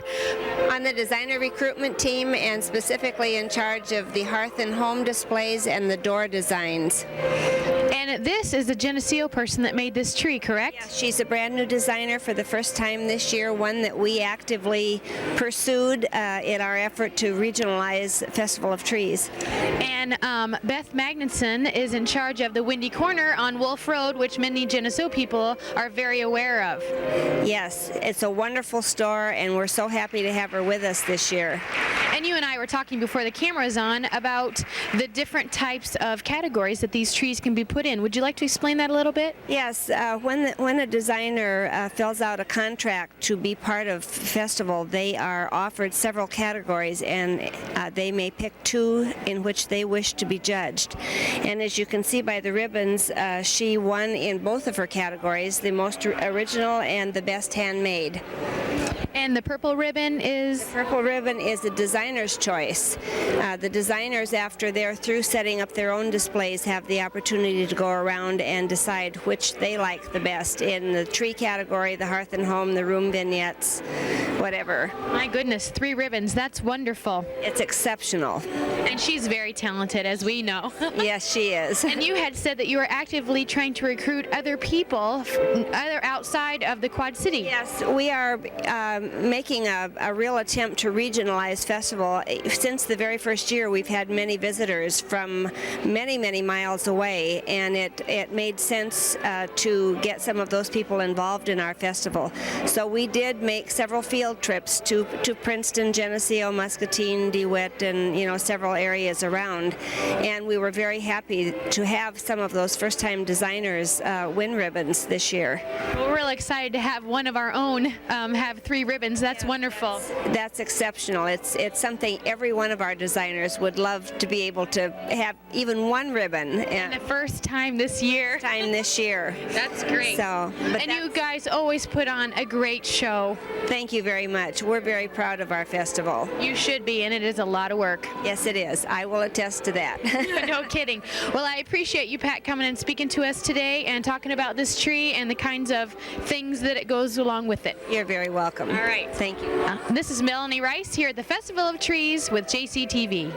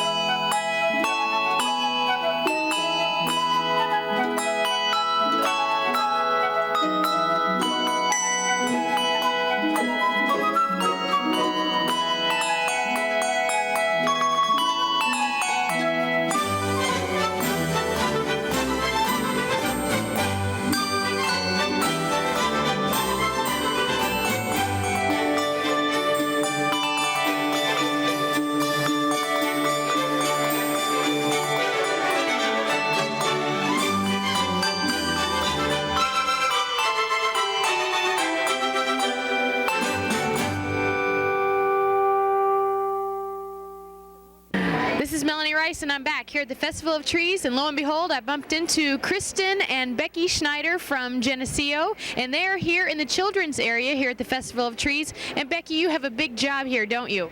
Well, I'm one of 3 co-chairs for the area. And you probably are trying to get all this together, and probably all year long. We start generally the end of spring, get our committee together, decide on what projects we want to do, and sometimes that takes 2 or 3 meetings before we hash out what we want to do for projects. And once we get those decided, we get our list together. Basically, we don't meet through the summer. Everybody takes a project or a part of a project and gets the materials ready, cutting, and believe me, there's a lot of prep work done before we come to set up the week before festival. Well, I'm sure it goes very organized as you're here. We always think it's organized until we get here, and then we always get surprises. And this year we mastered them on Saturday morning, and it worked out. It always works out. Okay. And Kristen, I hear, has been a great help. Well, Kristen has volunteered every year that I have been here. This is my 4th year as a volunteer, and my 1st year as co-chair. And Kristen's been here most of the time that I've been here. And is this the only mother-daughter team here at the festival? Actually on our committee, but unfortunately out of the country right now, we do have a mother and daughter on our committee. My other daughter, Sarah, also has played a part. She's been the festival mascot for the Teddy Bear Tea yesterday and the Arsenal Halloween party. Oh my goodness. So Kristen, what are you in charge of here? Well, I basically help out with all the different activities, just as much as I can. See if they need anything from the back or any stacks, so just to help out. Okay, and there's a lot of kids that come through here, aren't there? Yeah, there's a lot. What's their favorite thing that they love to do? Probably the wind machine with the paper in it, because it's something different that they haven't done before. And they step in this machine and what? And they lock the doors, and then they flip the switch, and all the wind blows the paper all around, and they try to catch it. Okay, that's something that they really love to do. And I'm sure there's been a lot of school kids here this week also, correct? We've had 1,000 school kids come through every session, morning, afternoon, Monday, Tuesday, and Wednesday morning. Oh my gosh, so you guys are way busy. We're very busy. We provide usually projects enough for 3,000 to 5,000. Each day? No, that's total. Oh, total. Okay, still, that's a lot. That's a lot of projects to prep for. Okay, well, I'm sure glad that you have Kristen here to help you out. I am too. Kristen's been a big help. Good. Well, this is Melanie Rice with JCTV, and I'm sure glad we bumped into Kristen and Becky here at the Festival of Trees. Christmas pets and kids, what a perfect combination. How many children have dreamed of getting a kitten or a puppy for Christmas? But have you ever wondered how many of our little animal friends have wished to get a family for Christmas? Well, Dr. Rash, a longtime Chamber of Commerce member and a veterinarian here in Geneseo, is going to share some stories with us today of some very lucky pets who have found homes for Christmas. Now, Dr. Rash, you've had to provide veterinarian services recently to several pets who found home for Christmas, and some of them have been kind of touching and unique stories. Isn't that right? Right. I think, of course, anytime that an animal is orphaned, that in itself is quite touching. What we have here is a little kitten named Cozy. Now, this kitten, when we started out with her, weighed 5 ounces, didn't have its eyes open, was 10 days old, and now is 9 weeks old today and weighs over 1.5 pounds. And we raised her just to my right here on the counter in a special box with a heating pad and nursing bottle, and we nursed her around the clock for 4.5 weeks before we felt confident in sending her to a home. And Betsy Olmsted, one of my nurses, has adopted Cozy because we all got pretty attached to her. She's really a Humane Society kitten, and the Humane Society just felt like they didn't have the skills to raise her because she was so tiny. And so we did that, not knowing where she was going to go, but now we know, and she's got a wonderful home here with Betsy. So Betsy, what made you decide to adopt this kitten? Because you probably have other pets at home, right? I do. I got attached to her, and I think she's really cute. Also, recently adopted a dog as well. Tell us a little bit about how that came about. Where was that dog from? He was from 2 older ladies that live here in town that had to be placed in a nursing home.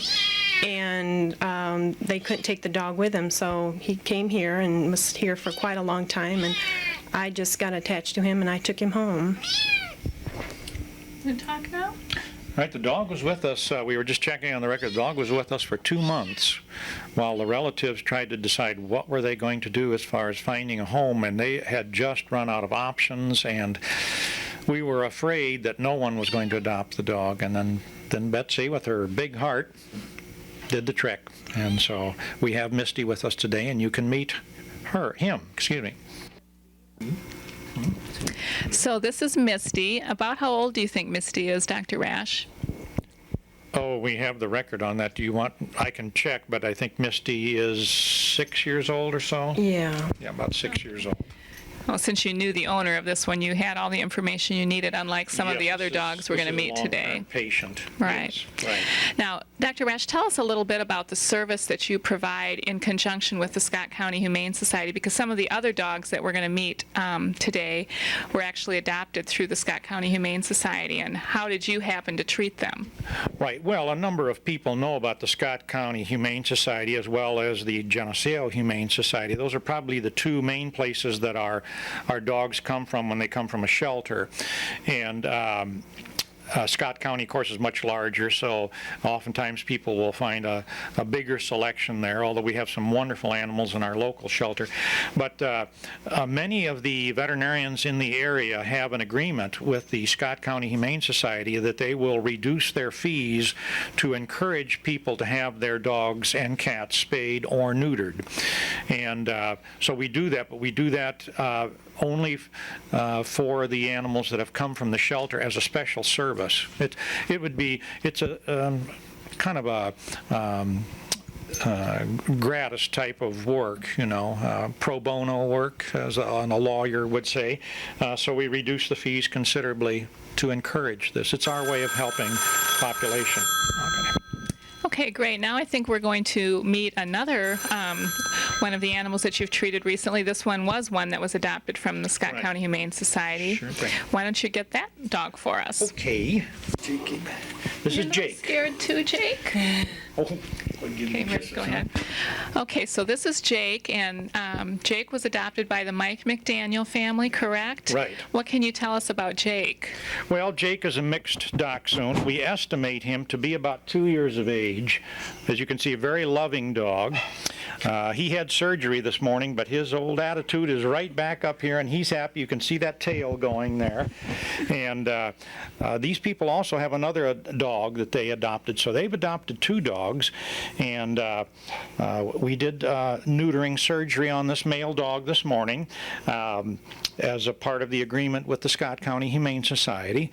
And he's going to make a wonderful pet. He is a super dog. Yep, he looks like a beautiful color. Yes. Okay. Our next lucky pet friend is Kelsey, and she's been adopted by the Rick and Lisa Arkell family. And sometimes, at least Dr. Rash was telling me, when a dog gets this age, it's a little harder to get them adopted. What was it about Kelsey that attracted your family, Lisa? Oh, we thought she was a really cute dog, and we had looked at several dogs, and just something about her seemed real appealing to us, and she seemed real friendly. And you have several children. Yes, I have a son and daughter, and they have a lot of fun with Kelsey. They play with her quite often. Is this your first family pet? Yes, we've never had a pet before, so we had waited quite a while, but we thought the shelter was a good place to, get a family pet. How many animals did you have to choose from at the shelter? There were quite a few. The shelter was quite full, so there was a big variety, all different sizes and shapes. So. And why did you decide on an older dog versus a puppy?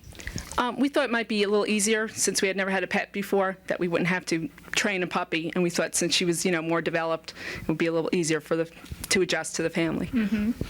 And have you done any Christmas shopping for Kelsey yet? Yes.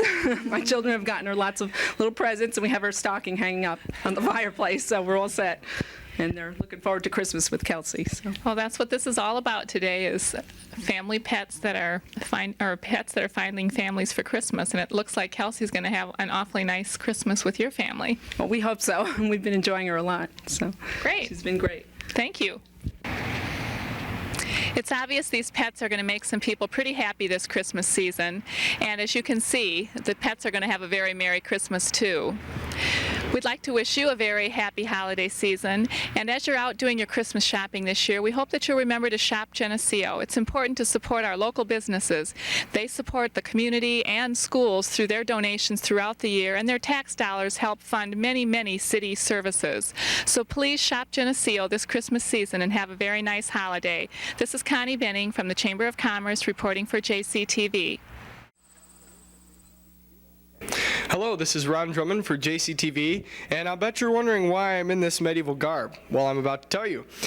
I'm at the high school where we're having an overnight magical rehearsal for the upcoming magical dinners. And with me I have a few of the singers in the group, a few of the leaders, and they're going to tell you a little bit about themselves and a little bit about the group.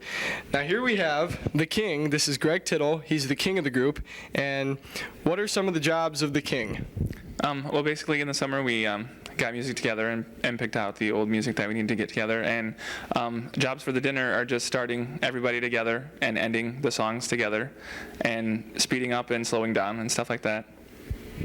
And how do you think this year's gone so far? I think it's going well, considering all the new people and the change in directors. I think it's going really well. Good. And this is Nathan Nord. He's a senior and he's a prince in the group. And how long have you been in the group? This is my second year run. And what do you like best about it? I like the experience and singing with friends, and I like the dinners too. It's a lot of fun. So. Cool. And now we have the princess, and she's a senior also, Megan Van Meenen. And tell us about what you like about the group. I like basically everything. The dinners are a lot of fun, traveling different places and singing, and Festival of Trees is a lot of fun. You get to meet a lot of new people and get close. And how long have you been in the group? This is my third year. And how's the magical experience gone this year? It's gone pretty good. There's a lot of different changes in the script, and there's a lot of new people, but it's working out pretty good. So. Great. And we've been quite busy this year. We've had, like they've said, we've had a lot of changes, and we've had a performance here and there, including the Festival Trees at the River Center in Davenport, which was a lot of fun. But one of the major changes of this year was a change of director, and I have him right here. This is Mr. Steve LaCroix. He's the director of the choir activities here at the high school, and he's going to tell you a little bit about the magical and when it is and all that neat stuff. It's been really fun for me to walk into an established dinner that's been a tradition for a number of years. It's also been difficult because everyone comes in with their own ideas, and to insert your own things and keep the traditions alive takes a lot of balancing. But I'm thankful for the kids who've really taken leadership roles and helped out in that situation, and also for the parent committees and people who've just jump in and do the things they know need to be done. The dinner is coming up this next week, 2 weekends, the 7th, 8th, and 9th, and I think tickets are still available. I know we're recording before the performance, so if you're seeing this after, I hope you didn't miss it, but we're looking forward to it. Thanks. So as you can tell, everybody's pretty much excited about it. But although this will be shown after some of the dinners, we still will be performing around the area, so maybe you'll run into us then. But Madrigal is exciting, and we hope you see us sometime. This is Ron Drummond for JCTV. All creatures now are many, many, many, many, many, many, many, many, many, many, many, many, many, minded. The shepherds don't just shades, don't just shades, don't just shades, don't just playing. The nymphs are following, the nymphs are following, the nymphs are following, the nymphs are following. Young Hugo was where we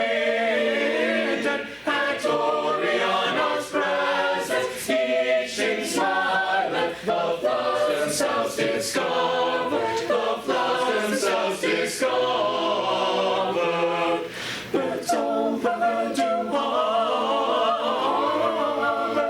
Music the time beguiled, music the time beguiled. See where she comes, see where she comes, with flowery garlands crowded.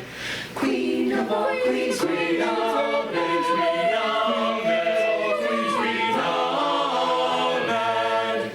then sang the shepherds and nymphs of Diana, nymphs of Diana. Long live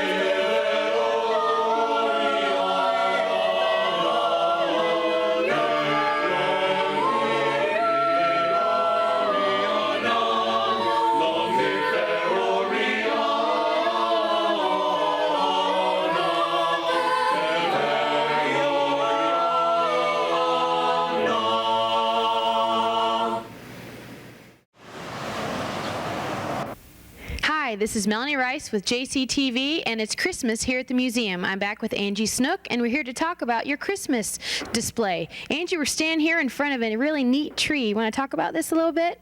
Well, this is an early feather tree, and many times when people couldn't afford trees or they didn't have trees, they would make trees from feathers. And what they would do is take the feathers and they would either dye them or paint them and put them on a branch and then wrap it, and that would be the Christmas tree. And Christmas trees earlier were never as big as we have now. We think we want an 8-foot tree or a 10-foot tree, but luckily they had 3-foot trees and put them on a table, and they looked like they were 8 or 10 foot tall. That was just the way most families enjoyed their Christmas, was by a smaller tree. And the ornaments are very interesting also. You want to talk about Christmas ornaments? Well, the early Christmas ornaments were from Germany, and they're the only country that made hand-blown ornaments, and they sent them to the United States by the millions to the dime stores, the Kresge's and the Woolworth stores, and there were millions and millions purchased throughout the United States, but there's very few left because they were so fragile. The different designs they have that are really collectible now are worth anywhere from $50 to $300, and the little tree up here, or the little house up here, is one of them that's worth like maybe $50 to $75, and they are reproducing them now because they're such in demand. Okay, now you're right. We go for the big trees. That probably has been a big change, obviously. Right, and because people didn't cut down their trees in their front yard, they would keep them out there for looks or for the animals or for whatever, and so they never cut down trees like we did, and there were not any Christmas forests that we have. And there's probably plenty of feathers. Yes, lots of feathers. Okay, well, we've got some other things here. You want to talk about how they decorated for Christmas at that time?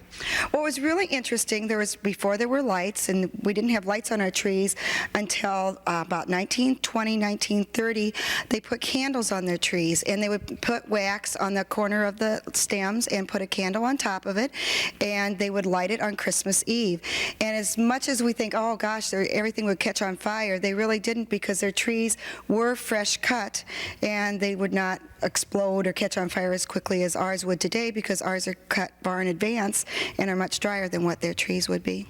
So they just had candles and just the ornaments at that time? Right, and it's kind of ironic because they made candle holders in about 1923, and 3 years later they came out with the first electric lights to put on the tree. Well, of course, that always happens. And here underneath the tree we have some old Christmas cards. These are beautiful. The Christmas cards look almost like they're spring cards because a lot of them have spring flowers and spring little girls in their dresses, and they felt that Christmas was rebirth with the birth of Jesus, and so they would be celebrating the springtime, and so the cards reflected on that. They were very beautiful. They had fringe on them, satin. They were very decorative, and people would leave them out all throughout the year on their fireplaces and mantles and shelves. And Santa was not who he was before. That was kind of different at that time, wasn't it? Right, and the other thing, it was mostly through the church and through Christianity that was celebrated Christmas, and then later St. Nicholas and Christmas came into being, and now we have all the Santa and all the Christmas presents, but a child was lucky if they got one present, and it would be something that was useful. That's right, and things have certainly changed then. Right. Well, let's go over here to some of the hand-blown ornaments that you have. They are beautiful, and I can't believe that they were shipped them. I mean, they were so fragile. They were shipped all the way from Germany, and they must have packed them very, very well because they are very, very fragile, and every time we put them out in the museum, we really have a concern whether or not they will be broken. Sometimes they're even wrapped in string and batting to just protect them. Okay, and over here we have another feather tree and also a little horse. The rocking horse would be some little boy's very, very best present he would probably ever receive. They were carved from wood and painted. This one had original horsehair on it and a horsehair tail, and it's nearly in mint condition except for the horsehair is missing. If we would replace the horsehair, it would lose its value, so we've left it as is. Also, the little girl would be really thrilled to find the wicker baby buggy, which is really a replica of maybe her mother's full-size baby buggy that she would take her children for a walk in.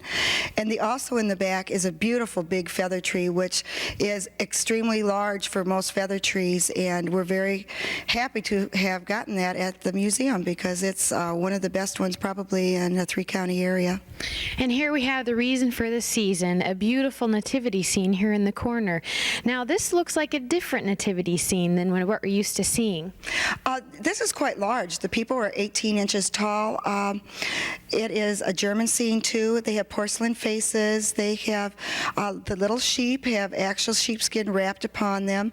The nativity itself has 6 wise men and Mary and Joseph, and they're made with underneath with little porcelain hands and legs, and then it's connected with wire, and then the clothes were handmade and draped over them too. And we forgot that this was in the museum for many, many years, and 3 years ago I was up in the attic and found this box and opened it up, and I was really excited because I didn't even know the nativity scene was there, and it's something that people come back year after year to see because it's really a unique nativity scene. It is, and it's beautiful.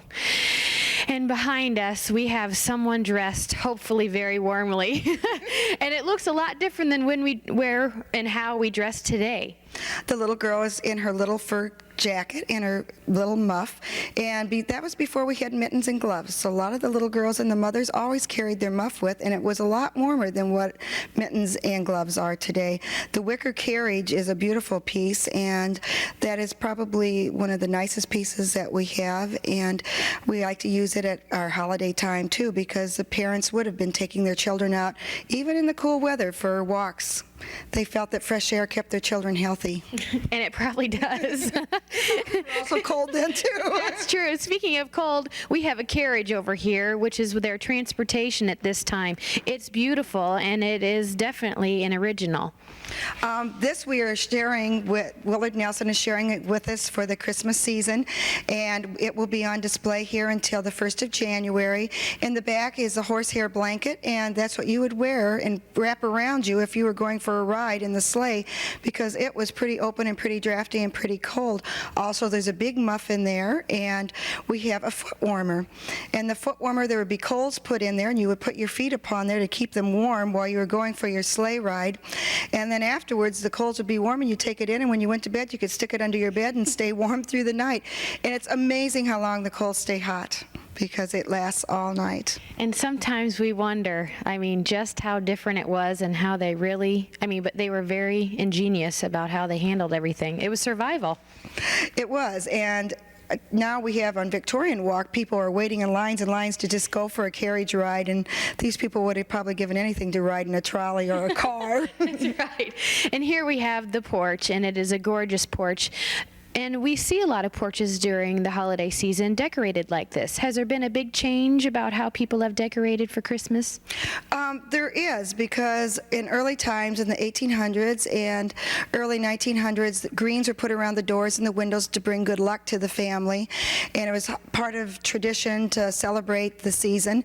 And then for many, many years, there wasn't very much of this done. And now in Geneseo, with our Victorian Walk and with our holidays in the old Victorian homes, people just go out of their way to decorate it, and each year you see more and more and more, and the visitors that come to Geneseo cannot believe how we decorate all our homes and all the white lights, which are still typical of the Victorian era with the candles.